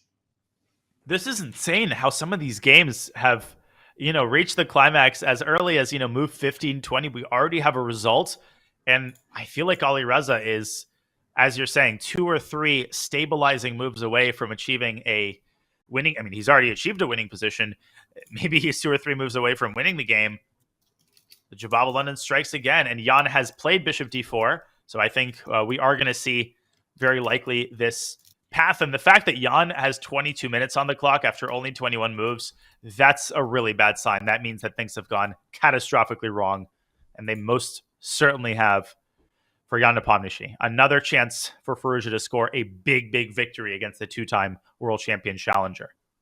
And it will be huge for Alireza's confidence. It'll also be nice for his rating. He's down 3.7 points, and with a win, he'll gain about 5, and that way he'll have a plus score. So why don't we leave Alireza to it? He has a big advantage, plenty of time on his clock. Let's head back to our bird's eye view. And while we will dive right in after this to the Gukesh game, I want to note very quickly, the bottom right-hand board, that's the world champion Ding Liren. He is completely outplaying Max Vormedam, who had some fascinating preparation. It hasn't been pretty for Max after his prep throughout this tournament. He's gaining valuable experience, but he's also suffering at the hands of these really top-level players. So we might tune into that later, but let's go right into Gukesh against Pragg. That's in the center on the bottom row here, and it should be the center of all of our collective attention, because if Gukesh wins and Nodirbek stumbles some more, Gukesh will be our leader. And, well, Danya, what do you make of this? A queen on h3, there's a black bishop on d8, a black queen on f8. It's kind of like Fisher Random. Yeah, it's the way I would refer to this position is vague. It's a vague position. And what I mean by that is that it's hard to get your bearings here. It's hard to understand what the two sides are playing for. It feels just visually, optically, it feels like white is better. What is responsible for that impression? Well, to me, it's the fact that there's this very powerful knight on f5. Black does have a serious weakness in the form of the d6 pawn. And white has an impressive assembly of pieces on the king side. So there is the potential in the future, not immediately, for a king side attack. If black takes his hands off the wheel, white's rook could come over to g4, potentially the queen could slide over to g3. There is some excitement on that side of the board. But the last move by Pragg, very reasonable, Robert. He's protecting the c4 pawn, building the pawn chain, and with great activity comes great responsibility. White's position looks very nice, but how do you actually prosecute the initiative? Do you make a one-move threat like bishop g3, or do you look for something more subtle here? I think black is almost pre-moving knight to e5. Now that the queen side has been defended, knight e5, it gains black some much-needed space, and the d5 pawn is quite tender. So white does need to be careful. So bishop g3, to my eyes, looks very strong. And I'm going to throw in a suggestion, Danya, that you're going to like, I promise you. That can white play bishop g3, not just going after the d6 pawn, but maybe trying to get a bishop f4 and a sack on h6 and rip the black kingside to shreds. Now you assume, I have a problem with the fact that you assume that I'm going to like that. What, you think I'm going to like sacrifice? You think you know me that well? As if you've commentated with me before? Come on now, putting words in my mouth. No, this is an amazing idea. Look at that maneuver. Bishop h4 to g3 to f4, and then takes h6. But your point is well taken. What happens if black slams down the knight on e5? I'm asking you that too. Bishop f4, can I get away? We're commentators. We can make moves and take them back if they're not good. The engine takes a little bit of a dip, but now that you're still hovering in the middle, this is scary. The black queen does not have any room whatsoever. A sack on g7 or h6 is really going to hurt. And I have a rook on d4, by the way. That rook could slide to the g or h file depending on how black plays this. And who's going to protect that black king? That's the big question. I pointed out with an arrow that knight d3 runs into bishop takes d6, so the knight is kind of saddled on e5, literally. But okay, so what happens, let me ask the forbidden question, if we eat of the forbidden fruit? Rook takes d5 for starters. Now, the sack on h6, can we do it now? Complete chaos. I mean, you could even consider bishop takes h6, but I'm even afraid to just raise that topic. Let me try this. No, this doesn't work. Takes. Do you just play queen e7? I think so. There's just not enough to get in the attack because the black knight can actually slide back to g6 to help shield the king. Okay, agreed. I just felt like we should try it briefly.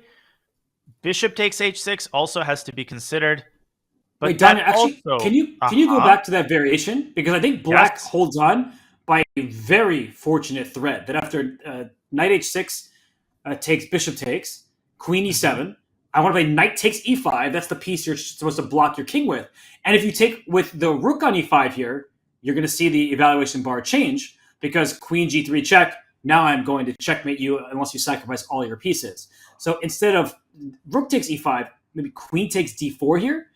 And the point is that after rook g4 check, I'm still trying to checkmate you. Knight takes, queen takes. Suddenly that bishop on d8 saves the day with bishop to g5. And I guess wow, okay. I was trying to you say the bishop comes to defense, but you're completely right. The queen covers on g7. Much simpler than that.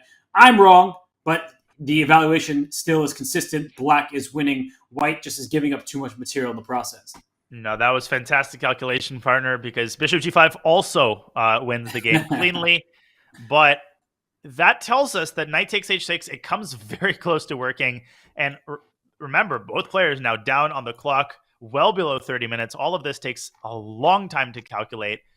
And if not knight takes h6, bishop takes h6, I wanted to point out, also doesn't work. This one I think I was able to spot, at the very least, because there's this lovely resource, Robert, not rook takes d4. That runs into bishop takes g7. But suddenly, you have to remember these types of ideas, eliminating the attackers, taking the minor piece out of the equation. And now black has 2 pieces for the rook. Look at that bishop on d8. How important of a defensive role it is playing by guarding the knight. So that doesn't work either. We considered both of the sacks on h6. Neither of them works in this position. So what does white do here?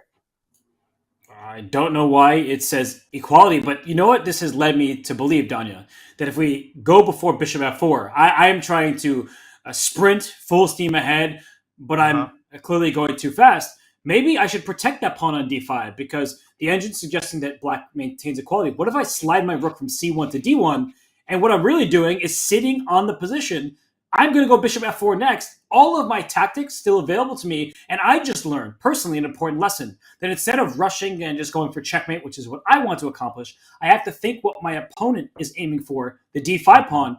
I've defended the d5 pawn. So what are you going to do about my impending threats? I have nothing in the form of an answer. And just to illustrate once again, to hammer home the point, let's say I go a5.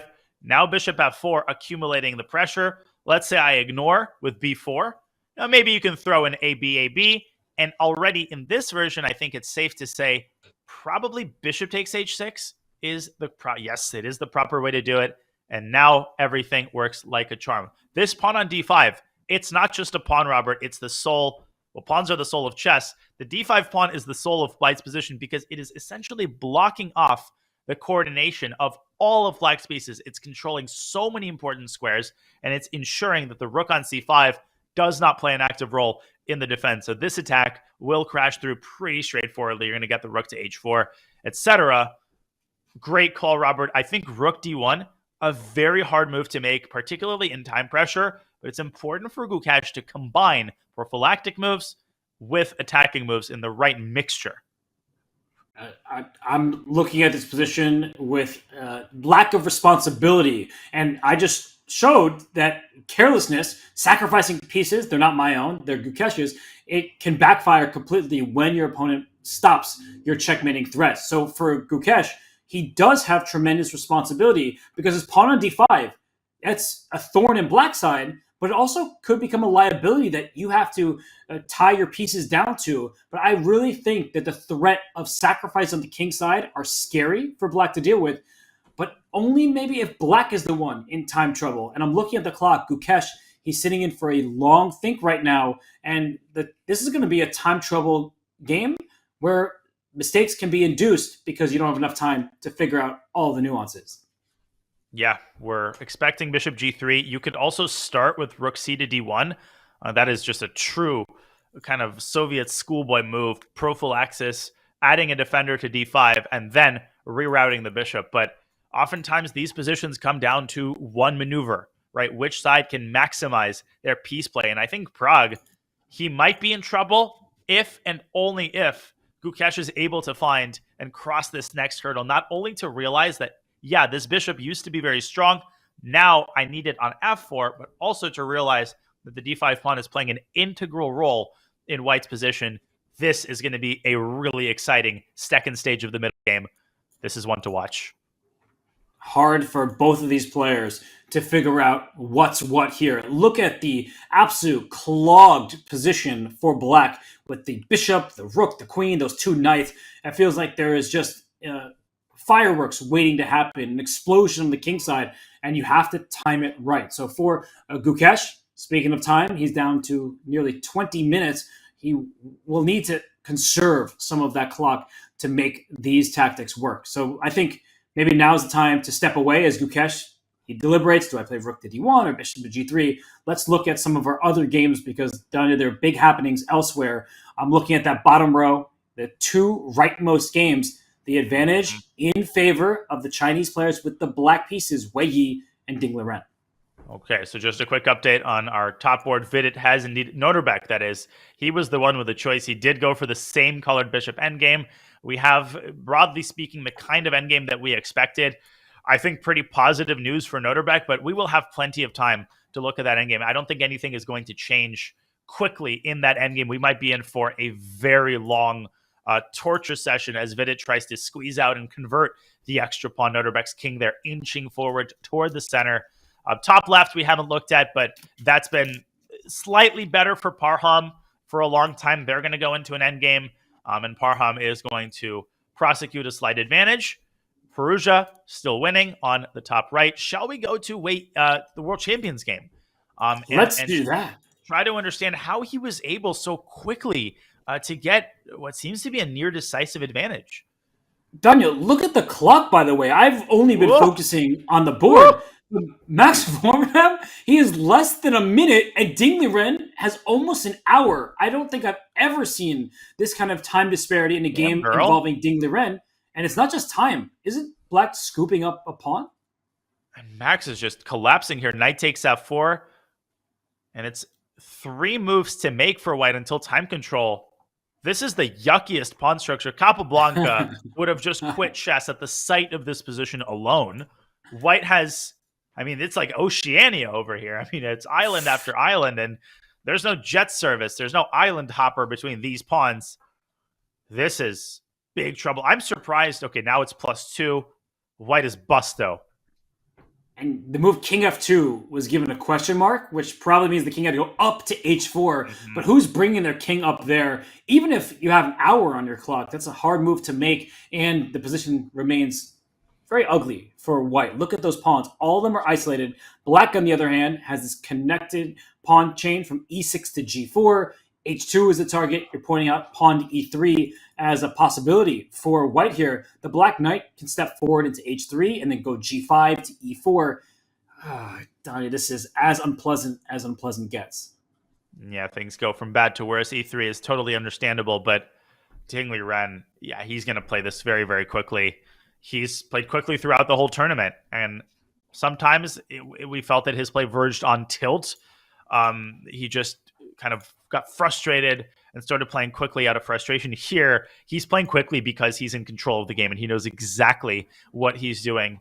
This is very likely to be a 4th loss in a row by Max Vormerdam. And I was optimistic, I'll be honest, Robert. When he played G4, it felt like he knew what he was doing there. But Dingliren, he's the world champion for a reason. He reacted very accurately, and one of the best endgame players probably of all time, definitely of this generation, and also a well-earned title.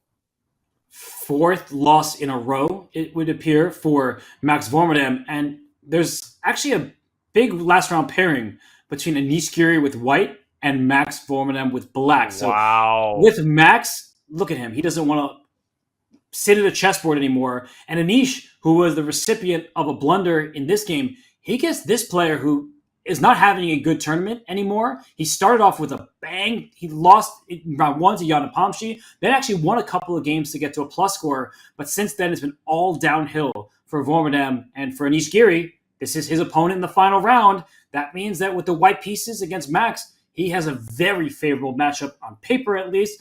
And Anish Giri is not out of this tournament. He, in fact, can steal victory with consecutive wins over his compatriots. That is most certainly the case. But, Robert, we know that in How to Steal, the moment you feel like you have a good sense of the narrative, the moment you feel like you have a good sense of where the tournament is going, the most unexpected results tend to happen. Last year, Nodirbek loses with the white pieces to Jordan. I think Anish Giri, if I remember correctly, scored a victory over Richard Rapport with the white pieces. Actually, a sparkling attacking game. So Anish, kind of quietly, is a very clutch player. He has great nerves. I mean, I don't think this is talked about enough. I think Anish is just able to stay composed in most high-pressure situations, which bodes really, really well for him. Right now, he is cheering Vidit on. Nothing would make him happier than for his good friend Vidit, his troll companion, to score a victory over the tournament leader. But you got to be happy for the world champion. If he can convert this confidence booster with the black pieces, I think we're all happy to see him win. And for Max Vormerdam, I think that he is just feeling like this tournament has gone completely away from him. Great start, but a unfortunate finish for the Dutch player who was invited. The organizers, they don't just invite the top-rated players in the world, counting down the list. They want to give their hometown heroes some love, some opportunities, and very important experience. So experience is not much of a consolation prize at this point when you're about to lose your 4th straight game. But why don't we leave Ding Liren and Max Vormerdam to it? Because this game, it doesn't impact the top of the standings. It does impact the top of the chess world with world champion Ding Liren, but he has not had a good tournament of his own. So as we see the bird's eye view once more in the top right, Alireza Firouzja, he is doing work against Jan Nepomniachtchi. Wei Yi, he's in the driver's seat against Zhu Wenjun. That's a very important matchup. Gukesh in the middle, he did bring his bishop back to G3, and Pragg responded with knight to E5. Next to that, second from the left, Vidit has an advantage up a pawn in an endgame against Nodirbek of Dusatara. In the top left, a game we unfortunately haven't looked at much, it seems like queens are coming off between Danchenko and Maksudlu. We are going to take a very quick break because when we return, we'll break down the final stages before time trouble and the next time control. So don't go anywhere. This is Tata Steel Chess 2024. The action continues in Vaikenze.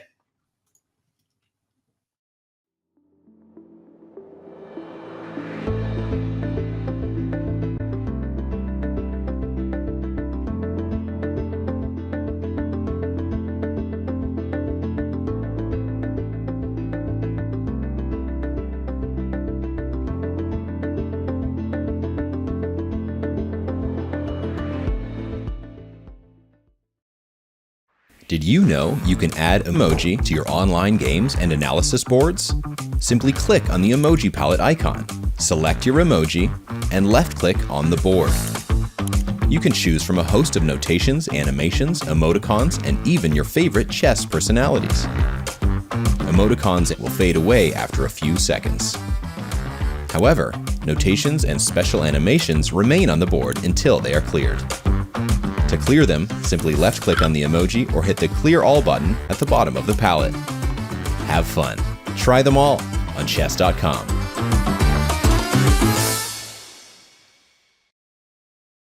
Echitsale Vuga refers to what kind of chess? Bughouse chess? I don't know. I have no idea. Who defeated Viswanathan Anand in just 6 moves? Levanaronian? That guy. What opening did Itzhofu refute in Bog Champs 2? Or the London. Either the London, the Stonewall, or the Copycat. 3 answers. Who was the #1 rated woman in 1984? I don't know. Pia Cromling. Pia Cromling. Anna Cramling's mom, of course! Who is the only player to have won a World Cup while not representing an EU federation? Okay, who is it? And how could I get that wrong? He's a famous legend. There's a lot Danny doesn't know about chess, but there are some things you do need to know. Danny's new course for Chessable covers everything you need to know in just 2 hours. Check it out for free today.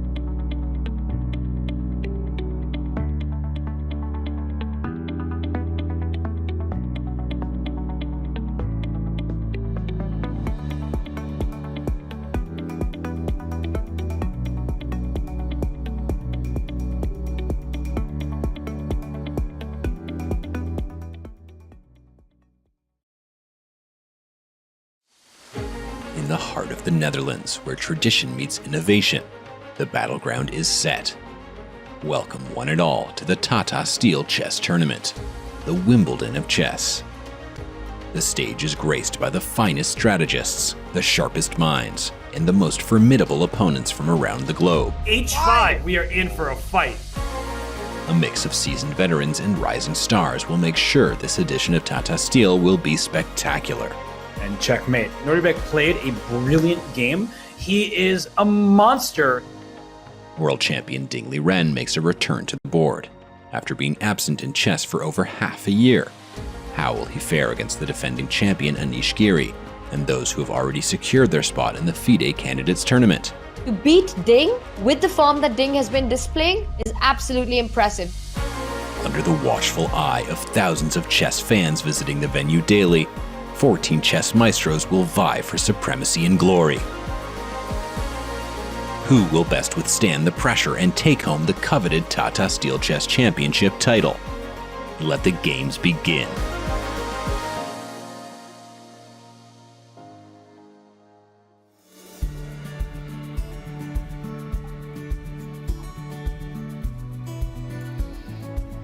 We are back in the tournament hall de Morion in Vaikanze. We had a win for Anish Giri after a shocking blunder from his compatriot, his friend, and his foe, Jordan van Forest. But the rest of the competitors in the playing hall, they're looking about mainly at the game between Nodirbek Abdusattorov and Vidit Gujrati, and this clash between the Indian youngsters Gukesh and Pragg, because these four players, they're impacting the top of the standings. A very critical matchup between these two, one we'll see for years to come. And as the years have gone by, we've seen many familiar faces in Vaikanze, including players in some of the tournaments for non-professional players and sections that have under a certain rating. But we're here, it's 2024, and we are in the final two rounds. Vidit Gujrati against Nodirbek Abdusattorov. It's a clash to determine who will exit this round in first place. And Nodirbek blundered early on, Danya, but right now, has he been able to find any sort of stability, or is Vidit still in charge? Well, I think both things are true at the same time. Hats off to Nodirbek, who never gives up, but he really makes this cliche come to life. He reacted with the best possible, the most resilient possible continuation. And I think if you showed him this position 15 moves ago, he would accept it. Okay, maybe not happily. He's not going to be happy for the rest of the game, maybe unless he saves the draw. But okay, he's down a pawn. Yes. As we know, he had the choice of going for an opposite colored bishop endgame, but in that case, he would have been a lot more passive. Here, he's got tremendous piece activity. Look at how he's arranged his rooks on the c-file, Robert. That king on d3 is a little bit in the way. And you already have to reckon, if you're Vidit, with this nasty prospect of bishop coming back to b4, dislodging the rook from d2, and potentially delivering a check on the d-file. So I'm starting to get a little bit worried here for Vidit's winning chances. Should we try to make a couple of moves on the board? Feels like Nodirbek is about to move himself. What do you think is going on here? This bishop b4 idea looks quite natural. I think white will slide the rook to e2 and the king over to e3. So somehow this rook d5, bishop d4 configuration, it's quite sturdy. It's hard to kick either of those pieces away. And look at Vidit. He's expanding with that move f4 on his last turn. He wants to gain important space on the king side. We may see him push his g-pawn next, and then he has his choice, f5 or g5. But the bishop on d4, Danya, it's the best piece on the board.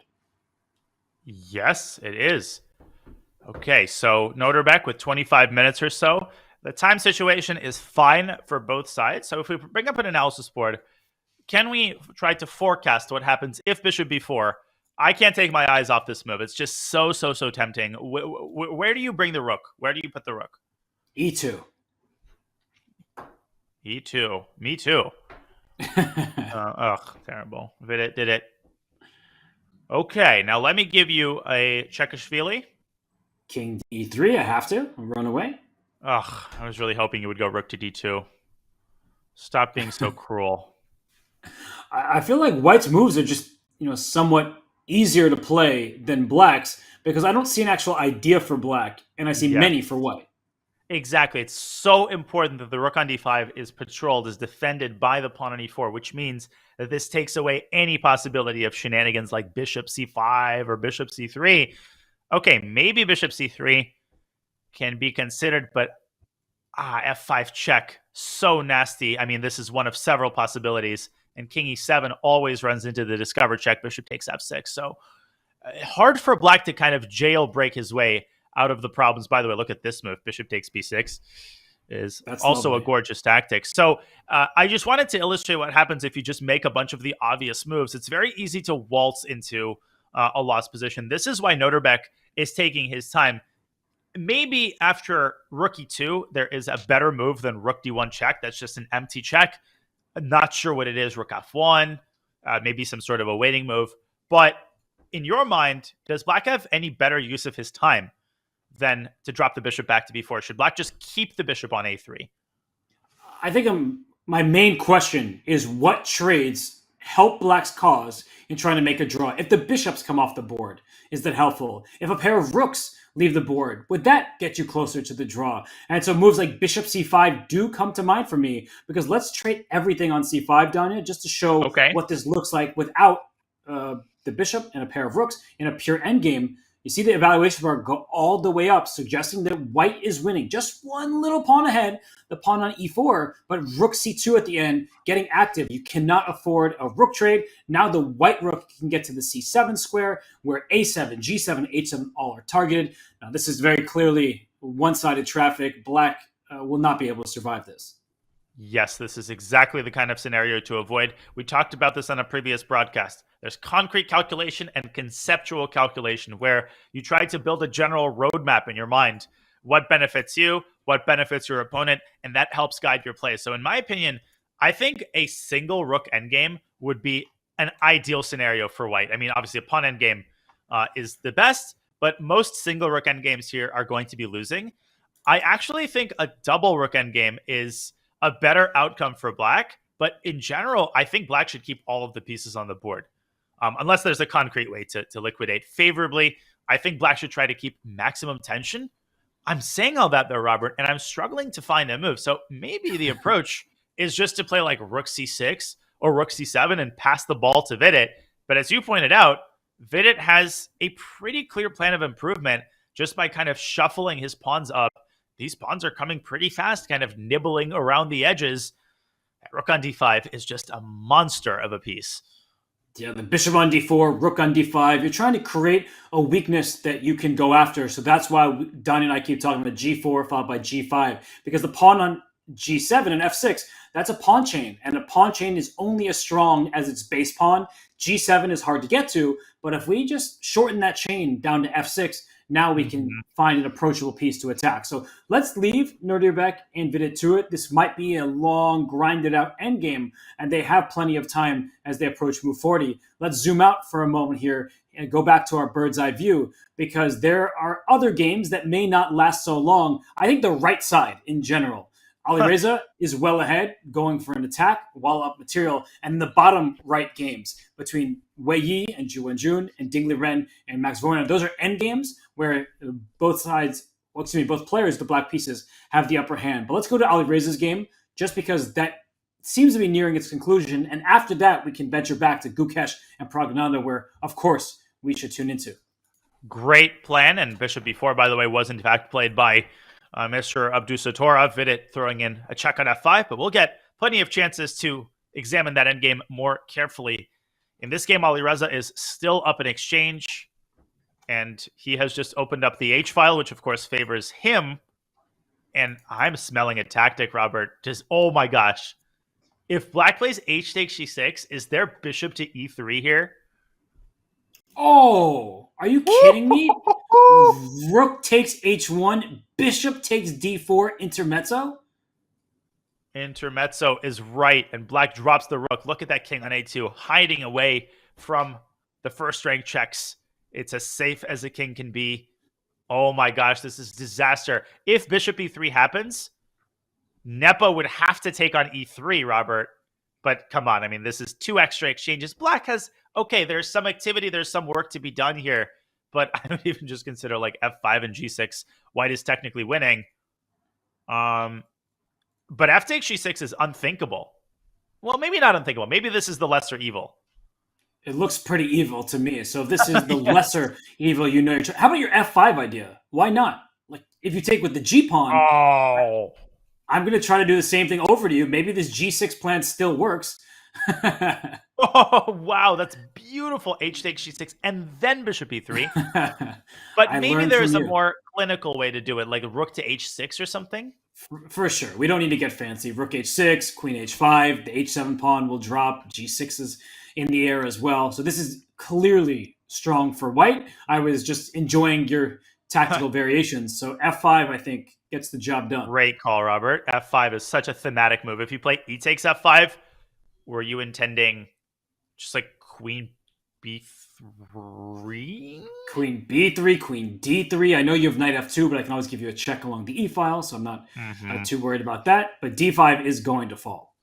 And c3 can come for good measure, just kicking away the bishop.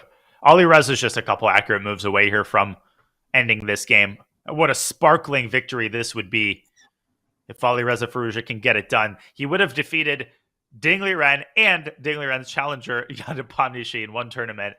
How cool would that be? It's a great achievement for somebody who has many to his name at a young age. And we have seen f takes g6. So f5 would be a really cool move here. But I want to mention, Danya, he has beaten Ding Liren. Now he's well on his way to taking down Ding's challenger, Jan Pamnishi. But I think the problem for Alireza is sometimes he doesn't have the stability of somebody like Vidit, where Vidit will draw a number of games and then win a few and then find his way to the top of the standings. Alireza, he swings every single chance he gets, but that means he loses to some of the lower-rated players like Ju Wenjun and Donchenko because the types of positions that he gets are often very combative, and in a single game, just because you have a higher rating does not mean you're going to win. So I think that for Alireza, we love to see the fighting spirit. We know what he's capable of when he's playing his best chess, but we've also seen him stumble in games where you would expect him to win. But on chess, you can't just win because you're higher rated. You need to outplay your opponent at this high level. The women's world champion, the tournament winner of the challengers section a year ago, and Donchenko, they don't just lose because you're the better player over a series of games. In a one-off, of course, they can beat anyone in the world. Well said. And this is the big question. What Alireza are we going to get in Toronto? Will we get the Alireza who's winning a game like this, or the Alireza, who crashed and burned against Vidit with an unsound sacrifice? This is what makes the candidates this year so incredibly exciting. Okay, I think Alireza largely has this under control, but just keeping an eye on the clocks here. The players, their clocks are dwindling. We're not even at move 30. So once this game enters the time scramble phase, I think it'll be worth getting back to it. But we know that Alireza essentially has this in the bag. Now, I thought Ding Liren, by the way, had his position in the bag, but looking at the eval bar, Max Warmerdam has stumbled his way to move 40 and actually has some drawing chances in a very nasty rook endgame. So just pointing that out, Robert. But there's other big developments. Wei Yi has just played, I'm just going to say it, a sexy move that might be absolutely crushing in his game against the women's world champion. Yeah, let's look at that move. I want to get us to Gukesh against Pragg, but first, let's stop at Wei Yi, because look at this brilliancy. Knight to D1. Oh my gosh, Tanya, thank you for shouting this out, because that is, I'm going to agree with you, that is a sexy move. That's what it is. And just to rewind, we don't have time to go into the particulars of how he converted this advantage, but just very, very quickly, this is the position. He went knight c3 to d1, and the idea is simple. Rook takes d1, discovered attack, knight f3 picks up the exchange. And actually a very important detail, very, very quickly. We will get to the Gukesh game momentarily, folks. So takes bishop e2. Do I win your knight? Nope. Rook to d2, forces the rooks off the board, and black emerges with an extra exchange. My question, though, Robert, is, okay, what exactly happens if white drops the rook back to b1? Knight f3 check. Oh my gosh. D2 to follow. Oh, and it's mate. It's mate. Oh, beautiful. Look at this. Rook d2, bishop g2, knight f2 mate. Oh, goodness. A little smothered checkmate in the corner. It's over. Knight d1 is just a killer. Rook g2 is forced by Ju and Jun to cover the f2 square. I feel like there's still a little bit of work to do, though, for Wei Yi. Rook G2 actually is an excellent defensive move, only way to stay somewhat in the game. It's funny, I thought the rook was on a4 and a3 simultaneously, so this just hangs the piece, but then I'm seeing there's a rook on a3, not on a4. So here, I think this knight can go back to e3, and then there's going to be a knight f3 check soon. I don't know how that white rook stays on the second rank very easily, but yeah, look at these knights for black. They're just helping land some knockouts. By the way, is black just up a pawn too? Yep. That's that thing. If white were up upon black, would still probably be winning, but Wei Yi, he's got the pawn, he's got the compensation. I mean, if he doesn't convert this, I would be shocked. I mean, he could even play something slower like g5 and just open up a second front. Yeah, what a game. G5 is a really lovely idea by you, Danya. This looks completely one-sided, so a great game from Wei Yi. Accurate move after accurate move, and Zhu Wenjun could not keep pace. So let's head away from this game, as she will fight on. She'll try to survive, but it looks like Wei Yi, he's going to catch Anish Giri, and maybe Nodirbek Abdusattorov and Vidit Gujrati as well. So let's go to the game between Gukesh and Pragg, just because this has huge implications for the tournament standings. And Donnie, we kind of predicted it. There's a bishop on f4, still this knight on f5, but black has traded off a pair of knights, and the f3 square is the double pawns. Is that good for white, or is it good for black, who has some long-term pressure against them, but there's an open g-file, and I would love to put a rook in line with that queen and go after the black king? Well, first of all, this is going to be such a juicy next 15 moves as the players are down to 10 minutes. I mean, even with 30 minutes on the clock, I would not necessarily feel comfortable here with either side. Now, first impression, Robert, to answer your question, is that this favors white. And the stock idea here, of course, is to play king h1 and rook d1 to g1 and engineer direct pressure against the g7 pawn.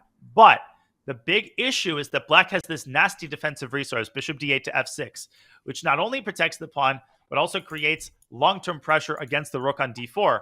Remember that the rook on d4 is protecting this integral pawn on d5, and I still would not give this pawn away. So, again, visually, white's position has looked impressive for a long while, but concretely, I'm kind of struggling to figure out a direct course of action. Rook to e4, king to h1. Maybe you could start with king to h1 and then think, but Robert, do you see anything more concrete, anything tactical here? I'm looking for king h1, rook g1, queen h3, these types of moves, and going for the attack against the black king. The problem for Pragg is his knight on e5 is stuck. That's a huge problem for him, because he would like to bring that knight to d3 or even retreat it to g6 to help defend his king. But the d6 pawn is in the sights of that bishop on f4. So rook e4 does look quite promising. I like that as well. I do feel like black can be frozen in a way, and king h1 with rook g1 to follow. That's my first instinct, but as you said, the bishop on f6 does bring in a much needed defender for the black king. My vote is king h1. Now, as far as black's active plan goes, this is an incredibly cumbersome plan. I mean, the car takes, an hour to start, but you do have this a5, b4, c3 idea, so Gukesh cannot stand in one place, and he plays queen h3. Okay. This move was on my radar, but I wasn't expecting it because I didn't think that it carries a threat. I actually think he's setting up the idea of king h1, rook g1, and he's delegating responsibilities, sliding the queen away from the g-file in order to not steal the rook's thunder and try to cooperate with the rook. Well, he's also stopped bishop f6 because of knight takes h6. Oh my gosh, what a detail. Oh, great find, Robert. We have to show this. This is so important for context. Bishop f6. Pow. G takes h6. And now I'll let you continue.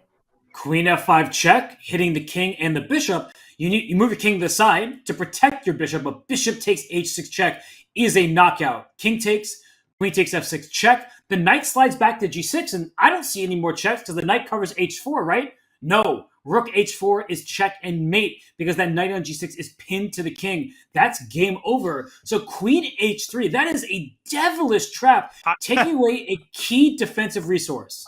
I was literally opening my mouth to say that was a devilish move. That is the perfect choice of a word. We know Gukesh's little devilish. So if you're not playing bishop f6, that's verboten. You still can't move your knight. The knight is still stuck as you so deftly pointed out, if you revert back to your kind of default slow plan, White's definitely going king h1, rook g1. White is 2 moves away from engineering decisive threats against Black's king. Now, wait a second. What does Black do here? How is this equal? Clearly, there is some defensive resource here to be found, but where is it? This is not an equal position. This is a position where the engine with 100% accurate play may be able to survive, but I think the context is really important. The knight on e5 can't move. The d6 pawn is loose pawn. No, g5. Get that out of here. Maybe. Because I'm not saying it's a bad move, but just the romantic era players, the strategic geniuses like Capablanca, they would see the move g5 and just be like, get that off the board because my knight on f5 is here to stay forever and the light square control is too much. But that could be a defensive try. Then the more that I take it in, the more that I appreciate it. There's this old game between Kasparov and Petrosian from the 80s where Tigran Petrosian's only win in classical chess over Garry Kasparov. And there was a similar idea where in a position where Petrosian was seemingly getting checkmated, he plays this move like king g6, I think, or king h6, walking up into the eye of the storm. And paradoxically, the king can use itself as a defender. It's a weird concept when you think of it. Now, I'm not too excited about g5. Your point is well taken, Robert. The knight on f5 is going to be a monster. White can drop back. Oh, but White can't drop back to g3. I just realized knight takes f3 will then be a fork. So White probably has to trade on e5. And as nasty as it is, yes? I think you can actually allow that knight f3 thing because the d6 pawn was hanging. Oh, but that's good. White's position is... Yeah. Bishop e7. What is this move? Whoa. Why is it so strong? Why is it so strong? What is he preparing? Well, he's clearly protecting the d6 square, Robert. Is he preparing knight to d3? And he's not afraid of bishop takes knight. Wow. Bishop e5, d takes e5. I would be scared of that passed pawn with 2 rooks behind it. Okay, rook g4 there. You have g6. And you're holding. Come on. What a move. So what does White do? Because bishop takes e5. I mean, that has a clear idea behind it. But what is the actual... The assessment is level, according to the engine. But what's the actual gameplay for Black? Is the point that you get bishop d6 just in time? Bishop takes knight, pawn takes bishop, and then Black's next move is bishop d6, blockading the passed pawn. Wow. Now, what if we default to our old friend king h1? That's a great question. Is knight d3, like you suggested, a plan? Knight d3, then maybe rook g1? Oh, knight f2. Oh my gosh. Oh my gosh. Oh my gosh. I was just testing to see if you knew how the knight moved. Thank you. I mean, that question was also posed to Magnus, so even the best players in the world need to be reminded. But I actually don't think knight d3 works, not because of rook g1 and hanging a fork, but what if you just sack on d3 and then play rook g1? The attack but then feels d2. like it's raging on. Oh my gosh. We got to put that on the board, Rob, because this is exactly what Gukesh must be calculating right now. Let me quickly put this on the board. King h1, knight d3 now. Don't play like Daniel Naroditsky and blunder f2 with check. Play like Robert Hess. Rook takes d3, cd, bang. But maybe there's a sack on h6. Wait, let's think for a second in this position. Can we just take the pawn on d3 and just play a positional game from here? Honestly, that's a fantastic idea. I think we saw a similar example. I forget in which game. The meat and potatoes move. You have this monster knight. Black is still confined. Bedridden, essentially, with the bishop on e7. That's a great call, Robert. Just rook takes d3, and you have a million ways to improve. Yeah, and the white king is never going to be under attack. The black queen on f8, that's a bystander. It's not helping out in the position. So the bishop takes e5 is tempting. King h1, the more that we analyze, the more I like it, because the follow-ups, I don't think, are abundantly clear for black. Knight d3, not available because of the exchange sack. So if not knight d3, knight g6 comes to mind, but then the bishop can slide back, and we just have a fight where the black king is surviving, and Pragg, bishop e7.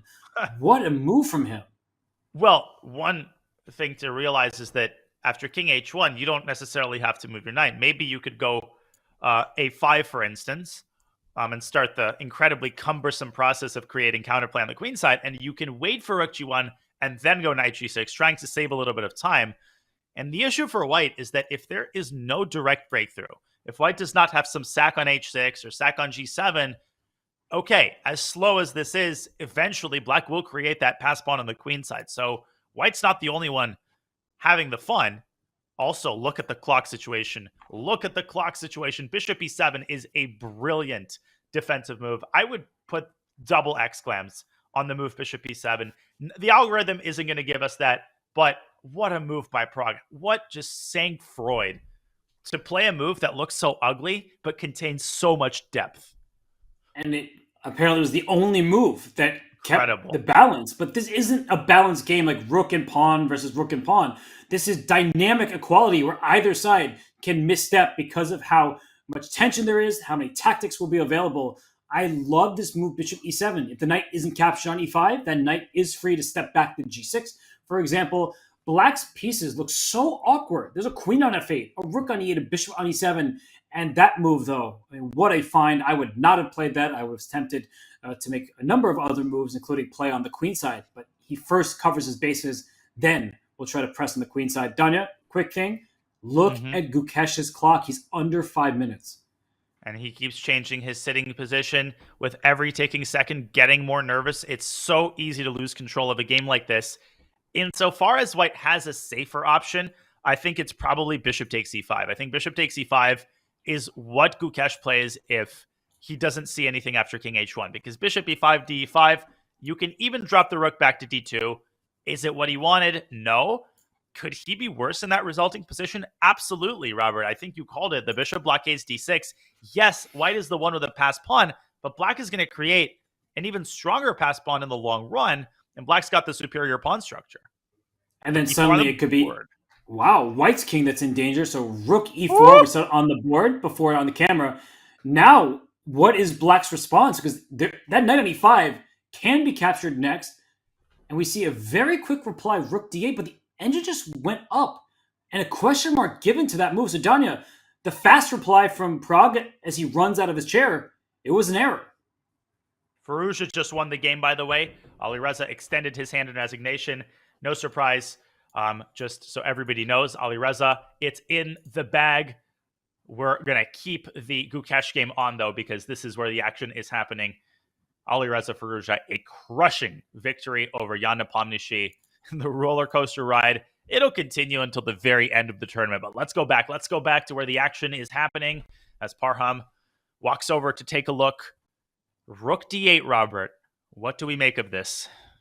It's a pawn sacrifice because white can take on e5 either directly now or take the bishop on e7 first and then play queen f5 check. So white is going to win a pawn in the center of the board, but some of these rook endgames are a bit awkward for white because the rook on e5 is not superbly placed. Black can go forward with the c pawn, as you've been mentioning time and time again, and white's queenside is in some danger there. Yes, and king to g2. Gukesh maybe panicking a little bit in time pressure, and it seems returning the favor. This is largely a waiting move by Gukesh, trying to solve the problem of the f3 pawn, but the f3 pawn wasn't really a problem to begin with. He's giving Pragg an extra move. What is Pragg going to do with it? Are we going to see the bishop coming back to f6? And finally, black will be ready, perhaps in some cases, to jump into d3. This is about to get really crazy. But don't forget, Danya, bishop f6, knight takes h6 was the idea we went for before. So, yeah, you can be lulled into a sense of complacency or, I've made sure to solidify my position, but knight takes h6 is there. I totally forgot about that idea, and it still works. Nothing has changed. I apologize. Completely forgot that this was the threat. But it is easy to miss this. Sometimes you see a move or you see the threat on one move, and then you forget about it. I think we've all had that experience. So if not bishop f6, does black default to the move a5? And is Gukesh actually trying, in some cases, to involve the rook and put it on g1 and then slide the king back to h1, open the door, and then close it, going all in on the king side? And this move, king g2, it was given a miss. I'm not sure, though, because if those rook endgames were a draw and Gukesh is playing for more, this does give him more winning chances. It also gives him some losing chances. Let's quickly show that what would have happened instead of king g2, a capture on e7, a capture on e5. that position was one where white would be a pawn ahead by this queen f5 check, g6, queen takes f5, e5, excuse me, swap queens, and maybe black plays a move like king to g7. White is a pawn to the good, but black will have ideas like c3 or a5, b4, c3. Many of these rook end games have drawish tendencies, but there's still a fight ahead. And I can understand why instinctively Gukesh didn't like this. I agree, Robert. C3 is actually a really nasty idea. Black could end up getting connected passers of his own. So I think Gukesh saw this, but he is really trying to play for maximum here. Let's go back to the live board. King to g2. Now it's Pragg's turn to take a pretty deep think. He spent almost half of his remaining time. Also keeping an eye on the other game, Vidit against Nodirbek. It's much more peaceful in comparison. Vidit is still up a pawn. He still has the advantage. So if we see something cataclysmic on that board, Robert, we should probably go there. But I think we should stick here for now. We're about to get a really nice payoff in the form of a time scramble all the way to move 40. Yes, that game between Vidit and Nodirbek will definitely continue on. Ju Wenjun, on the other hand, she is barely playing on at this point against Wei Yi. It looks like she is about to lose. Very important for the tournament standings if Wei Yi can get the job done there. But this game, if Gukesh wins and Nodirbek loses, as many people have expected would be the outcome of that one, then Gukesh is our new tournament leader. But Pragg, what defensive resourcefulness from him. And we've had 2 games in the books, Danya. Both of them have been decisive. We could get a day with all decisive results considering the nature of the positions. Absolutely. I think Danchenko might drop Parham. Ju Wenjun will resign any second against Wei Yi. We will tell you when that happens. And A5, this is kind of the default move, which I have been mentioning, harping on for a while, but it's censured heavily by the computer. Why is that? Well, white can still play knight takes c7, but that's definitely not the reason. Yeah, I don't know exactly why. There definitely are some tactics on h6 and g7. I mean, I'm not sure they're going to work out, but with that rook on e4 sliding to g4 at any moment, it does feel like there's something in the air. And, well, I think a board just finished. I'm not sure if that was the Wei Yi game against Ju Wenjun, but that was an empty board that we just looked in at. Well, I'm also looking at the move rook d to d4, trying to set up some sort of a weird attack on the fourth. Sorry, on the fourth ring, losing my voice here. A lot of commentating. But how do you maximize this rook? Where do you do it from? Do you do it from g1? Do you do it from d4? Robert, the eval bar, it's so easy to just assume that white is in the driver's seat now. But look at the clock, 3 minutes, and b4 c3 is a terrifying prospect. Black is only 3 moves away, essentially, from promoting a pawn. Gukesh has no margin for error here. And if he doesn't see anything better, he might end up bailing out with knight e7, bishop e5, and queen f5. But look at him. He spies something. The way he's looking at this board, there's some tactics in the air. I would probably take on e5 and try to trade off the pieces. That way I have no losing chances.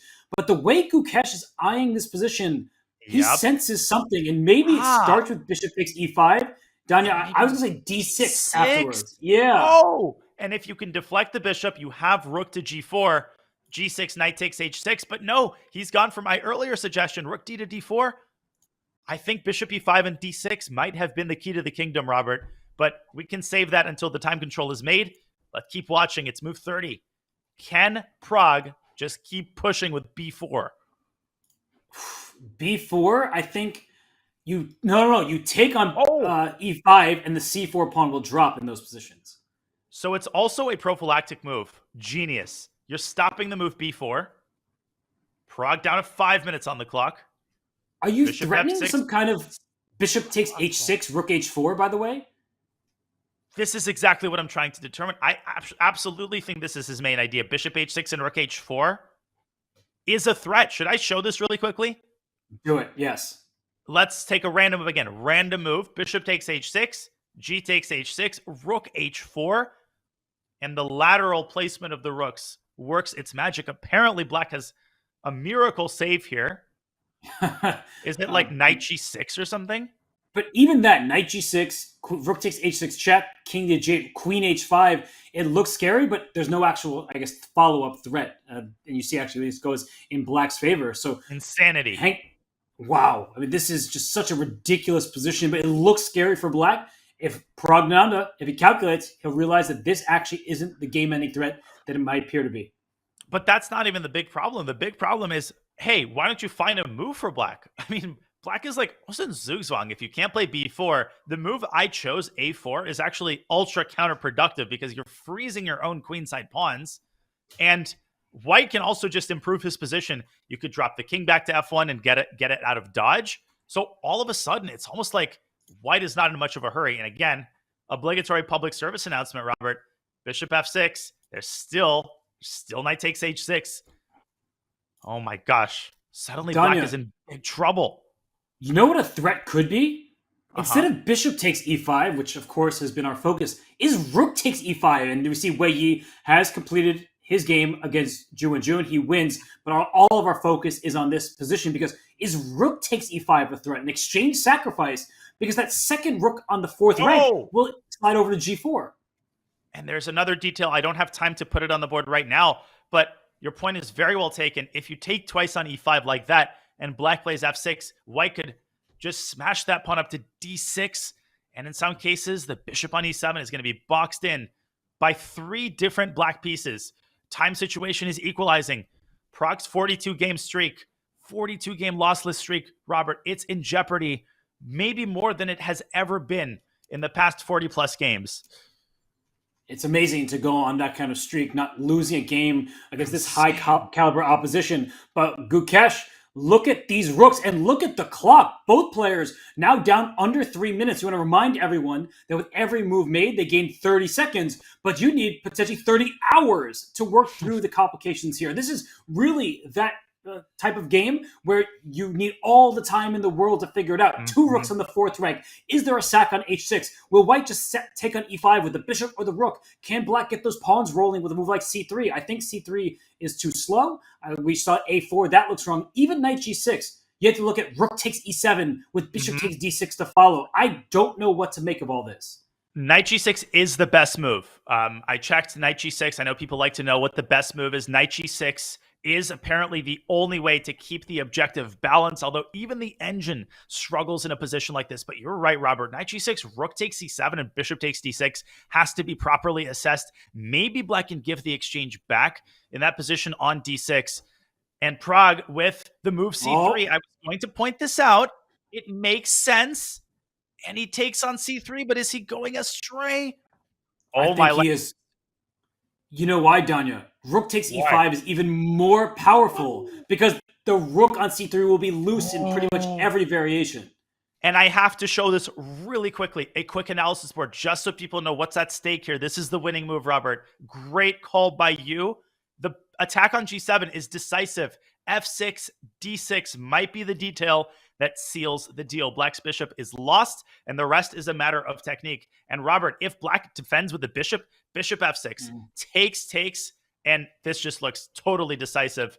For example, rook h4, and then rook g4, and White doesn't even have to hurry. You can just accumulate the pieces and crash through on the king's side. Back we go to the live board. This is the moment of truth for Gukesh. If Gukesh spots rook takes e5, it's only a temporary sacrifice of rook for knight and pawn. That's already a lot of material, but the attack becomes clarified. So for Gukesh, he's locked in. I think that he spies it, and for Pragnanda, one eye on the clock, the other on the board. But we're on move 32 for White. Both players under 3 minutes, and rook takes e5 done. That's a knockout. It's a knockout. It's a winning move. If he plays it, he still has to demonstrate a little bit of precision. We know how tricky Pragnananda is, and he has found it. Wow. The nerve. Rook takes e5. A brilliant move, a brilliant idea, and now g7 is hammered. d6 becomes a threat, and there's no way to deal with both. It's essentially a double attack. You called it, Robert. You pointed this idea out much earlier. What an incredible sacrifice. It's so easy to assume that you can only take on e5 with the bishop, but no, the knight, that is the golden attacker, and Gukesh is knocking on the door. Look at that focus, 150% being put out right now by Gukesh, and a chance to enter glory on the tournament and to continue his insane performance. He needs a little bit more accuracy, a little bit more composure. Oh my gosh. He just got rehydrated, Danya. You know what that means. Taking a drink of water. Hydrate or dihydrate. Well, he knows that he has a good position now. You don't just sacrifice a rook for a knight in the center of the board like this unless you are on the offensive. And this is an attack against the Black King. It's also threatening to win the bishop on e7. A day ago, Gukesh could not get the job done in a fantastic position against Alireza Firouzja. Today's a new day. It's a new opponent. And unfortunately for the many fans from India, they have to choose between Gukesh or Pragg, two of the most talented players on the planet, both from the same country, both in their teenage years, and yet there can only be one winner in a decisive game. These two will play at least two more in the candidates. But Gukesh, he's on a rampage in this tournament. His rating, he dropped about 50 points. 30 points, I should say, since his peak. Yet in this tournament, after losing 2 games in a row, he won 3 straight after that, won a 4th against Donchenko, and he wants to make it a 5th since that losing streak in this game against Pragg. Incredible. G6 would have run into bishop G7. He's played F6. There's nothing else to do. Gukesh will spot D6. Both of these players, they're a year apart. They're both from the beautiful city of Chennai, which has produced so many top players. And now Gukesh, he needs a little bit more composure. It's never over till it's over, Robert. There's 7 moves to make until time control. And I think what Pragg is trying to do is after D6, he will probably take on D6. There's always room for a pawn. Doesn't matter how tense the environment. And after bishop takes d6, queen f7, would you agree with me that a couple more accurate moves are required? White is crushing it on the king side. Maybe it's as easy as just sliding the rook over to g4 and preparing for round 2 of the massacre on the king side. Looks straightforward. Yes, we've seen the bishop get captured. White currently has a knight in bishop for a rook and, well, not even a pawn. So it's 2 minor pieces for a rook, and there's an attack, and there's Nodirbek Abdusattorov looking at this game and is like, uh-oh, if Gukesh wins this and I can't survive, then Gukesh has successfully leapfrogged me. Insane, and maybe Nodirbek has made progress. We'll look at that game later. We have bigger fish to fry right now. Gukesh is about to fry Black's king. If he can find, I think, simply rook g4, and suddenly 2.5 minutes sounds like an eternity to figure out these simple tasks. This is incredible. By the way, Warmerdam might actually save that rook endgame against Dingley Ren, but all of that we will look at after this game concludes. Is this the final moments, Robert, of Pragg's insane no-losing streak? It looks to be the case. And you see Korobov there also taking in the sights. That's Anton Korobov, Grandmaster from Ukraine. He's playing the challenger section. The rook slides to g8. And now, how do you seal the deal, Danya? It's, of course, winning for white. Bishop f4 going for a capture on g7 at some point? My instinct is bishop f4, but again, 2.5 minutes. Take your time if you're Gukesh. Don't give Pragg any unnecessary chances. Bishop f4, rook c5, and just pre-move. Knight takes h6. Am I missing anything? Maybe I don't think so. Queen f8? Just get on the ultra defensive? Oh, you're slithering in there. G6, and Black is still in it. Okay, so there is still a fight left from Pragg. I mean, the look that we see, he's not even looking at the board right now. It makes it likely that he's mentally resigned, and Gukesh also is completely winning.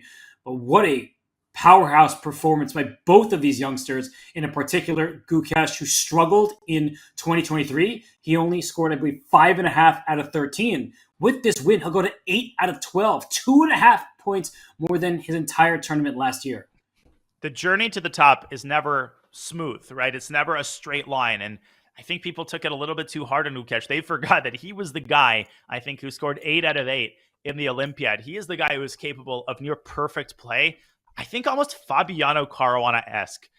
That's the player it reminds me of. His ability to keep his composure in these sharp middle games. His calculation is a sight to behold, but the game still goes. Praggnanandhaa, last try here, queen f8, holding the h6 square with his teeth. Where's the knockout, Robert? Is it a simple slow move like e4? Well, you don't have forever, because Black does want to take on a3. Black does still want to create the pass pawn. Where's the killer? Where's the knockout? A3 is defended because of tactics involving bishop to D6. So your E4 move is a perfectly good one. If you're trying to checkmate your opponent, you make moves like rook H4 and go for some kind of mating attack. But the white king is actually in a bad position. By being on G2, anytime there's a capture on H6 and the pawn recaptures, the king is in the crossfire. So Gukesh, it's move 38. He still has a couple minutes on his clock. He's going to try to end this game soon and not give Pragg any chances. You can repeat moves. You could play bishop d6 back to f4. He was checking his score sheet there. I think just making sure that if he wants to repeat, he doesn't accidentally allow a 3-time repetition. What a tragedy that would be. But actually, I'm kind of struggling here to find the knockout. I mean, my default would be to play e4, but that doesn't really further the causes of White's position. Where is it, Robert? Where's that knockout?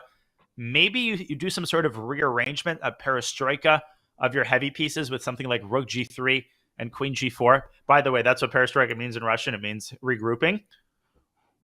What a concept. Both in terms of you teaching us something about language and rook g3 to play queen g4 to continue the pressure against the black king. But look at Gukesh. He does bring his bishop to d6 so he can repeat the position, but maybe he will regroup it a different way. He'll bring his rook over to e4 and try to land that rook on e7. Yes, I think the one thing to avoid for White is a queen trade. A queen trade would extend the game, and endgame would still be winning. Okay, bishop f4. Yes, my suspicions were correct. He was double-checking to make sure that the position would not be repeated thrice. But now he needs a move. This is move 40, Robert. He's got 2 minutes. It's not a very high-stakes decision. I think even if he passes the turn, he is still winning.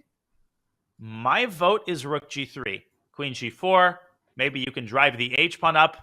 But it's a little bit uncomfortably slow. You want something more decisive here. And he did look at his score sheet again to be absolutely certain that it's going to be move 40. Rook h4 doesn't carry a threat. That's my one issue, is that the king on g2 is misplaced. Sorry, I will continue. No, go ahead. What was you going to say? That it does carry a threat? No, you're absolutely right. I was about to say it carries the threat of bishop d6 and rook takes h6, but g takes h6 is a discovered attack. And the crazy thing is that the king doesn't really have a hiding spot, because if you go to the first rank, black will immediately respond by delivering a nasty check on c1. Gukesh is under a minute. You can sense the nerves. He needs just a decent move. He needs those extra 50 minutes. That will give him enough time. Look at Pragg. Look at the fight that he's putting up, even in a dead last position. And for Gukesh, he can't just repeat the position again. 3 times, if you repeat a position, the game ends as a draw. So he is trying to find that last touch needed to end the game. It's not available. So it may take longer than he expected, but just play a move like rook g3, reach move 40, gain an additional 50 minutes on the clock. And he's, by the way, under 20 seconds. So he needs to make a decision and make it fast. Well, rook g3 is kind of a default e4. There's several possibilities, and he goes bishop to d6. It's not a repetition, I think, right? Or is it? I think it is. What? No. Right? Yes, No. I think it is. No. No way. Yes, it is. Look at Pragg. He's claiming it. No. Now, this is one. Where's the third time? Oh, my gosh. So, are you saying... No, I don't think it is. I do think it's a 3-time repetition, right? And look at they're talking with the arbiter. After queen f7? Yes, that's why he stopped the clock. 1, 2, 3. Oh my goodness. And you have to feel for Gukesh. The seconds were dwindling, and he makes an error in judgment, thinking that it's not the 3rd time, but it is, in fact, a 3-time repetition. But Robert, you cannot play with fire like that. Make any other move. It's not like black has a threat. Play rook g3, play queen g3, and once black plays b4, okay, you have 50 minutes, then you can figure it out. Why are you cutting it so close? Oh my gosh. It's the same position that has to be repeated 3 times. There's a very important clarification, Robert, that has to be made here. As far as I know, it's not about the move that led to a repetition. It's just if the same position is repeated 3 times, that's a draw. Am I correct in that assertion? That the same position has to repeat a third time, yes, and you need to claim it before you make your move. Before you make your move. If Pragnananda had played Queen F7 and then said, oh, it's a draw, Gukesh could say, no, that's not how this works. I get to change the position now because you've already made your move. But this is, head-scratching stuff. It's kind of the mistake that happens when you are in time trouble, when you're stressed out and nervous. But I can't believe it because he could have just played any rook move as you were suggesting, Danya. It's a huge shame. And let me just clarify very quickly as the arbiters change. The first instance of this position was created by the move rook to g8. Okay, number 1. The second instance of the move was created by a different move, Queen F7, but it's the same exact position that occurs twice. And the third instance, Pragg stops the clock, and he's basically saying, after I play the move Queen F7, this is what you're saying. You do not make the move on the board. Otherwise, the claim is invalidated. The same position is repeated thrice. This game will end in a draw. This is one of the most heartbreaking moments that I have seen in a while. I did this once, Robert. I repeated by accident in a position where I had forced mate, but it wasn't in the Tata Steel Master section. And the way you just explained it is actually really instructive because it came from a different move order. First, the rook slid to g8. So when you're just looking at your score sheet, you're looking at the notation, trying to envision what just happened in your head, you're going down memory lane, you see rook g8, and then queen f7, queen f8. So it doesn't seem like a repetition of moves directly, but as you mentioned, it's a repetition of position. This is the third time the position has repeated with queen f7 coming. So they went to the arbiters to well, it's official. The game is a draw, and that is heartbreaking for Gukesh, who for the second day in a row had a huge, if not winning advantage, and yet he let it slip this time by making a 3-move repetition. Apologize for that, and that's it. The arbiters have been checking. It's not just official yet, but we have verified it on our end. It's a 3-time repetition. It's cut and dry. That's it. I cannot believe this. And Pragg's streak continues in the unlikeliest of possible ways. Chat's going to be losing their minds. I feel insane. Such sympathy for Gukesh right now because the tournament victory has been well within his grasp. And even this draw still gives him a shot to win, but he must be hurting on the inside because he's been winning. He's been playing great chess, and yet the results in these last 2 rounds have not gone his way. So, Danya, it's explainable. It's a situation in time trouble. It happens. But on this stage, with just now one more game to go after it, I really feel for the kid. And especially having prosecuted his initiative with such precision, Robert. Rook takes e5. What a move to find in time pressure. He did everything right. And you could sense that he was nervous. He was checking the clock. He was checking his score sheet. This is not an unprecedented situation. I think for people watching who are shocked right now, this has happened before. It's happened pretty frequently because you're in time pressure. You want to get it to the time control, and you start panicking when you're sitting at the board. You watch your clock dwindle.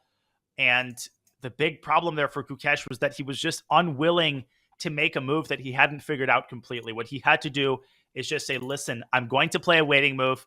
And as much as I hate to do that, as much as I hate that there's no forced win, I need to get to the time control, and then I'm going to start thinking. Instead, panic does crazy things to you. Pressure does crazy things to you.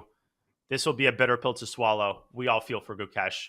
He will have a very difficult night, a very difficult time falling asleep tonight, particularly if Vidit is able to convert his advantage against Nodirbek.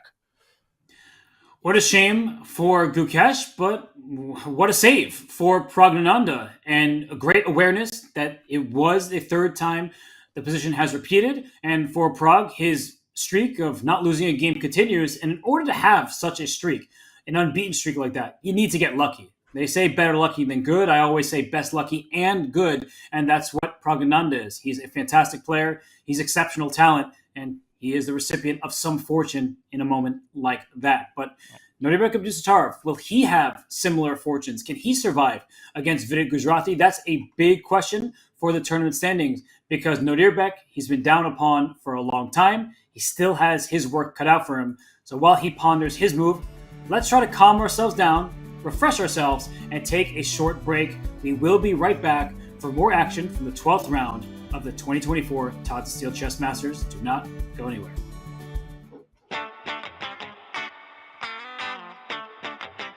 Kasparov, Gary Kasparov. Big fan of Gary Kasparov. Gary Kasparov. Where's Gary Kasparov? He really inspired me to take up chess. His attacking games and style was just very impressive. He was the hero when I was very young. Probably both Kasparov and Carlsen. I read Kasparov's books and I watched Carlsen's games. And also Magnus Carlsen. Magnus Carlsen? Yeah, clearly Magnus Carlsen. Yeah, for me Magnus has been my inspiration. He was the world champion all the time when I started following chess. And we can all learn a lot from his games, and nobody shows this kind of class in the history of chess. I think that almost every top chess player carries something that can be a source of inspiration. So I can look up to almost any one of them.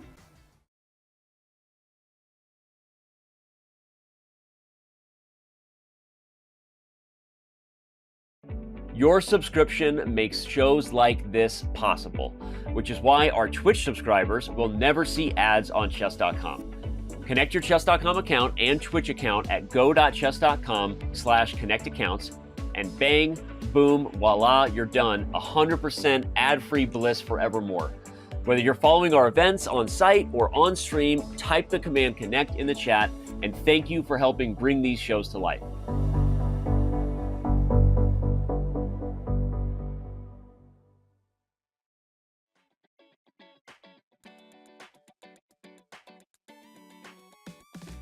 We first thought that we had experienced the chess boom that had washed over us in 2019. At the end of 2018, kind of going into 2019, we kind of looked at, oh, well, that was the chess boom, and oh, we're at a new level. It was kind of then, but then literally COVID happened. We were ramping up so quickly in each country that locked down, Italy, India, but you could see the registrations flying through as each country locked down.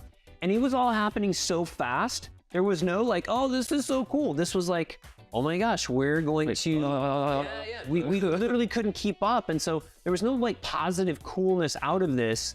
It wasn't until we were into the, pandemic and then several months and we're oh, wow, okay, well, during the pandemic, more people are gonna play chess. It will die back down. Nope, then came PogChamps. And what Dean talked about. And we're oh my gosh, then, okay, after that, nope, okay. And then came Queen's Gambit. We're all right, well, that was definitely the peak. And then the media started writing about chess. And then, okay, where is it going to stop? We have been... PogChamps 3. You're just getting hit wave after wave after wave. And then there's the stuff in the media now, which is wave. And we almost can't even come up breath fast enough to recognize this before there's another wave coming. From this point on, we just don't know what to expect. Is there another wave coming? Probably.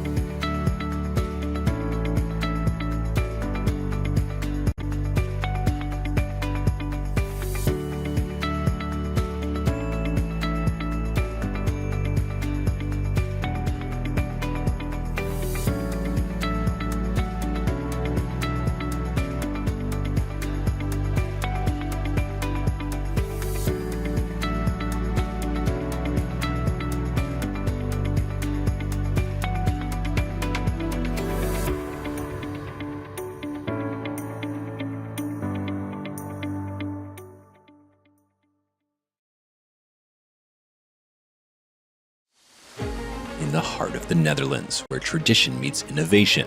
The battleground is set. Welcome one and all to the Tata Steel Chess Tournament, the Wimbledon of chess.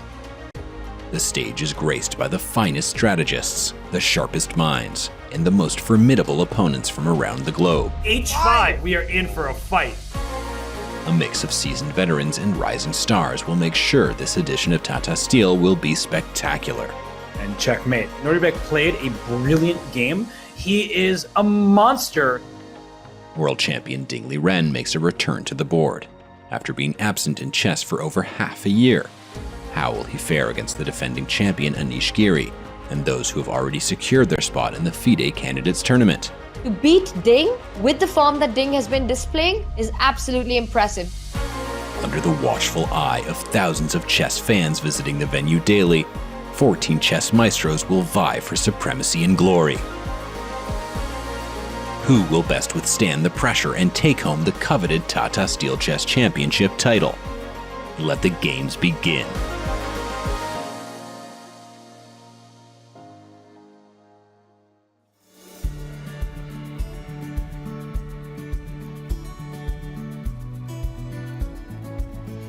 We are back in Vaikunze. The round began at 2 in the afternoon local time, but now the sun is nearly setting in this coastal town that players from the chess world flock to each and every year. It's a true festival. It's a sight to behold. But right now our sights are on the playing hall, the Morion, as that's Alexander Donchenko in front of us, and his game remains, but other games have concluded. And Danya, it's been quite a decisive day. It's the penultimate round, and for some of the players, a happy occasion. For others, spoiled chances.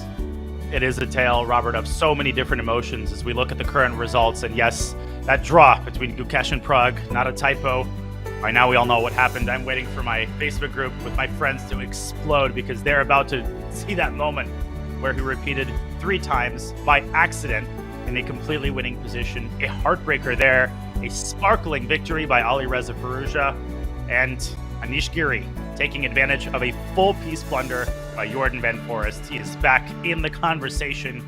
And Robert, we still have our top game yet to finish. Lots yet to be decided.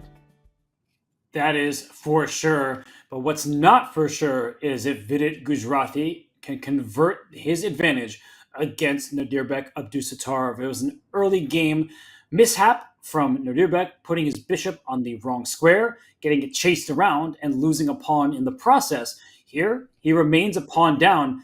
But what a funny-looking position where there's a white king in the center of the board, and it's sandwiched. It's a king sandwich between 2 rooks. So it's not a usual position, but it's a healthy extra pawn for Vidit. He can continue pressing. I could go for a sandwich just about now. I too am hungry, and I'm sure the players are feeling quite famished themselves. But for Vidit Gujrati, all of his attention must remain on this board and making progress here. Not that easy because the extra pawn, it's advanced quite far. What next is the question for Vidit. Yeah, the position has transformed quite a bit. Now we have kind of an open center, and it's, I mean, visually, if you look at this in a very kind of perfunctory way, it looks like white keeps making progress, but at the same time, a lot of the business squares are nicely covered by Nodirbek. We're about to get a move by Vidit. We're not in time pressure land anymore, folks. Move 40 has been made. You can see that reflected on the players' clocks. As we see, Marc-Andrea Maurizi, who will lose his game, by the way, against Daniel Darda in the challenger section. The plot thickens there as well. The rook moves from e6 over to c6. I guess the big question remains, Robert, who benefits in the event of a rook trade? My guess is still white, so maybe Vidit is preparing to force a rook onto the 7th rank at all costs. What do you think? That looks like a wise plan, because a rook on the 7th rank will either win a pawn, force the pawns to move, or initiate some further trades. If all the rooks come off, white is just winning this game. So black cannot afford to trade all of the rooks. Now the question becomes, can black trade 1 rook? Sure. can black trade a rook and a bishop? I think perhaps that's the ideal scenario for Nodirbek. Of course, it has to be at the right moment. But if a one rook, let's say the G1 rook for the E2 rook, and the bishop, both of them come off the board, now how are the drawing chances? I think that with the black king sitting on F7, the rook on an open file, they're actually quite good drawing chances for black. Yeah, I mean, it's weird. We've already been in this endgame for something like 20 moves now, just about 20 moves. And my original assessment, I think, was 60-40, maybe closer to 70-30. And I don't know if my estimate has changed. I feel like the evaluation has not changed. And I just continue to marvel at Nodirbek's boundless resilience. It just seems like no matter what is thrown at him, he will always find practically the trickiest way to keep the game going. He's done that so far, but the terrible thing, Robert, about this kind of suffering is that it knows no limits. You can survive for 20 moves, you can do a stellar job, but now he's got another 20 moves to make, and a single inaccuracy will send him careening over the edge. Bishop c5, though, is an excellent move, kind of caging in the rook on c6 and maybe setting up the possibility of rook d4 check. And I think in response that Vidit, now that his rook has ventured to c6, can he start going for a checkmating net of his own? Rook d4 check, the king can slide back to f3. I don't see a huge follow-up there. So I'm wondering if white can play the move g5 to try to play g6 check and go after the black king. Okay, you woke up and chose violence, didn't you, Mr. Hess? As long as it's not for your fellow commentator, I mean. Nope. You I have a soft spot for. I'm not going to come after you, but I'm going after that black king. That's what I like to hear. Let's try it out. G5. Let's go. Okay, first attempt. Can I try rook e7 check? I think this is the straightforward move. Okay, so I can either block with the bishop, but that minimum loses me the g5 pawn. So process of elimination, I have to move my king. If I go king to d3, I'm walking into trouble because you have rook to rook d1 check potentially, and I'm not enjoying giving up my rook on e2 in this manner. But king f3 allows a repetition. Check, and then I have this check. Oh, that's clutch, and that would force a draw. So I have to go king to d3. I clearly didn't work out all of the possibilities. King c2, you take my rook, I take yours, and I have these rook c7 check ideas. The g7 pawn's in trouble, so can I give you a check on the 7th rank? And then play bishop e5? Yeah, and black's king is, as you say, not long for this board. This is such an instructive line, actually. So instructive how quickly it can get tactical and how much calculation there is, Robert. In these endgames, it's easy to be kind of lulled into a sense that everything is conceptual and it's all about piece placement. But in fact, there's a tremendous amount of calculation that always undergirds proper endgame play in these situations, which is why they're taking so long on every move.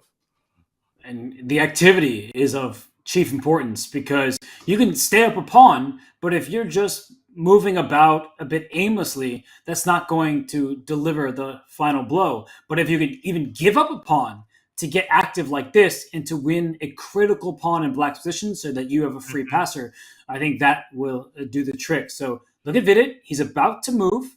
Oh, but he seems pained. Like he is calculating here, and I believe he was hovering to go g5, but he has yet to do it. And we, I think, have to jump very quickly to the Warmerdam Dingley Ren game because it looks like Max, in the first piece of good news, in the last 4 games, he might have saved. Let me say this again. He is on the cusp of saving that endgame against the world champion. Can we go to that game really quickly? Let's do it. Let's check out Dingley Ren, who, oh my goodness, he's dropping his pawns, both of them. No way. And what if G3? So G3, the point I guess you're making is that if white takes on E4, then the problem is you can't catch the pawn. Let's just show that because it's really instructive for some of our audience members who may feel like they struggle in endgames. After king takes E4, G2, and normally you would stop this pawn by playing rook A1, but the black rook lands on H1, and there it goes. That's going to become a new queen. So that's unavailable to white. So instead, after G3, I think that white plays king F4, And after G2, Oh my do you gosh. throw in Rook F5 check first to force the king to make a decision, and then you play Rook G5 and you're catching both of the pawns? Unbelievable. Let me just show for the newer players what happens if you. This is the construction you always want to avoid, because a Rook H4 check will force the Rook trade and Black will promote. But by delivering the check, you're either ensuring that Rook G5 comes with check, or that the king loses contact with that square. And beautiful, look at the distribution of labor here. The king stops one pawn, the Rook stops the other. Check, King E3, and Black has to part ways with at least one, if not both of the pawns. And if the king goes the other way and tries to maintain contact with the Rook, well, that doesn't help either, because the Rook has tons of real estate down the G file that it can shuttle between. For example, Rook G8, Black can set one more prosaic trap with Rook H5. Now, do not take this pawn because of Rook G5. Take this one instead. Ding Liren, the world champion, he cannot catch a break, man. How did Max save this endgame? He had no time. He had no position. Somehow, and I guess we don't have time to really delve deeply into his incredible comeback, but what reserve of strength, Robert, it took Max after 3 losses to go from this losing endgame to a draw. Incredible. You got to be happy for him. For Ding Liren is look at how much time he has left. He didn't invest the time to try to work it through to a win. Maybe he assumed, and that happens to all chess players. If you go to move 52, what happened? We have to look at how this got here. Please continue, Robert, though. I apologize. I'm being obnoxious. No, I was going to say on move 52, I can see that's where there are glyphs saying that was the critical mistake. That Max, he was clever. He wanted to split Black's pawns. So the pawn is captured on E4. And then when White stepped up with king to E3, look at what Ding did. He took the pawn on H2, assuming that he would have a winning setup. But he probably should have checked the white king away and then brought his rook to the long side.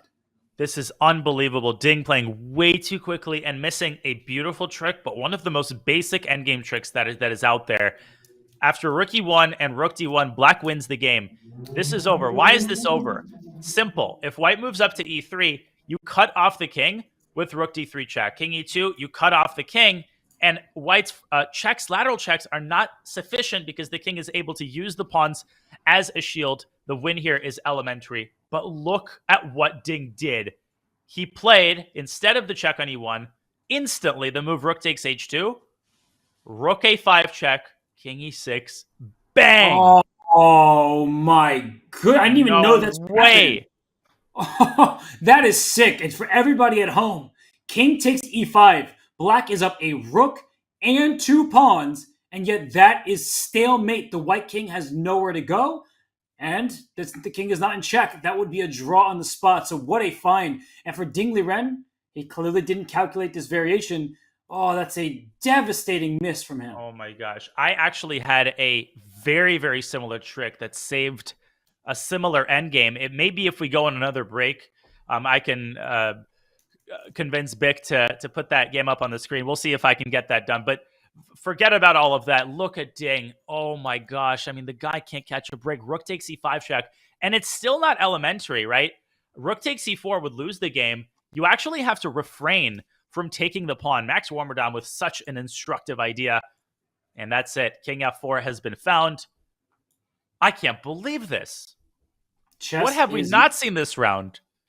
Absolutely brutal game where one side can completely outplay the other and they only get half a point, as does their opponent. Like if we talk about the Gukesh against Pragg game and this game between Max Warmerdam and Ding Liren, it almost feels like one of the players should get like 0.8 points and the other should get 0.2 or something like that. But no, a draw is a draw, and you have to continue to the very last move of the game. And unfortunately for Ding Liren, maybe he stopped short in his calculation, but for Max Warmerdam, he says, haha, I have a clever, cheeky little stalemate trick, and that saves the game for the Dutch player who has had a tumultuous last few rounds. You know what? You have to feel two things at the same time. You have to feel so happy for Max, who he's deserved a break. If anybody deserves a lucky break, it is Max Warmerdam, and his second, Luke Van Wely. He's got to be jumping up and down in the Skittles room with excitement once he figures out that this happened. But Robert, I think it's very clear. This is an epitome of the fact that Ding is just not right. He's just not right. World champions do not miss stuff like this. He's playing too quickly. You can sense it in the body language, and I think we all hope collectively, whether you're a Ding fan or not, and it's hard not to be, if you watch him in action, that he recovers his form, figures things out, and emerges stronger. What a turnaround and what a save by Max Warmerdam. What a shame for Ding Liren, who probably felt that finally he could string together a good game, but some hasty decisions have cost him the full point. He will only get half a point unless Max makes a mistake. And to be fair, Max has made some endgame mistakes throughout this event. It seems that he is learning his lesson. He was completely lost, and yet now he has found survival. And Rook A6 check is also, not sure why Rook F5 was not played, but Rook A6 is perfectly sufficient. Can the king try to zigzag its way out of the checks through H5? No. Oh my gosh, you could actually lose this with black. Oh! Should I show this?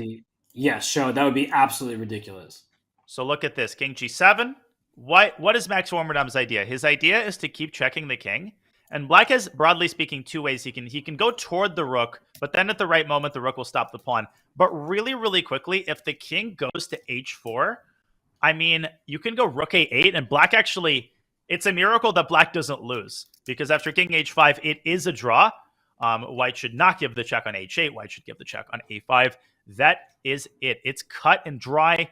Ding will probably try to go the other way. He will try to zigzag his way toward the rook. And again, Robert, I actually don't love the fact that Max didn't go rook F5. Here, I would point out that in this position, a check on A6 actually loses. You let the king squeak by. You have to go rook G7 at the right moment. And after king D5, you actually can repeat the trick with rook takes G2. Oh my gosh, that would be too much, But it does go to show that this endgame has a little bit more left to it than the evaluation bar would make it seem. That white still has to be careful because that pawn is close to promotion. Rook A6 was an extremely sloppy move by Max. Rook F5 check ends the game immediately. That's just a draw. You don't want to play with fire. You're the beneficiary of this incredible tactic. You want to be precise. Max, he's got plenty of time, and that is why I think he's going to figure out all of the moves. But Luke Van Whaley, you can sense his heart is still going to be beating for his protege, but he's found it. Rook G7, bang. It's a draw. And after king to D5, is king E3 the only move? It seems like it is, and you can see on Ding Liren's face that he sees the draw for his opponent. Max Warmerdam, what a save this will be. Oh my gosh, and this endgame is like the gift that keeps on giving. I'm sorry to keep toggling between the analysis board and the real board, but hopefully I can be forgiven just because this is so interesting. If you can humor me for one more second. After king D5, king E3, rook H3 check. Actually, it's not so easy, Robert, because, okay, you go king F2, attacking the pawn, and let's say I go rook F3 check. Am I totally delusional and not being 100% sure? We see that this is a draw, but it's actually not so easy. No, you have to know your long side checks.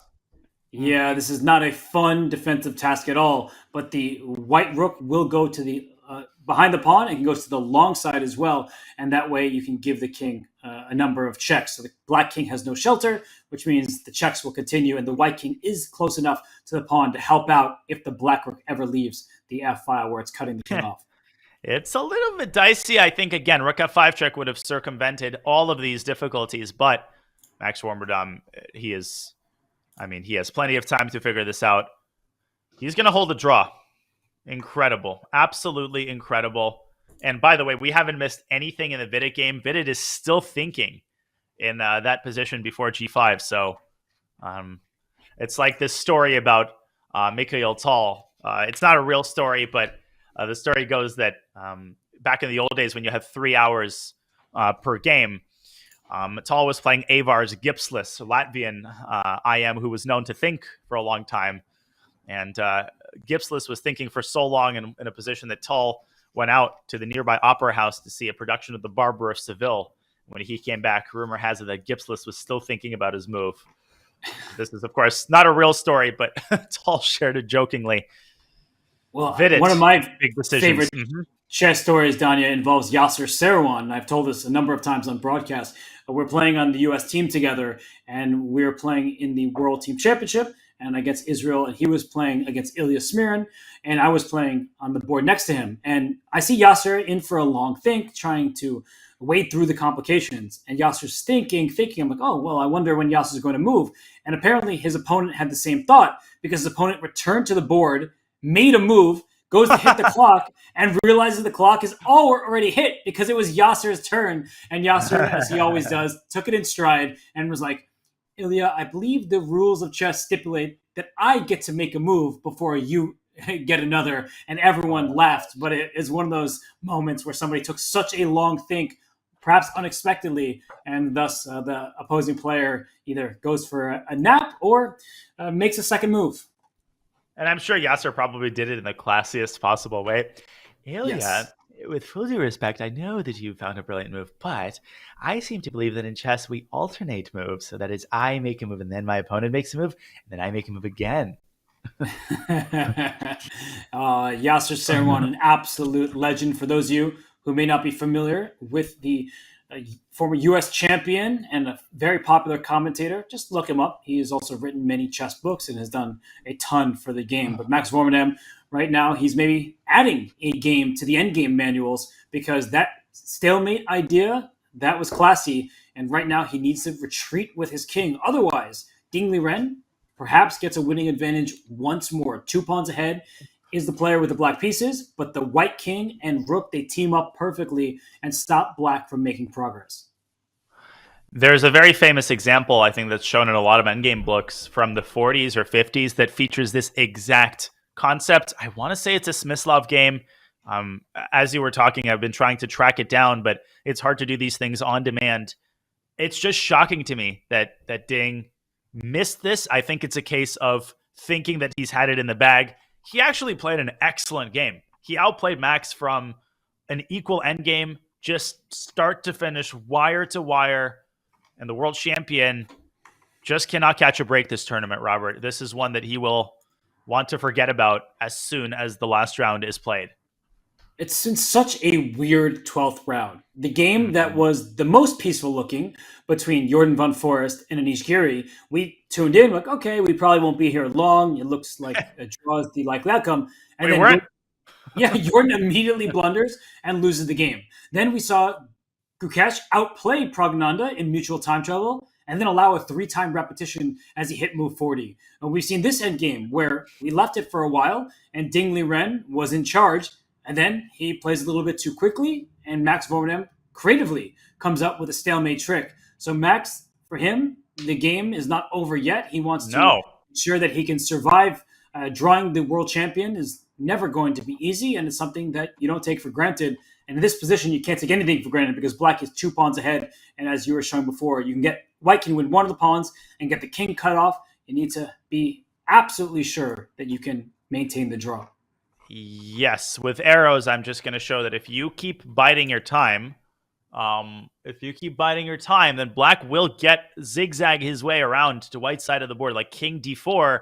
And remember that if white leaves the g file, you have to come right back to the g file in order to stop the g2 pawn. So white has to use his king to the maximum of its ability, drop it back to e3, and essentially shoulder its vis-a-vis, preventing it from circumventing white's barricades. But Max, 25 minutes to figure this out. He can quadruple and quintuple check this, and he should.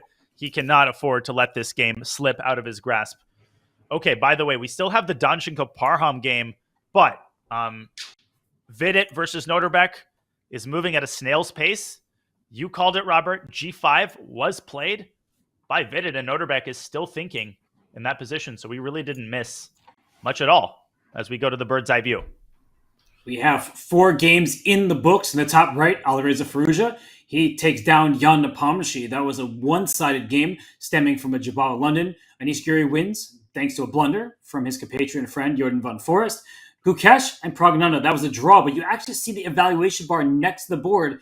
White was winning, but allowed a 3-time repetition, and the rules of chess stated that is a draw. And then Wei Yi, he outplayed Zhu Wenjun in an endgame, so a deserved win for him. So just 3 games remain. In the top left and on your screen, we see the game between Danchenko and Parham Maksudlu. Parham has been with an advantage throughout most of this endgame because the white king is actually in a mating net, and while white is actually a pawn ahead, if my math is correct, white's in some trouble because that knight is pinned, and it also can't move because of a checkmate threat.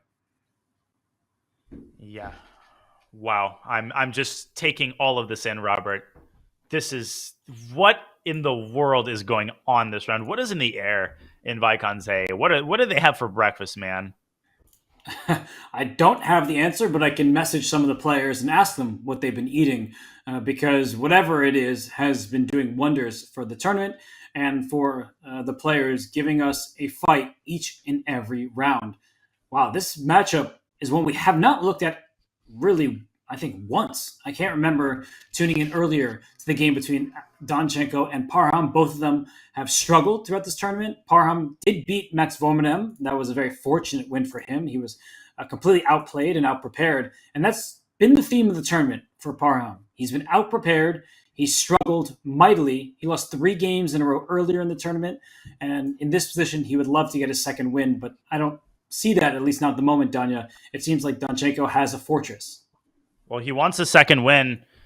It seemed like a dead draw earlier. Parham kind of got a second wind, but Danchenko might have just taken the wind out of his sails with that last move, rook to d4. Do you want to take a closer look at that game while Nodirbek is thinking, or shall we investigate? Yeah, why don't we take a quick look since we haven't checked that game just yet. So let's dive in a little bit, and we can even take it from the top just because the other players are in for a think. I haven't looked at this game, if I'm honest. The current position is one where white can only move the rook. Otherwise, you lose the game. But apparently you have just enough rook moves along the D file to survive. And by just enough, you mean just one. Right. But, oh my gosh, that's like some stalemate ideas here. Yes, because the white king cannot move.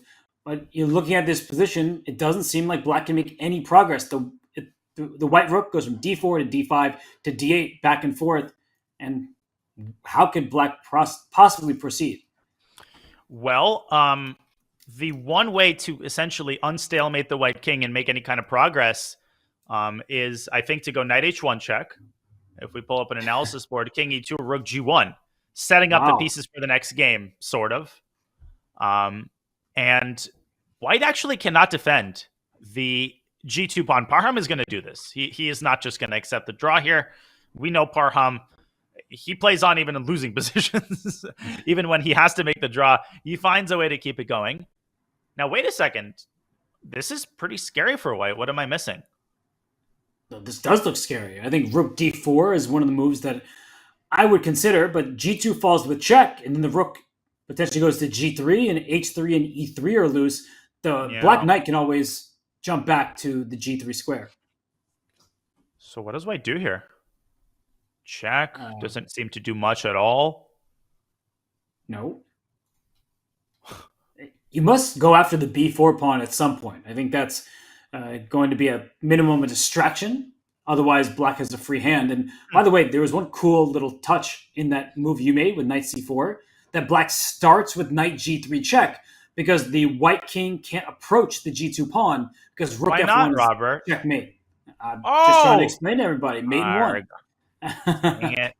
I came oh so close. I was about to capture your rook, but evil man that you are, not giving me anything, not giving the old commentator a break. You got to go the other way, and Danchenko would not get a break here. That's a great call there, Robert. Starting with knight g3. And one of the themes, the overarching themes of today's round is how important it is to be disciplined in the endgame, right?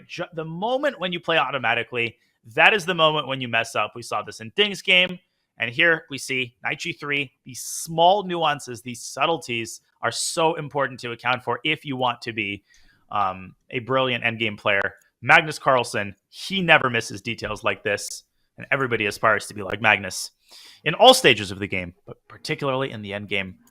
Live position, Parham's still thinking, but fully expecting the check on h1 here.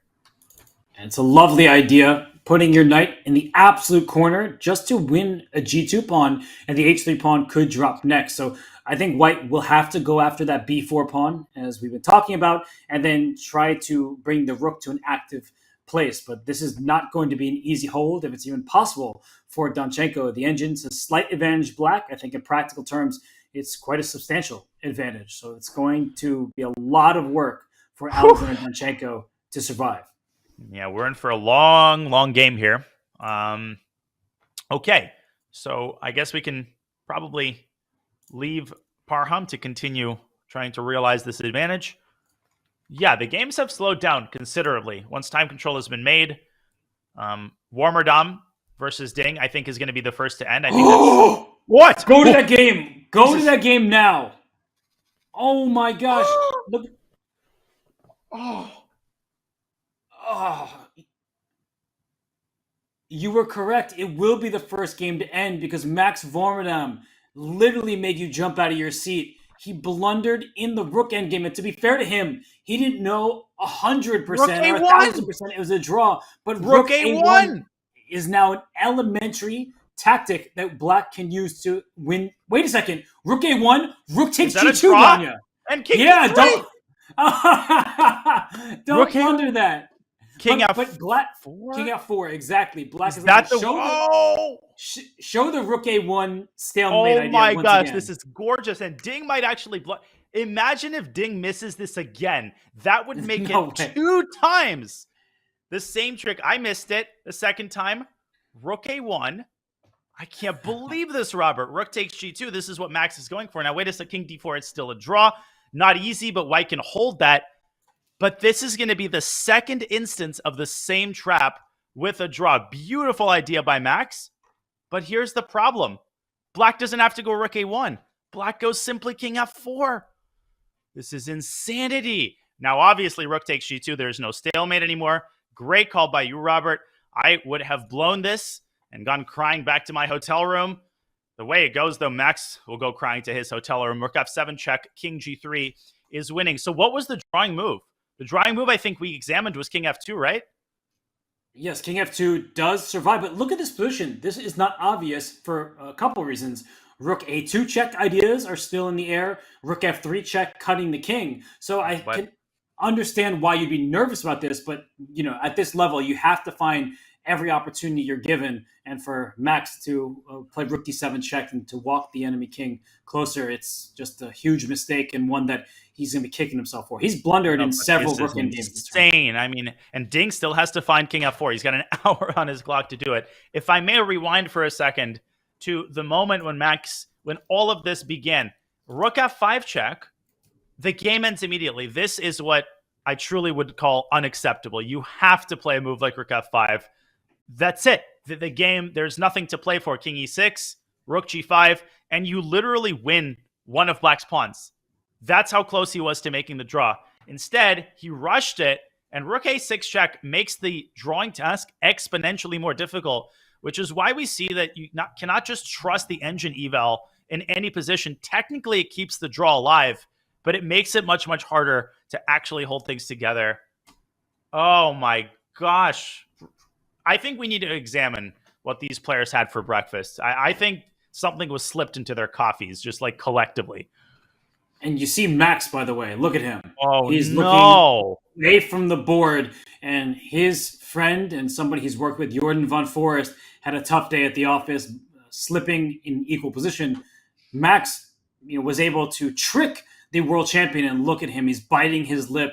And really, he is just cannot believe that another game is getting away from him. Because Danya, as I think back in his tournament, he won some big games early on, but then he lost an endgame to Gukesh, and it just feels like the game against Parham, somehow he lost that one. Endgames are his kryptonite. Yeah, and by the way, G1 equals queen is the fastest way to win in this position, transitioning by force into a winning pawn endgame. King takes G1, Rook G3. Ding will spot this. Yeah, endgames have hurt him game after game, but with 21 minutes, you have to hold yourself back. You have to double check and triple check on every move. And Ding with a beautiful flurry here. G1 equals queen. Resignation by Max, a 4th consecutive loss. And in some ways, the most heartbreaking of them all.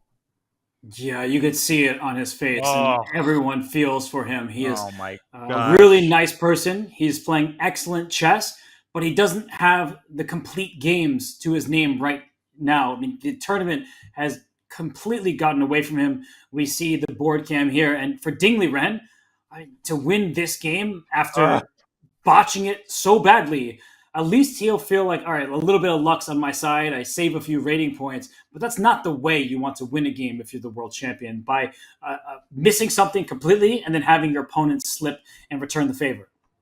This was absolutely insane. And for Ding, you'll take all the lucky breaks that you can get.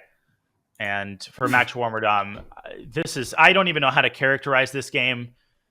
This is something out of a bullet brawl game. I mean, that was just ridiculous, and I'm not complaining because it was entertaining for us commentators. But imagine being a fan, someone on their team. Imagine the roller coaster of emotions that you feel from Max's side, from Ding's side. Celebration followed by tears, followed by celebration again. This is what makes endgames so incredibly devilish. Speaking of which, we've got 2 games left, Robert. Both of them are in an endgame. We're not done yet. Your seatbelt should remain fastened.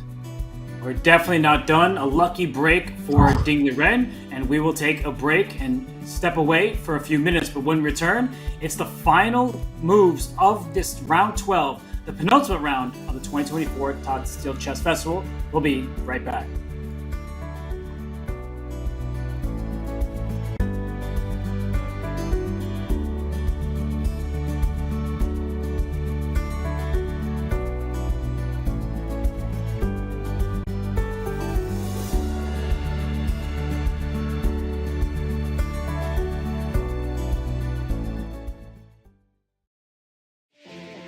Looking for a new way to learn chess?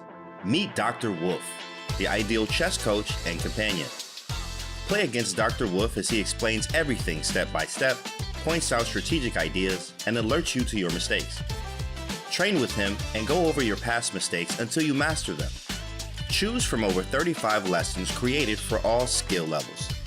No matter your level, everyone could use a coach. Download Learn Chess with Dr. Wolf for Android or iOS devices today. I've been a member since 1986, nearly 40 years. It's just a beautiful building, very nice staff, lovely place. My name is Peter Lee. I am 79, 80 later this year. I won the British Chess Championship when I was 21. I played in the England team for about 10 years. My name's Padana and I'm aged 8. My rating's around 1800 and I won the World Under-8 Girls Rapid and Blitz Championships. Ladies are allowed in now, but they used not to be here until 20 years ago. Would you like to see a bit of the club, Padana? In theory, no one under 14 should go in the club. So I've always been into problem solving, everything I do. I play bridge as well, I do crosswords, I do number games, I'm a medical statistician. I call myself a problem solver. I started liking the pieces and I wanted to take them and keep them, so then my dad said I could play chess instead. When I gave up when I was about 31, I was 2,390. And I've only played one graded game since then. What did you say your rating was? 1900? 1800. 18. Even if you're not ahead of me yet, you'll be ahead of me in 2 or 3 years' time.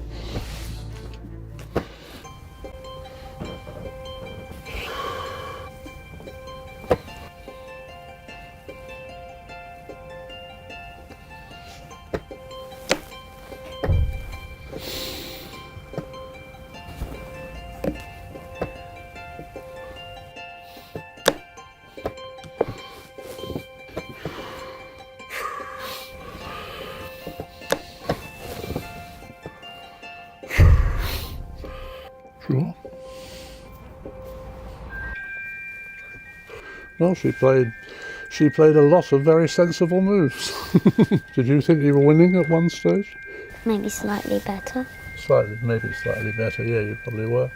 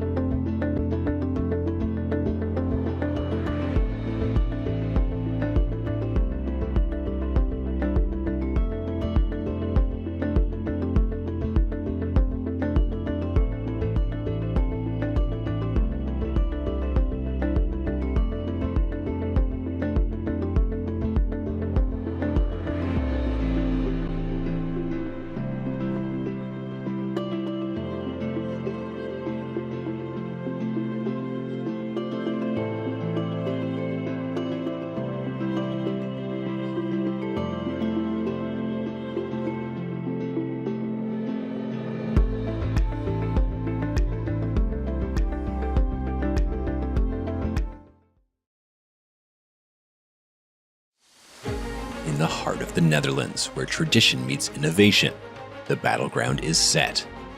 Welcome one and all to the Tata Steel Chess Tournament, the Wimbledon of chess.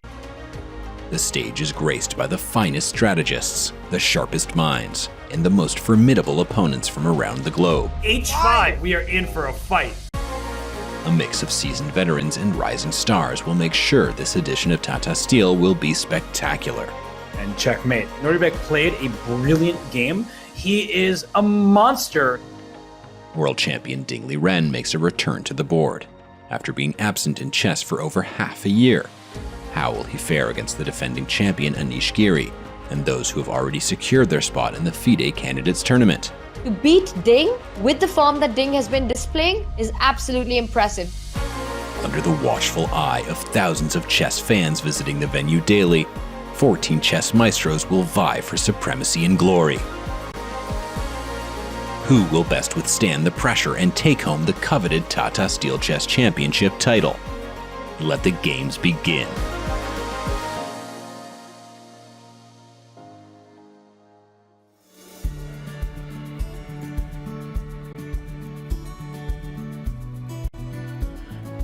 We see the emptying playing hall, De Morion in Vikensee, home to the Tata Steel Chess Festival.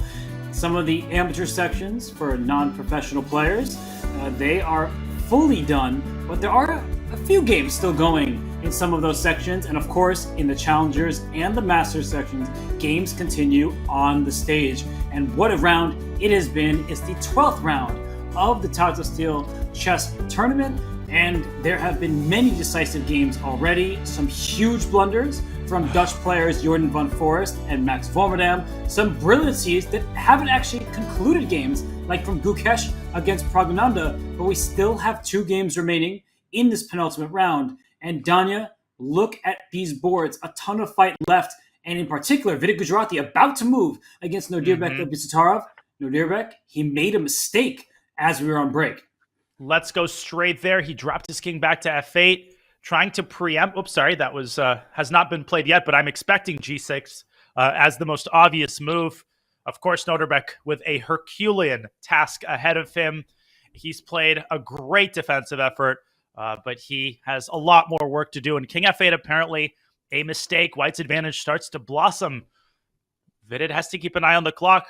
Robert, will we see the move G6 just continuing the expansion and continuing to deprive the king of key squares and just taking the air out of the building? Well, he was hovering over what I thought was the G pawn, so extremely likely he plays that. And the mistake from Nodirbek, I think he needed to play G6 himself, but that's almost an impossible move to play. Impossible. I did look with the assistance of the engine to see what move was better, because we should always inform our viewers what could have, should have happened. But G6 from Black, no way. That is a joke. Nobody is playing that a turn ago. Absolutely ridiculous. Sorry, I don't know why I am so itchy with my trigger finger. Actually, incidentally, F6 and G6 probably White's two candidate moves, and G6 by Vidit. You don't have to tell him twice. It's on the board. What makes this move so strong, Robert? I think it's two main things. The first is that Black's king all of a sudden is not in a mating net per se, but very, very close. The second is that there's a positional component to this move. White fixes the pawn on G7, and with a later bishop E5, comes very, very close to just crashing through on the king's side. And I actually do think that there is a checkmating net. So let's say you first take on G6, if we can just bring up an analysis board here, as we look and see that Vidit had a brilliant move earlier in the game. 5 exclamatory moves, because he's been playing accurate moves that have maintained his advantage. But let's say we swap on G6 and then play the move A5. There is a checkmate in the air. That it's Rook C8 check. Beautiful. So, we'll see a trade. And then A5, let's say, Rook C8 check, and it's a forced mate. Bishop H4. The king, well, where's it going to go? For Black, right? King F5 was that mate on the spot? I was looking at Bishop H4 check, but King F5 is just mate, isn't This it? is also good. Choose your poison, choose your pick. Wow. Oh my gosh, that's a huge threat. What does Black do? Because I think Black has to give a check on E7, trying to preempt this mechanism, but can White block with the bishop in response? So let's say Rook E7, Bishop E5, and White self-pins. I think a lot of players would be very afraid to play this move, but it's actually not scary because the Bishop on E5 cannot be properly attacked. Rook G5 can be tried. No, just Rook C8 check should be winning. Oh, look at this line, Robert. Okay, I'm looking. Okay, Rook G5. What's the cleanest win in this position? So if you check, that looks pretty strong to me. You're going to King F4 first to keep G6 protected. Also, that's maybe cruel. that's even classier, because then Bishop takes G7 check is in the air. Don't play Bishop D6 and lose, because Black recaptures with a check. I tell this to younger players, particularly all the time. This is why you double check. No pun intended. Rook takes C5 is one of many ways to win, and then Bishop D6. White wins like a knife through butter. Again, look at the role that this pawn on G6 plays in creating the preconditions for all of these mating patterns. God, Vidit is incredible. I mean, some of the endgame displays in this tournament, after 5, sometimes even 6 hours of play, are stellar. We are spoiled by the level of play shown by the leaders in this tournament. And this one, I don't see how Black can possibly recover from it, because this line is very direct. Rook E7, Bishop E5, threatening a rook on the last rank. The G7 pawn is loose, and Black is completely frozen. So as I try to come up with a single idea for Black, I see no more moves. Rook E7, Bishop E5, and that feels straightforward as it gets. Are we going to get a quick resolution here? I'm honestly a little bit bemused at the evaluation, which is only 2.6, but let's not fall too in love with it. I think we can see with our own eyes that Black is running out of resources. He's getting suffocated. And if this is converted, we're going to have a 5-way tie for first, right? We have Nodirbek, Vidit, Anish, Wei Yi, and Gukesh, all with 7.5 out of 12. And then Pragg and Ali Reza both actually will be sitting a half point behind with 7 points. So we have an absolute logjam at the top. Are you kidding me? This is insane. So, and Gukesh, the craziest thing is if he had won that position, if he had refrained from the accidental 3-time repetition, he would have been in clear first? That is correct, yes. He would have been in a clear first place. And imagine had he beaten Ali Reza yesterday as well. Yeah, he is not going to be happy looking at the standings and the points he's left on the table. Man, this is honestly, I don't want to spoil anything because tomorrow we will get the finale of our dreams. But this has been the Tata Steel, one of the most historically entertaining Tata Steel events I've been a part of. And I've been watching this tournament, Robert, not an exaggeration, since 2004. So it's been 20 years or so of watching this tournament unfold in terms of the entertainment value of the games themselves. And now the situation in terms of the standings, I can't believe what we're seeing. But the game is not over yet. Nodirbek has 30 minutes. Can we find any way for him to prolong this game, to put any practical difficulties in front of his ridiculously skilled opponent? I don't see it, and I just was looking at Nodirbek. I don't think I've ever seen him shake this much. He is usually stoic. He stares his opponents down, but right now he is staring defeat in the face, and also that memory of a year ago. Please don't let history repeat itself. Don't go into the final rounds with a lead and blow it at the last moment. So for Nodirbek and Bishatarov, the good news, Danya, is that when he loses this game, it's not an if for me at this point, it's a when, that he's still in a tie for first, and he gets the white pieces tomorrow against Alexander Donchenko. So in terms of win probabilities, he entered this round with a huge chance to win the tournament. He leaves the round in likely a 5-way tie for first, and if that is the case, he still gets the white pieces against Donchenko tomorrow. So, really good chances for Nodirbek despite the tough game here. Absolutely. And, he got outplayed this game. He had that early blunder. We can call it a blunder. He fought tooth and nail. And I actually have one more try. If I can, just try it out. Let's see how this is refuted. What if I give you a check on e7? If I may, bishop e5. Can I try the move king to e8 here? What are you aiming for? Are you trying to trick me somehow? Let's see. Rook c8 check. Me trick you? No, I would never do such a thing. Not to a fellow commentator, Robert. Come on. I thought we were friends. King d7? So you want me to trade on e7 because g6 will fall at the end of the variation. So I see exactly what you're aiming for. I walked into it. King f5 check. I win the rook. Nope. King f7. And very importantly, rook e7 would be also winning, but the bishop holds that square. So that was my concept here with king e8. I love it. It's good to force your opponent to prove the win. So I'm noting that. King d7 can always be met by rook c7 check, so I don't need to force that. So now I need to come up with a move. And what should that move be here? I could push my h-pawn. That comes to mind as a potential idea. But I know you're going to give me some checks along the way, so I need to figure out if I can afford that. But h4 does strike me as a decent option. Yeah, you're also covering the g5 square. If I give you the check, you go to f5. If I gobble up the pawn, I check you. I check you some more. Oh my gosh. Wait a second. What? I take you on e7? Yeah, simple enough. Okay, I was looking for something. Nah. Bishop d6 is lights out because there's a pin along the e file. I could have taken on g7, but I'd rather just end the game here by winning the piece. Very nice. h4 is one of those classy moves that are hard to make when you're trying to find something forced, but just kind of sitting on the position, improving slowly, is always a tried and true approach. Okay, Nodirbek looking, trying to find some way to keep his legs moving, to keep this game afloat. But I think he's running out of chances, and Vidit, 18 minutes feels like enough time with sufficient buffer. And Nodirbek, he has been amazing. He won the World Rapid Championship.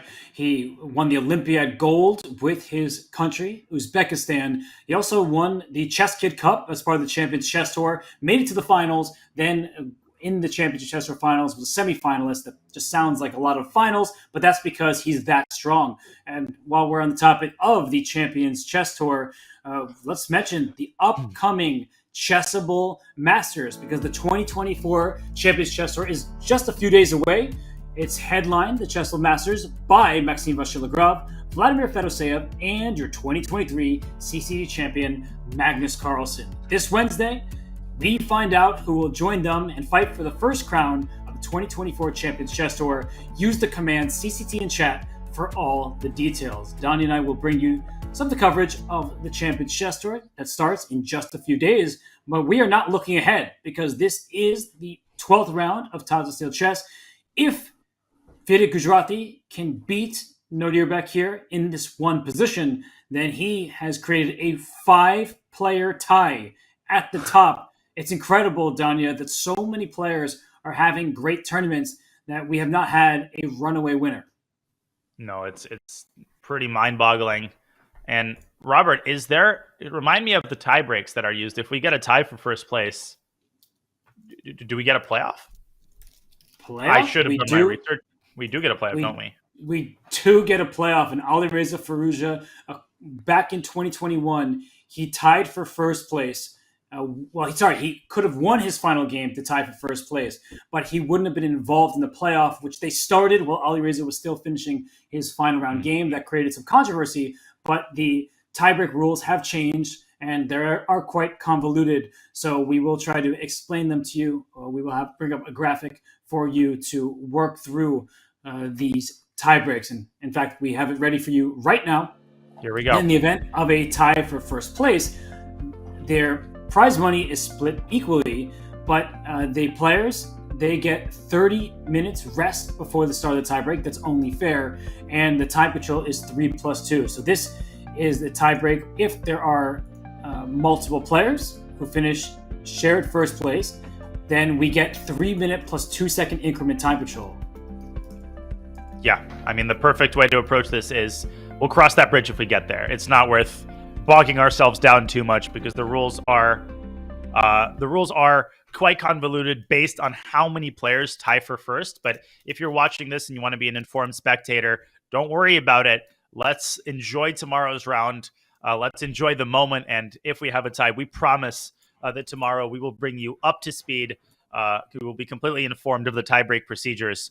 But right now, the players aren't thinking about tomorrow. They're thinking about today. And Vidit is not deciding where he's going to go to eat tonight. He's thinking, he's focusing, and Nodirbek spending the last minutes of his time to find some way to keep this game alive, to keep the candle burning.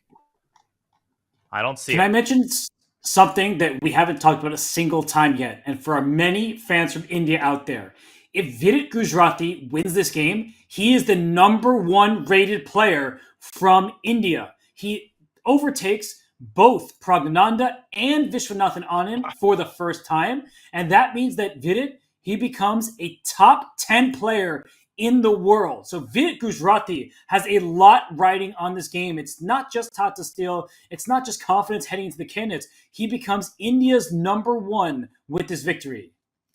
Well, a huge preliminary congratulations for Vidit, regardless of the results of the game. At 29 years old, experiencing not just a renaissance of his career, but experiencing his absolute peak. Vidit is amazing. He is part of course, the somewhat older generation. Oftentimes, he doesn't get mentioned in the same breath as Gukesh and Pragg and some of these other incredibly talented Indian youngsters that tend to take up the headlines. But Vidit is, apart from being just a class act and just such an inspirational figure, I've been a fan of Vidit for a very long time. He's just such a hard worker, and he never stopped believing in himself, Robert. There were times when he was kind of in the 2600 swampland, and he thought that, okay, he's going to be kind of a career 2650, 2680 player, but he put some things together, and I don't think anybody is anything but excited to see Vidit experiencing this incredible resurgence. Who knows how far this will take him? He's got as good of a chance as anybody in the candidates. Vidit Gujrati, he has been in some of the best shape, not of just his life, but in the entire chess world. The way he's been playing has been superb. He won the Grand Swiss in the Isle of Man. after a first-round defeat to Erwin Lamy. So the resilience from him as somebody who was often criticized for losing a game in those clutch moments. He couldn't break through. You couldn't win a tournament. All of the naysayers were out seemingly to get him, and yet he has been able to dig deep. He meditates, and it's not just for show. He has started meditating, and it's really helped calm him. So in these big moments, he can continue to play his best chess. And there was a recent slip from him in the World Rapid Championship in the second to last round. He lost a winning game against Vladimir Fedoseev. He did not earn a medal. And that always stings for any player, but especially for Vidit, who's tried to get over the ghosts of the past. And with the win today, he goes ahead of Vishwanathan Anand. He goes ahead of Pragg. He says to the younger generation, I'm still here. Don't forget about me. Don't think just about the teenagers. I'm maybe almost 30 years old, but I am in the best shape of my career, and I am in the candidates too.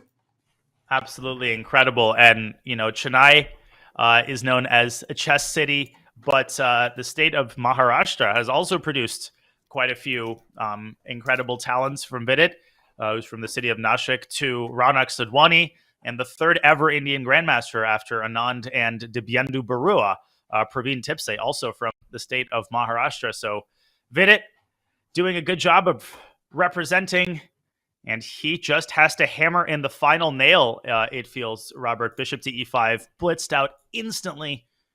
Why is the eval less than +3? This is what's bothering me slightly. We've tried king e8. Apparently, the only move to maintain any sort of practical chances is rook to e8. No comment.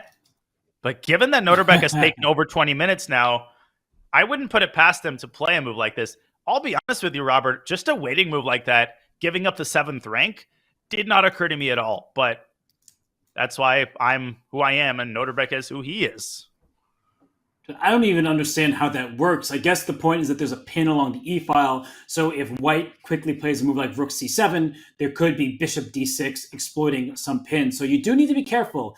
If you are Vidit, you can't just assume the win is coming. The g6 pawn is also falling if you leave the 6th rank. So you have to be really careful and accurate if you're Vidit Gujrathi. So let's have a look. I mean, we might as well. The other game, by the way, that's still ongoing between Donchenko and Maksudlu, that's going at a snail's pace. So we might as well focus on this one, this potential tournament-defining game. Rook to e8, waiting move, only move that keeps black in the game. Now, first of all, rook c7 is a bad blunder because it blunders the g6 pawn. So I am going to cheat a little bit after rook to e8. It's been a long day. I hope that I can be forgiven, Robert. The move here is king to f5. And here's the beautiful point. Rook f1 check. Looks like you're just walking into a barrage of back-rank checks. But rook g1 check. The king hides on the h file. King to h5. And now look at this. Black can try rook d8, reactivating the rook. Bishop c7. Rook d5 check.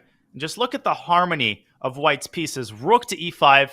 We've talked about it since the start. A trade of one pair of rooks favors white because black's only remaining rook is going to be incapable of dealing with all of the tasks of the position, and here black loses because the g7 pawn is going to be lost to rook c8 check. And so on the strength of this very, very simple, easy, elementary line, white will win the game if black finds rook e8. Just kidding, of course.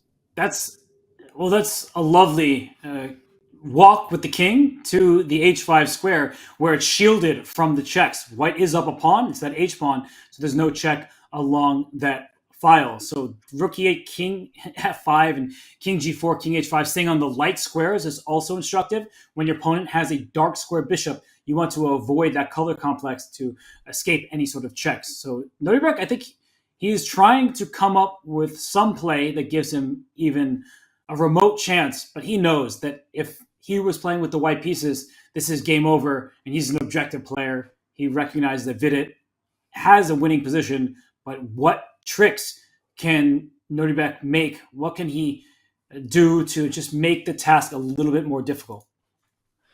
Yeah, it feels like you can just sense the flames being extinguished. Vidit Gujrathi, not only was it an impressive opening, but at one point it felt like maybe he was losing control a little bit. Now it feels like He is going to take this all the way to the end. He gets up from his chair, clear sign that he is comfortable with the position. He feels that he can allow himself a bit of a break, a little bit of a walk, and all arrows are pointing in one direction. And that is in the direction, Robert, of a logjam at the top and a complete bleep show tomorrow in the final round. And I mean it in the best sense of the word. Yes, it is just going to be a 5-way tie, a flurry down the final rounds for many of these players. For Nodirbek, he doesn't want to tie. He wants to maintain his lead, but that looks improbable. So we will take a short break, and when we return, we will see either Vidit Gujrathi wrap up this game or an improbable comeback from Nodirbek Abdusarov. Stay tuned. We'll be back in a short few.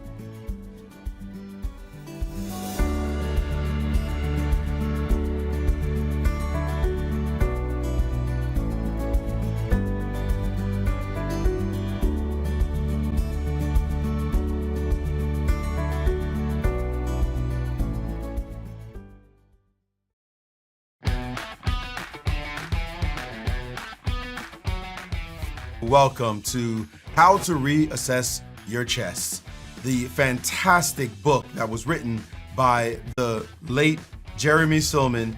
He recently passed away, but he has left a legacy of the concept of the imbalances that he elucidates so very well.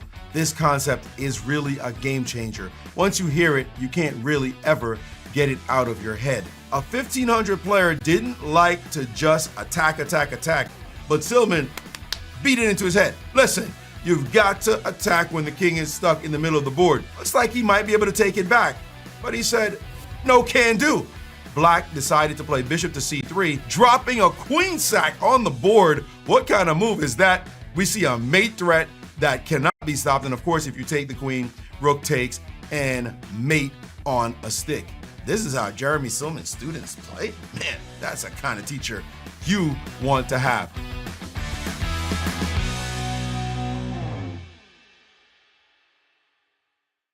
Have a friend or family member who loves chess? Gift them a chess.com membership today and see them take their game to the next level. You can choose a gold, platinum, or diamond membership for 1 month or 1 year. Want your gift to arrive on your friend's birthday or on a holiday? Gifts can be scheduled to arrive up to 90 days in the future. All premium plans include an ad-free experience, unlimited puzzles and lessons, and unlock all bots. Go platinum to add unlimited game review or diamond to unlock insights and coach explanations. Give the gift of chess today.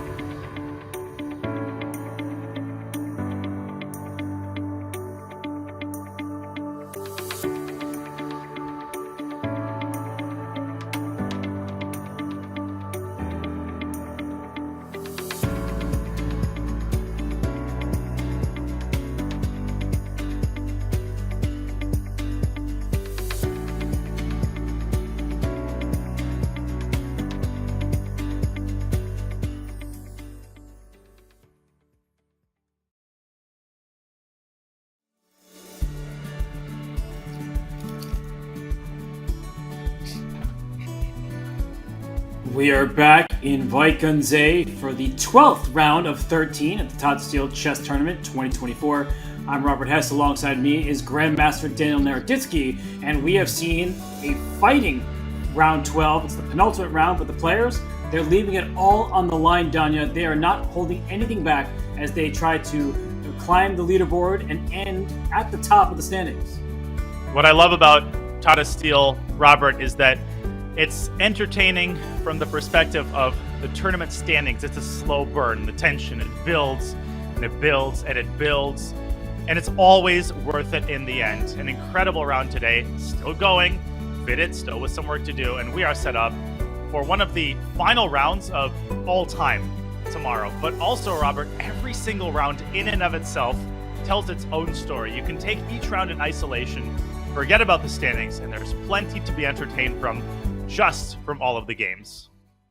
We can take so many good memories from these games, so many brilliant moves, and unfortunately, a number of blunders. But we have 2 games remaining in this round. One of them is for first place, as we have Vidit Gujarati taking again on Nodirbek Abdusattorov. And we have this endgame between Alexander Donchenko and Parham Maghsoodloo, where suddenly we have a race. White has, well, not just 1, but 2 passed B pawns, and Black has what's about to be a passed H pawn once that rook snags the H3 pawn. Yeah, this is an endgame that will likely go on for a very, very, I mean, not a very long time necessarily, but the tactical part of this endgame is still ahead. So I would be very scared here if I was Alexander Donchenko. With the eval bar showing equality, okay, clearly there is some way for White to arrange his pieces and garner counterplay. But I don't know what to do, Robert. Do you give checks? Do you activate your knight? There's a lot of choices to make here for White. I think I would first activate my knight, which defends the loose E3 pawn, because knight E5 check will hurt Black at a critical moment where I'm checking the king, but also aiming at the G6 pawn. So I feel like, Black is playing for a win, but to some extent, Black is playing for a loss. The B pawn does march forward faster than you think. Yeah, I mean, Parham has been playing with fire this entire tournament. He will decline a repetition if there is any way to do it. But this approach has been a little bit reckless thus far, and it's backfired. And I think after knight c4, I'm starting to see your point, Robert. If we can put the move on the board, knight to c4, Black plays rook takes h3, and one of White's approaches is to activate this knight and put it on e5. And I agree. I mean, the closer I look at this, the harder I find to believe that with pieces this active, White really has any realistic problems making the draw here. I don't think he does. And instead of knight e5 check, let's say we start pushing the B pawn. And Black needs to prove that you have everything under control, because that B pawn is going to be escorted by rook and knight. And the Black H pawn, if we just go back a half move there, Danya, the Black H pawn, it takes a while to get it going because you have the rook and the knight in the way. So knight c4, that is Donchenko's choice. I'm not sure who has more realistic winning chances, but I do feel like White isn't risking all that much. I agree completely, and knight c4 is on the board. Great call. As usual, Donchenko with some great time management. Robert, I just got to wash my hands for 5 seconds because I have some Dorito dust and I don't want to get it all over my keyboard. As much as I want to commentate, will you be able to drive for 7 seconds? I don't think you don't have much experience as a commentator, so I'm really going to just put you out there in the wild. Go ahead. All right, I got it under control because the dust is settling in this game where all of a sudden Parham Maghsoodloo trying to get a pass pawn to the other side, but Donchenko has one of his own. And as we look at the results from today, we've already had 4 decisive games, winning with the Black pieces. It was Anish Giri, Wei Yi, and Ding Liren, and then winning with White was Alireza Firouzja. There's only been a single draw, but that wasn't just this equal battle between players who couldn't separate themselves from each other.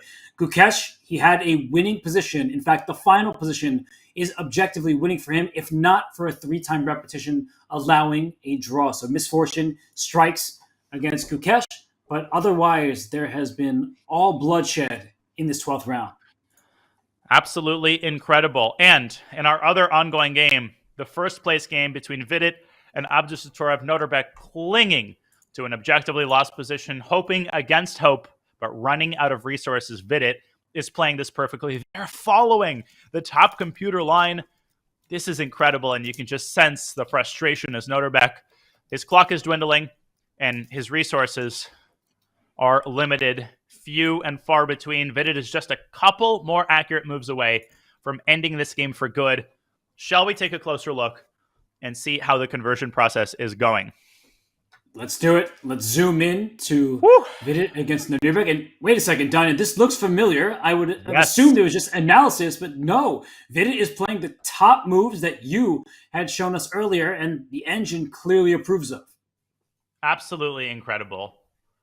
Man, this guy, he just keeps getting better. So Nodirbek, he found the rook e8 move. By the way, just huge hats off to Nodirbek. It's unlikely that he holds the game, but he's found every single resource he could. But Vidit responding with that king zigzag to h5, realizing that h5 is actually the safest square on the board for white's king. And bishop e7 apparently should lose the game quickly. My instinct, Robert, would be maybe h4 immediately, rook f2 and h4. Let's think about this for a second. Black is H4. Obviously threatening rook g5. Yeah, h4. Just take this thing out of that check because you would just win the rook.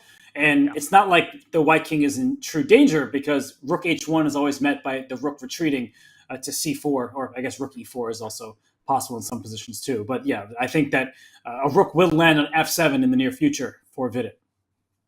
I think h4 is game over. h4, we live. h4, yeah, this does, I think, score Vidit the full point because the only threat that black has, and it's a huge threat, is rook g5 check. So you take away that option. I wonder if Vidit is seeing any ghosts whatsoever, because if not, he will quickly play h4. He can always protect that pawn, and then he is going to infiltrate on the 7th rank and get to g7. Yeah, I really think it's as simple as that. Okay, Vidit, I think what he's thinking about is whether or not to throw the check into f2, but you always want to maintain flexibility in the endgame. And the rook on e2 is actually a great asset because it is paralyzing the bishop, and it is ensuring that in response to a bishop move, you can deliver one of several discover checks against the king. So it's kind of a no-brainer to start with h4, but look at Vidit taking his time. Professional, mature, composed, and accurate. These are the skills required to take down a monster like Nodirbek Abdusattorov. Oh, and he lifted his arm. I thought he was about to make a move, but his sleeve... No. Yeah, he doesn't roll up his sleeve, but it rolls up by itself. That's just... look at Vidit. He is ready to move, but he does not want to play too quickly and make a mistake. So here he goes. Is he finally going to grab a piece? And will it be a pawn? I don't think he has much of a choice but to throw in this h4 move, unless he blocks the g-file with his bishop. That actually is also available, and I think is pretty easily winning. Yeah, but it feels like h4 is the punchiest move, and Vidit. This is a Capablanca-esque endgame conversion, shutting down every last hope, every last resource, every last active move is taken away from black. No more active tries for Nodirbek. He can threaten rook h1, which, threatens rook takes h4 checkmate, but that is very obvious in that it isn't going to allow his king to get mated. The rook can slide back to c4, a rook can go to h2 to block the enemy rook. I'm not seeing anything. I feel like some positions we note the possibilities, the clever tries. Here it just looks one-sided and like there's absolutely nothing Nodirbek can do. No, it's a total paralysis. Look at that king on h5. Like the aesthetic effect that it produces, it's just beautiful. The way the king is sheltered by those two pawns, which are all defending critical squares. Nodirbek casting a glance at his opponent. We are used to Nodirbek doing that from a position of strength, kind of a glance of death here. He knows where this is heading. All you need is to defend against the mate in one threat. What's the best way to do that, Robert? Is it rook c4? To which rook do you delegate the assignment of guarding the h4 pawn? I actually think it should be this rook. I agree with you because the black bishop on e7 can't move if you leave a rook on the e-file. There are all these tactics that allow white to win the game, namely a bishop takes g7 check and things of that nature. So I feel like rook c4 is the accurate try, and that way black will be in a pin in the near future, and I don't see any way out. Yeah, I'll show one sample line. Rook to c4. Couple of things. Okay, if black plays king to g8 and tries to escape, hopefully I'm not blundering by suggesting bishop to d6. That finishes it off. If black plays rook f1, trying to guard the f-file, this is sort of nominally the most resilient move. But among many things that white can do, Robert, what comes to mind? Rook f4 check is probably winning. Is that the easiest? Looks pretty good, although the black rook will escape. I think. Yeah. Well, you can't go to d8, funnily enough. I thought after the trade of rooks, you could try rook d8, but then there's another funny exchange sacrifice just to win back the material. Great catch. Rook takes c7, bishop g5 takes d8, and then you create a passer on the king side.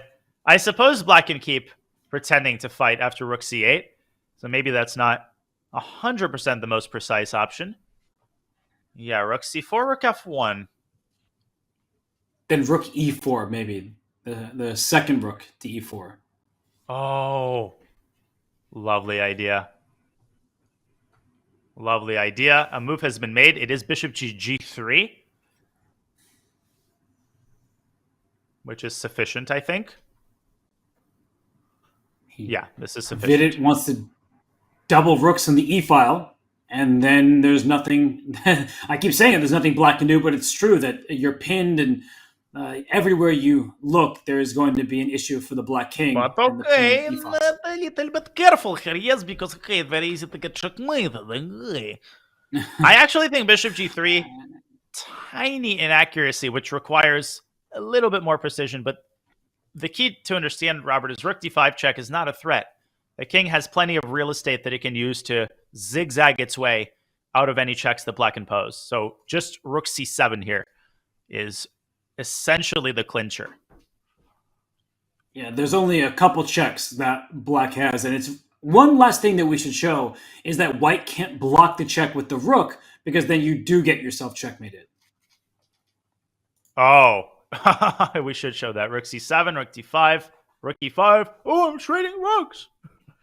Yes, you are. But you're also giving up your king, and that is not a very wise thing to do in chess.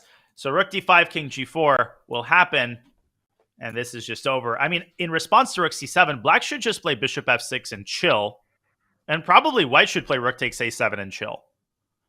Okay? The black king has background problems. So not like the rook can leave d8 anyway. Yes, and white can probably just slowly start advancing the queenside pawns, but Vidit was 6.5 minutes. Needs to keep his nerves in check. Here he goes. Let's see.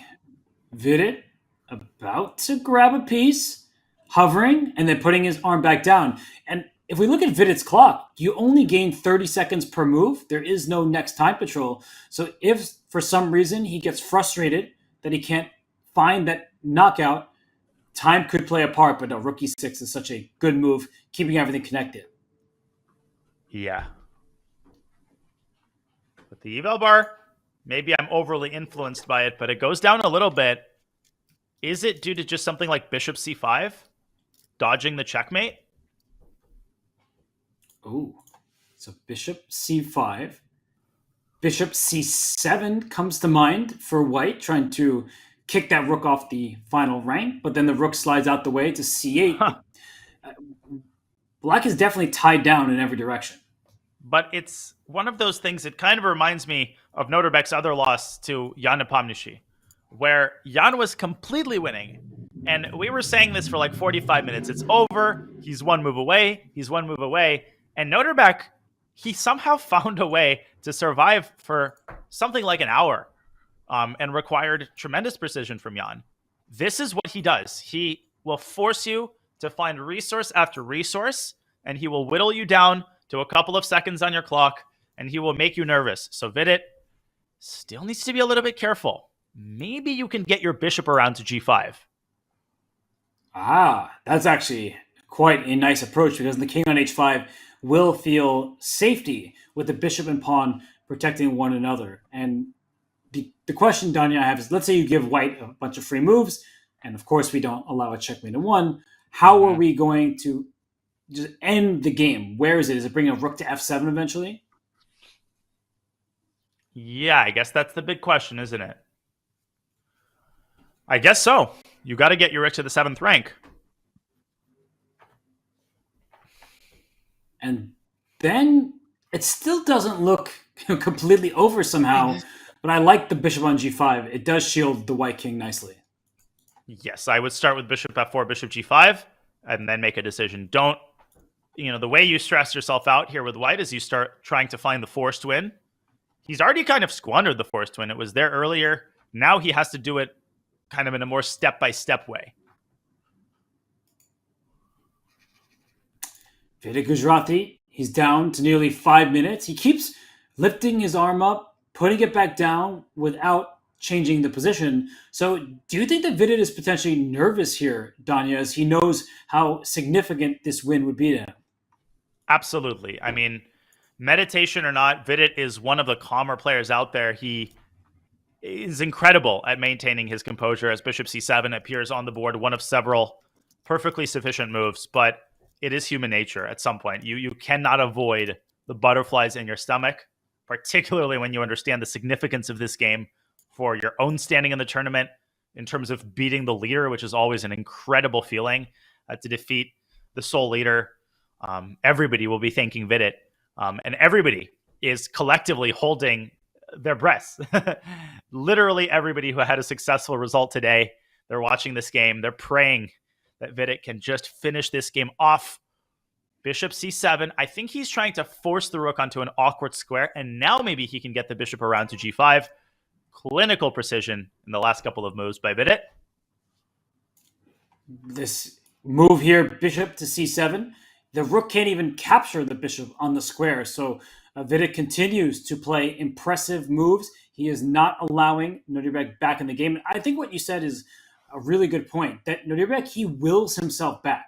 That there are plenty of games where most people would have already resigned. And the fact that he continues to calculate and force his opponents to find accurate move after accurate move. If you're going to lose, well, you're getting 0 points no matter what, but it helps you save half points here and there, and it certainly adds up. That's absolutely correct.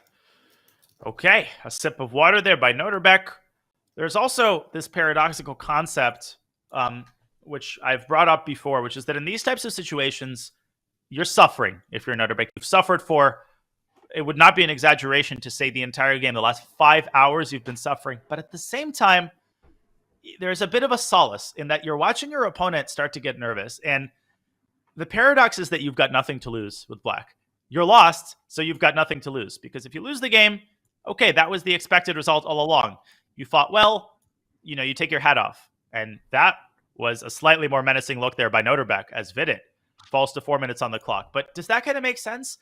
In that sense, you're playing more freely than your opponent because you've already come to terms with the loss, whereas your opponent is the one who really now has to demonstrate some precision.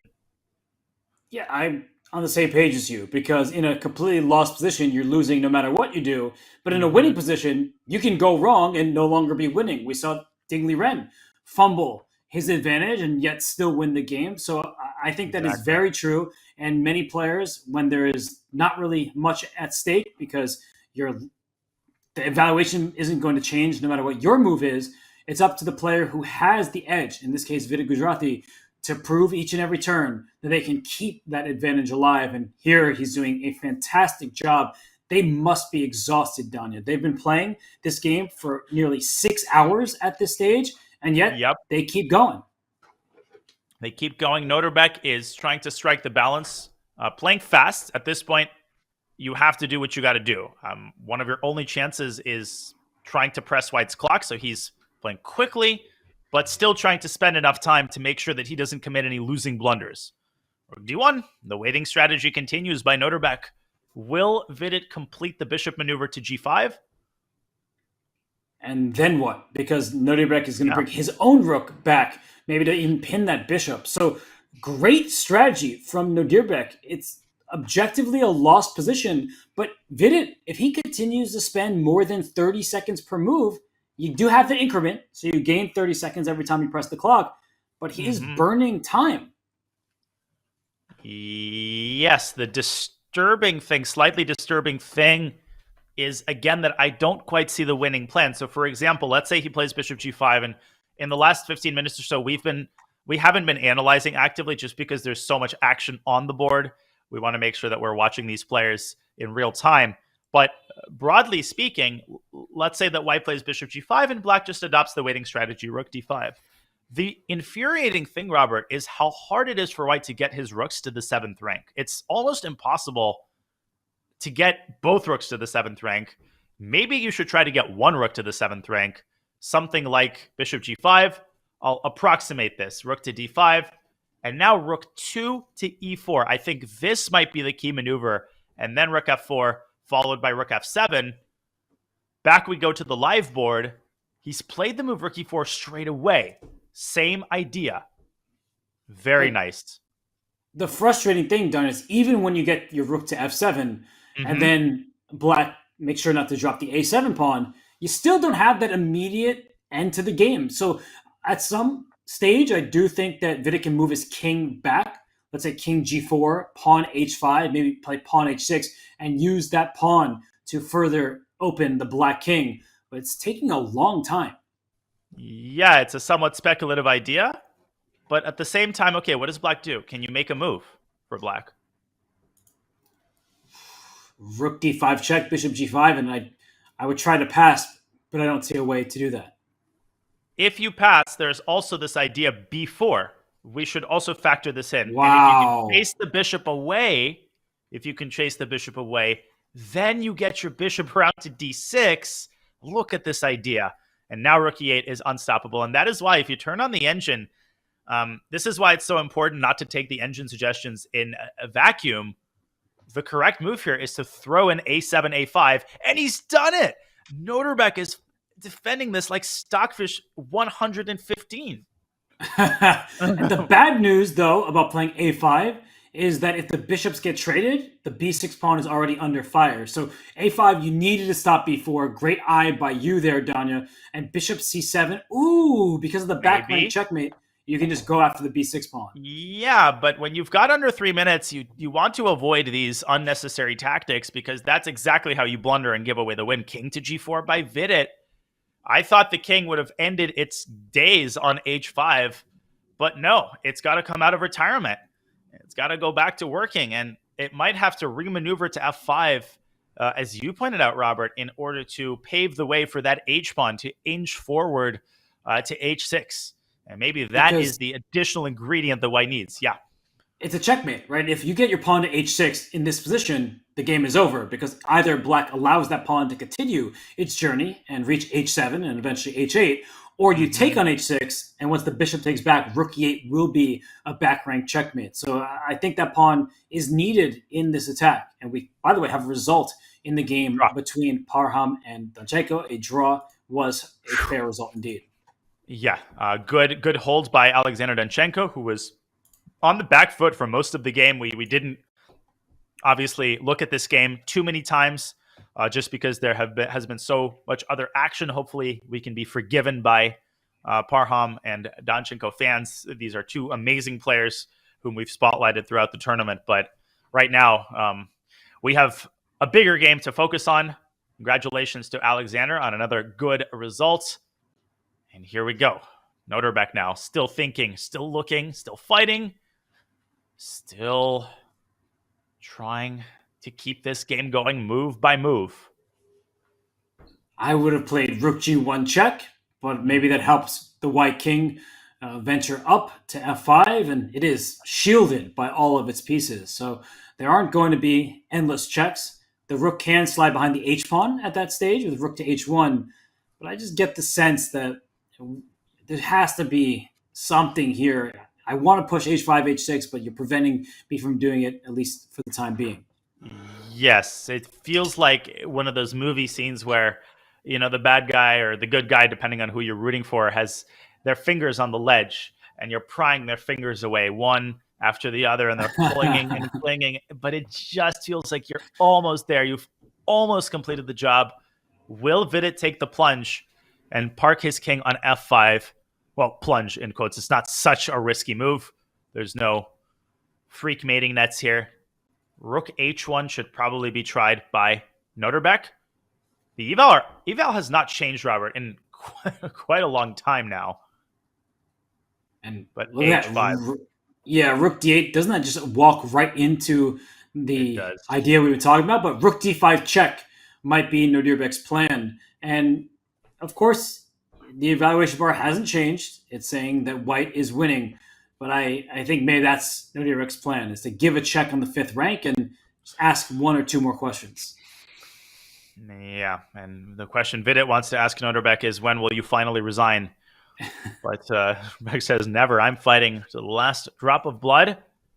Okay, so h5, rook d5. I don't really want to make any moves on the analysis board just because we will get a move from Vidit momentarily. But what do you cover that check with? Do you play rook 4 to e5 perhaps in that position? Looks like a good decision, because you are trading your slightly less active piece. And yeah, if the black rook leaves the final rank, you're going to have to trade rooks or cover your back rank once more, because the black king, it's in a mating net. So Vidit Gujrati, he is down to nearly 2 minutes.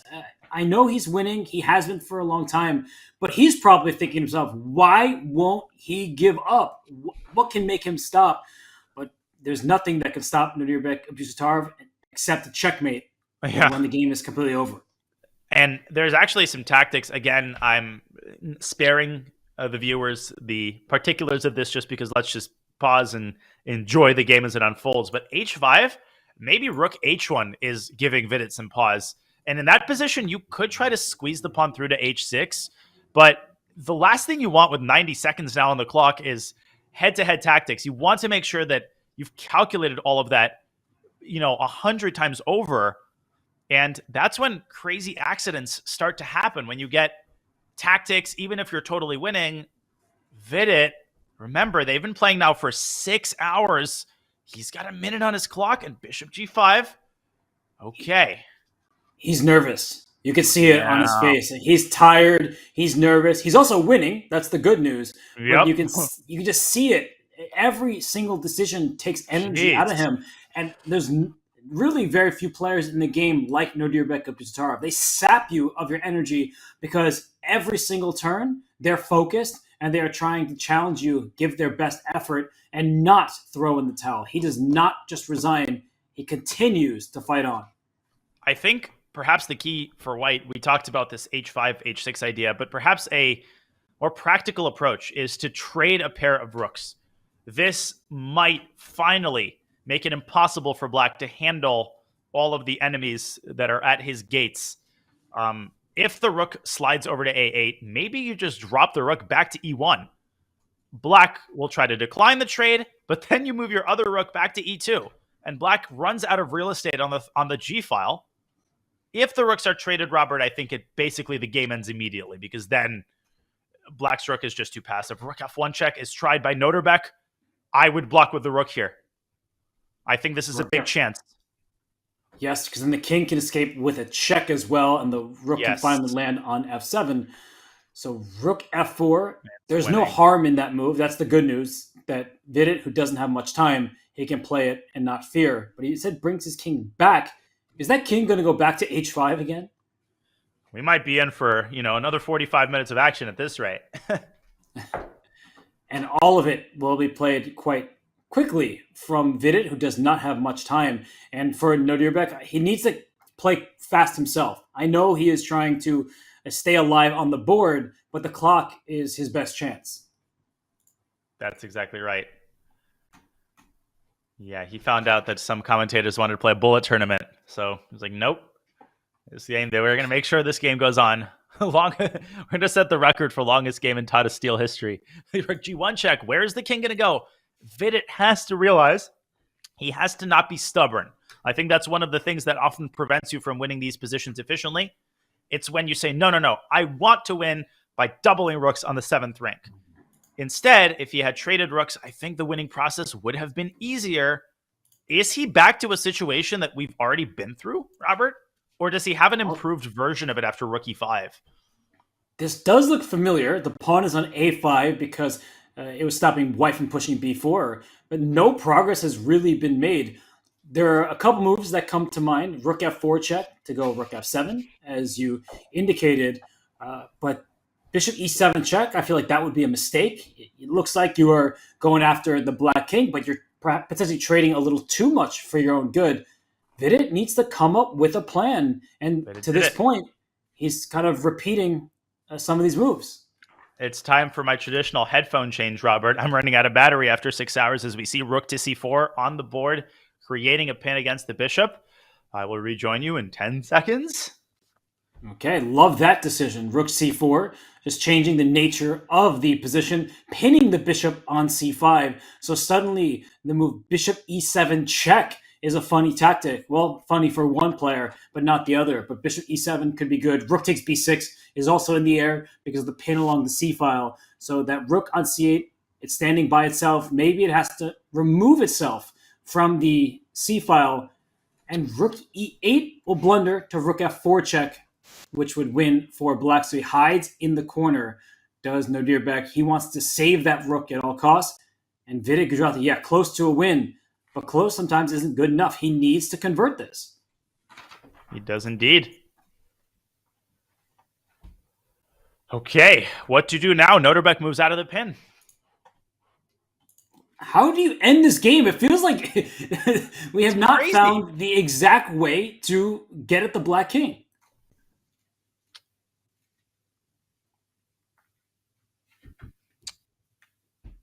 I don't know. I'm still looking. I'm trying to find a way forward for Vidit Gujrati, but to this point, there has not been the exact plan, and he's frustrated. He's nervous. He's tired. Everything. And he goes rook f4 check. So finally, Danya, we might see the rook on f7. Finally, we might see the rook on f7, but the insight that you shared earlier is also important in the sense that even after the rook gets on f7, what is the rook doing there? Well, there's only one thing on the 7th rank, which is there's the g7 pawn. But black can defend that pawn with a bishop from the long diagonal, so it's not like you get the rook to f7 and the game is over. Unbelievable. And Vidit, Nodirbek has whittled them all the way down to a minute, which means that with a minute on the clock, if you... Yeah, go ahead. I was going to say, it's amazing resilience. Like, he just will not lose. He will not die. King back to f8. Stopping rook e8 check. Obviously, Vidit just trying to gain a little bit of time, gain a little bit of thinking time to figure out that final step to victory. And the frustration, it builds, right? It compounds, Robert, with every move that you're just not able to get the winning moves through. How is this possible? This is unbelievable. The resilience from this kid from Uzbekistan. This is why he's one of the best players on the planet. It's why he's leading in Vaikanze. And until Vidit wins this game, Nodirbek is in clear first. But once Vidit is able to finally sign the score sheets in his favor, then we will see a 5-way tie at the top. But look at Nodirbek. He goes to rook f8 instead. So he changes his defensive posturing. And rook e8. Donna, you ask for a rook trade. Is now the time to bring that rook to the last rank? Yes. Rook e8. Trade the rooks. Vidit, again, stubborn. But he needs to think. He needs to understand what transformations are accurate for him, Robert. And again, it's all about not being stubborn and just saying, originally, I wanted to double rooks on the 7th rank. Now, let me change my approach a little bit. And he can play rook e8 on the next move. That's not going anywhere. He was just preventing Nodirbek from moving to the 2nd rank.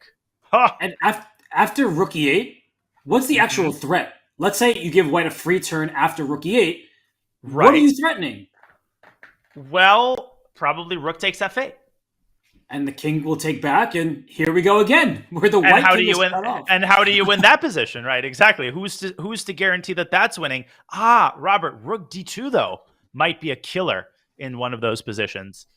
Ooh, good call by you, because then you have a rook d8 checkmating idea, and if black has to retreat the bishop to f8 at any moment, there will be a pin along that last rank, and then eventually white will reroute the bishop to pile pressure on the pin piece. That's a good call by you. Rook d2, and great awareness from Vidit, stopping a black rook from getting on the second rank, but also allowing your rook to get into the game. And I think Nodirbek, he spots this idea. Of course, I could put this on the board, but again, after 6 hours, I think everybody probably just wants to hear less variations and just kind of enjoy this time scramble as it unfolds. What we're saying is that very, very likely rook e6 to e8 is coming next to a theater near you. And Nodirbek can only brace for impact. He cannot prevent rook e8. He needs to figure out, where does he want to keep the rook on g1? Maybe he wants to park it on f1 in order to be able to recapture on f8 with a rook and prevent white's other rook from infiltrating the 8th rank. I don't know. It's very, very hard to say. That would allow a rook trade on d8. So if all the rooks come off, then white will get to win this game. So I think that even if you bring that rook to f1 and plan to recapture an f8 with your rook, white will still execute your plan. Rook d2, rook d8, trading the pieces. That's exactly right. And the bishop endgame is clearly winning for white. In one of those positions, it might also be worth throwing in the move a2, a4 in order to fix black's pawns on dark squares, just to ensure that any bishop endgame is going to be easily winning. But even if the pawns were to be on light squares, it should still be good enough for white. 8 minutes now for Nodirbek. I don't think he can afford to drop himself down to increment play. Rook f1 on the board. Is it time for rook e8 at last? It is definitely time for rook to e8. And you can, I think, by force, trade every single rook off the board, and then the bishop endgame is completely winning. So here, Vidit, he's grabbing the rook, and there he plays rook e8. That's a huge move. That's a big, big, big step toward converting this position at last.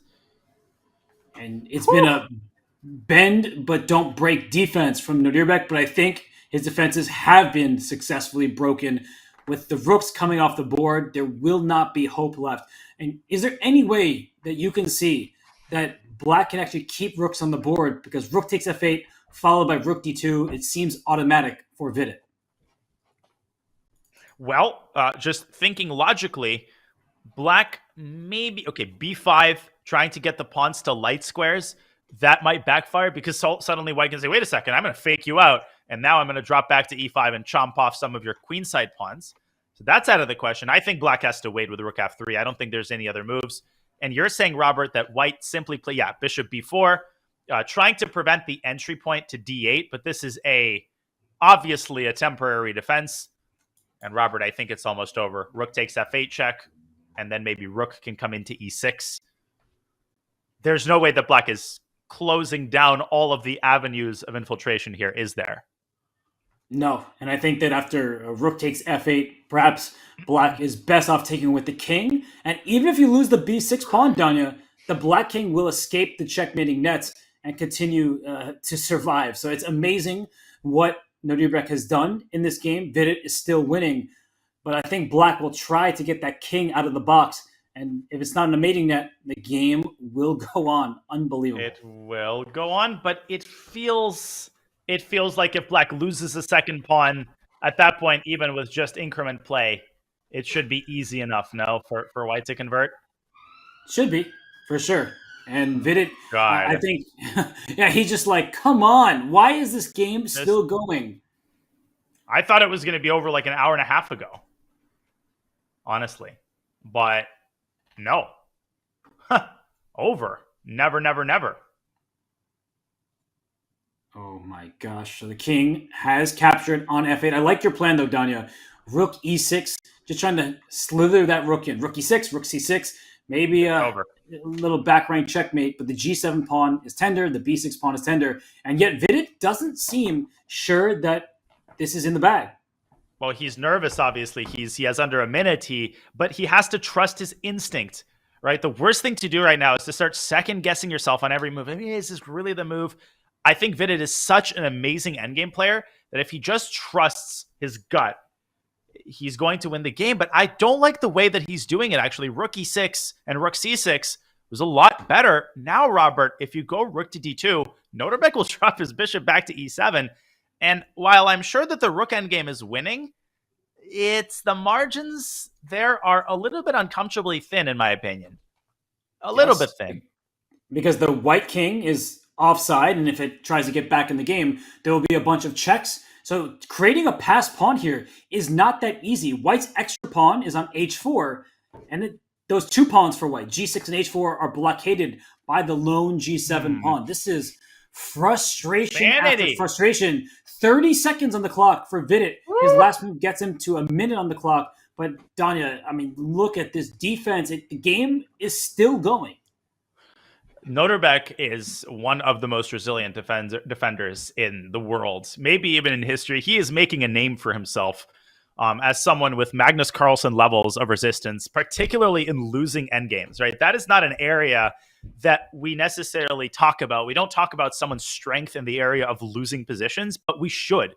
Defense is not one concept. There's defense of different varieties, and Nodirbek's ability to hold these miserable endgames where you're suffering for hours, where does he find the reserves of strength to keep it going, to keep himself in the game? I don't know, but he still needs a miracle. After all is said and done, it's still very much winning for Vidit.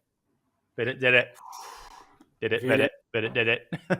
He's got this one if he can keep his composure. He is down to 1 minute, but unfortunately for Nodirbek, he's down to his last defenses. And we see rook g1 check.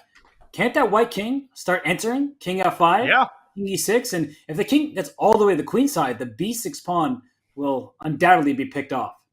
Which is why you probably have to go rook to e1 and try to cut off the king. But rook to e1, at that point, it's time for rook d2. Again, okay, rook f1 check. But should white enter? Nodirbek forcing Vidit to make that decision. You can go back to h5 if you're not totally sure.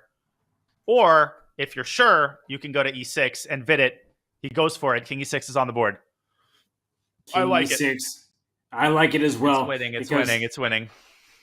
Well, we've been saying that for so long, and yet the proof is difficult. And look at the black king, by the way. If king d5, king d7. This game, it goes on, and rook e1 check actually will get the black king out. You have to find rook e2. I can't believe I'm saying this, but Nodirbek he's making Vidit find, at this point, like only moves in order to preserve a cleanly winning position. When you look at this with the engine, Robert, you walk into the illusion of thinking that everything is winning, but in fact, black is the one making progress here. Nodirbek, 9 minutes on the clock, Vidit down to a minute, and you can just sense it in the body language. Vidit, every fiber of his being after 6 hours of play and counting.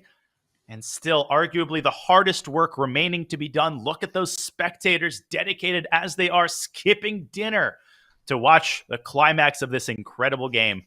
He's got it. Rook e2 found. Wow. Look how tempting rook d2 was, going for rook d8 checkmate. That black king is in danger, but that would have allowed black to play rook e1 check and then even block with the bishop on e7, a trade of bishops. You mentioned this, Danya. It allows black to have some new hope to try to survive a pawn down rook endgame. As the mantra goes, all rook endgames are drawn, but not this one, especially with those bishops on the board and the black king in a mating net. Yes, I will. Now, anytime I commentate Nodirbek's game, I literally will never say the words, "It's over." I will never say the words, "He should resign," because it's literally never over. He will always find a way to keep the game going. But I think we might be entering that territory, Robert. I think Vidit might have all the entry points covered. What is his next move? His next move is h5. And if Nodirbek tries to prevent the move h5 with rook h1, where's the knockout in that position? I was hoping you wouldn't ask me that question. Is it king f5 back with check? King d7. Because if the king's having rook d2 check, the king goes to c file, and then the white king goes to e6 and f7. That's an incredible pattern. I mean, I don't know if we should show it. Nodirbek, he's not the one in time pressure. What do you think? Let's just. Oh, he's about to move. Let's just stick on the board. Yeah, we might even see this happen. Rook G1. Rook yeah, E5. let's show it. So King F5 check you wanted to play. I thought about it. Yes, King F5. And the basic idea is here. This is mate, and King C6. Finally, White is able to infiltrate, and still Black can hold with Rook F1. But combining the threats of H6 and King F7, it looks like White is able to seal the deal.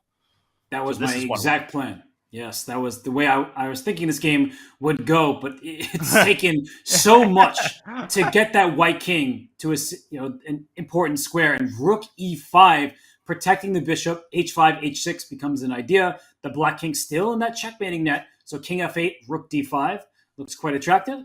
And Rook D5 actually next in many of the positions looks appealing, as long as you can trade off not just the bishops, but the rooks as well. Also, combine that with the idea of H5. Black has to wait. There's just nothing to do here for Nodirbek. I think he has to go Rook G2. And does Rook D5 at that point finally win by force? I think it does.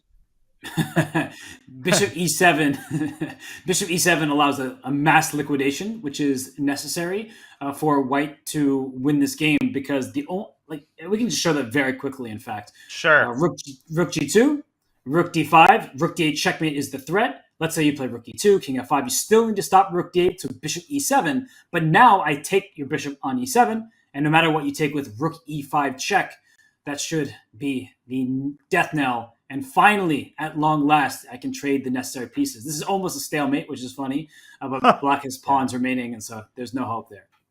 But the basic idea is, Rook E5 has been found by Vidit, and you can just tell in the time usage that Nodirbek is realizing what the threat is. He is looking everywhere, looking at everything. I would maybe try Rook to D1 here, Robert, just to pose White with one last dilemma, but Rook D5 is automatic in that position. The bishop endgame, this is the first thing that we established, is the easiest to win because the pawn is in a dark square and because it is so easy for White to create a passed pawn. And I'm just going to mention the A pawn is on the wrong promotion color with the dark square bishop, but the good news is there's so many other pawns remaining. So this bishop and pawn endgame, it will be a straightforward win for Vidit. So finally, we see the finish line. It's taken what feels like forever, but that's real credit to Nodirbek for being tenacious, and also credit to Vidit for using his time and making sure that he doesn't spoil his advantage. Yeah, it's very, very easy when you look at this with a computer to say, Vidit's technique was sloppy. Vidit's technique was anything but sloppy. It was actually incredible. Were there moments when he could have won the game more efficiently? Yes, but he never let the win slip. And it was never actually that close. Even with a minute on his clock, that meditation before the game, I'm just so impressed with Vidit's composure, with his universality and his ability to deliver in these critical moments. This is a very important skill, Robert, for the Candidates Tournament. And I think he's making a serious claim that he's not to be overlooked as we move forward into the most important tournament of the year. And I think when he won the Grand Swiss, there were people saying, okay, Vidit, we know him. He's a familiar name. He's been 27-20 for a long time, but can he really compete with the 2800s like Fabiano Caruana or Hikaru Nakamura? Is that possible? But Vidit is showing that maybe he's not 27-20 more. He's about to hit 27-50. And when he wins this game, he's going to be a top 10 player in the world, and he may win this Vaikonze tournament, and in such different styles in these last two games, Danya. He played a tactical skirmish with Parham, and now it's been a long positional grind up a pawn. So Vidit, he has that universality that you're talking about. And here we go. As you said, the death knell begins to ring. King to F8, probably the most resilient move. Still he finds ways to keep this game going with 45 seconds. Vidit, in his mind, this game is not over. He obviously is still in fight or flight mode. Rook D5 will be met with a check on E1. The king can move forward to D7. It can drop back to F5. At this point, I think you have choices. But at this point, I think you have choices. King F5, Bishop E7 Aren't we getting the type of trade that we asked for? No, because bishop takes e7 check forces the rooks off the board. Exactly. Rook takes e7, rook d8 is a lovely mechanism. I think black has to deliver another check, but king to g4, black can deliver another check, but king h5. Wow. And then bishop e7 is met by rook f5 check, very importantly. Incredible. Incredible. So just to bring everybody up to speed, if you're watching this and you're confused, like what are they going for? White is trying to trade rooks at all costs. So white is essentially pre-moving rook to d8, which is not a mate threat. It's a threat of trading rooks. That is why black is trying to give a series of checks. Go ahead. Was that a handshake? That was a handshake and a resignation. So finally, Vidit Gujarati gets a win. At long last, he is the #1 rated player from India. He has overcome so many obstacles in his career. He's overcome obstacles today from Nodirbek Abdusattorov. But Vidit Gujarati is now India #1. He's the top 10 player in the world, and he's in a 5-way tie for first place here in Vaikunze. What a performance from Vidit Gujarati. 77 moves and a huge congratulations to Nodirbek for his resistance. You got to take your hat off to the Uzbek youngster. That guy would not give up. He made Vidit work for every single decimal point that composes the 1 point he gets from this win. Vidit with some amazing technique, Nodirbek with some amazing defense, but in the end, a very well-deserved victory by Vidit Gujarati and a logjam at the top of Tata Steel, a complete zoo going into the final round. And both of these players deserve a round of applause. And only one could come out on top, but they gave it their all. And as we review the results from today, the first game to finish was the win by Anish Giri with the black pieces. That was the third board here against Jordan van Forest. It was a one-move error that cost Jordan the game. Alireza Farusha, he kind of crushed Jan Nepomniachtchi from a Jabawa London. We saw Vidit Gujarati there at the end take down Nodirbek Abdusattorov, but Wei Yi was not to be outmatched. He wins with the black pieces against Zhu and Jun. Ding Liren, he gets a win. He's not competing for first place, but he still scores a victory against Max Vormadam. Hey, Ding Liren with a win in the last round, he can move to 50%, and that matters as well as we take a look at our insanity of a standings going into the final round. 5 players, yes, 5-way tie for first place. And by the way, Alireza Farusha and Pragg, who manages to keep his no-losing streak alive, somehow are still very much in the running. This is a complete toss-up. Robert, this is going to be one of the most exciting final rounds in Tata Steel history, where we've got 7 players that are potentially contending for first place. I don't even want to speculate. I wish the final round came 5 minutes from now. I'm pumped. And that means that we are going to have to dive into the matchups because we have 5 players in a tie for first. I think the people who are upset will be Nodirbek Abdusattorov, having just lost, and Gukesh, because he was winning and there was a 3-time repetition. But look at how important these matchups are. On board 1 up here, Pragg, who's a half point behind, taking on Alireza Farusha, who's also a half point behind. So if the other players draw their game and we have a winner on that board, we could see even a 6-way tie. But let's look where the others are. Gukesh with black against Parham. We have Nodirbek white against Danchenko, a favorable pairing on paper. And look at board 4 there, Danya. Wei Yi against Vidit Gujarati. First place on the line, as is the game between Anish Giri and Max Vormadam, another favorable pairing for Anish. So who is going to come out on top? That remains to be seen, but we see who's playing against each other, who's playing some of the tail enders. I mean, everyone who is in that tie for first place has a legitimate shot. A very favorable pairing for Nodirbek and for Anish Giri. Did I say easy pairing? I did not. Max Vormadam, can he find inner reserves of strength to make it difficult for Anish Giri? Will he collapse? And of course, for Alexander Danchenko, he's had himself a very solid event. He is not an easy customer. Lots of players with a chance for first place, but the magic is that so many other players can try to play spoiler. This is a play. It's like a play where every actor, no matter how major or minor, plays an integral role in all of the choreography. What a beautiful play it has been. What a beautiful round it has been, Robert. It's also been a marathon round, and I think that everybody, the spectators, the players, maybe even the commentators, deserve a little bit of a break. I'm going to use that break to play some Bullet in an undisclosed tournament.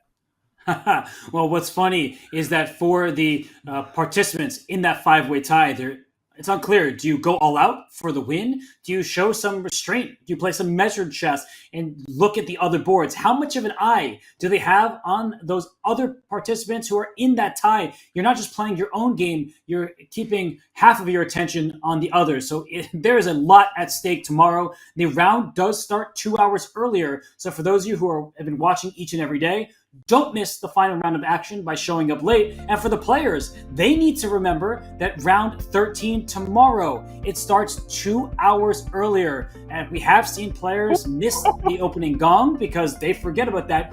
You better be seated, you better come ready, and you better get a good night of sleep because that final round is going to be electric. We will be here for you. Watch it in bed, watch it in your office, but do not miss it. Remember, 2 hours earlier, bright and early for those of you on the East Coast. For those of you in the Pacific time zone, hey, make an all-nighter out of it. Do what you got to do, but you will not want to miss the action in the final round, Robert. What an incredible round today. And this was insane. This has been a treasure, a pleasure, just an absolute treat. Thank you so much for joining us in round 12. Do not miss the 13th and final round tomorrow, starting 2 hours earlier. On behalf of Grandmaster Daniel Naroditsky and myself and the whole team, and those of you watching on the Chess24 platform, thank you so much. We will see you tomorrow. It's a five-way tie for first in windy Vikensee. Where will the wind blow? You'll have to tune in to find out because 5 players have a shot to take home the title. See you tomorrow, everyone.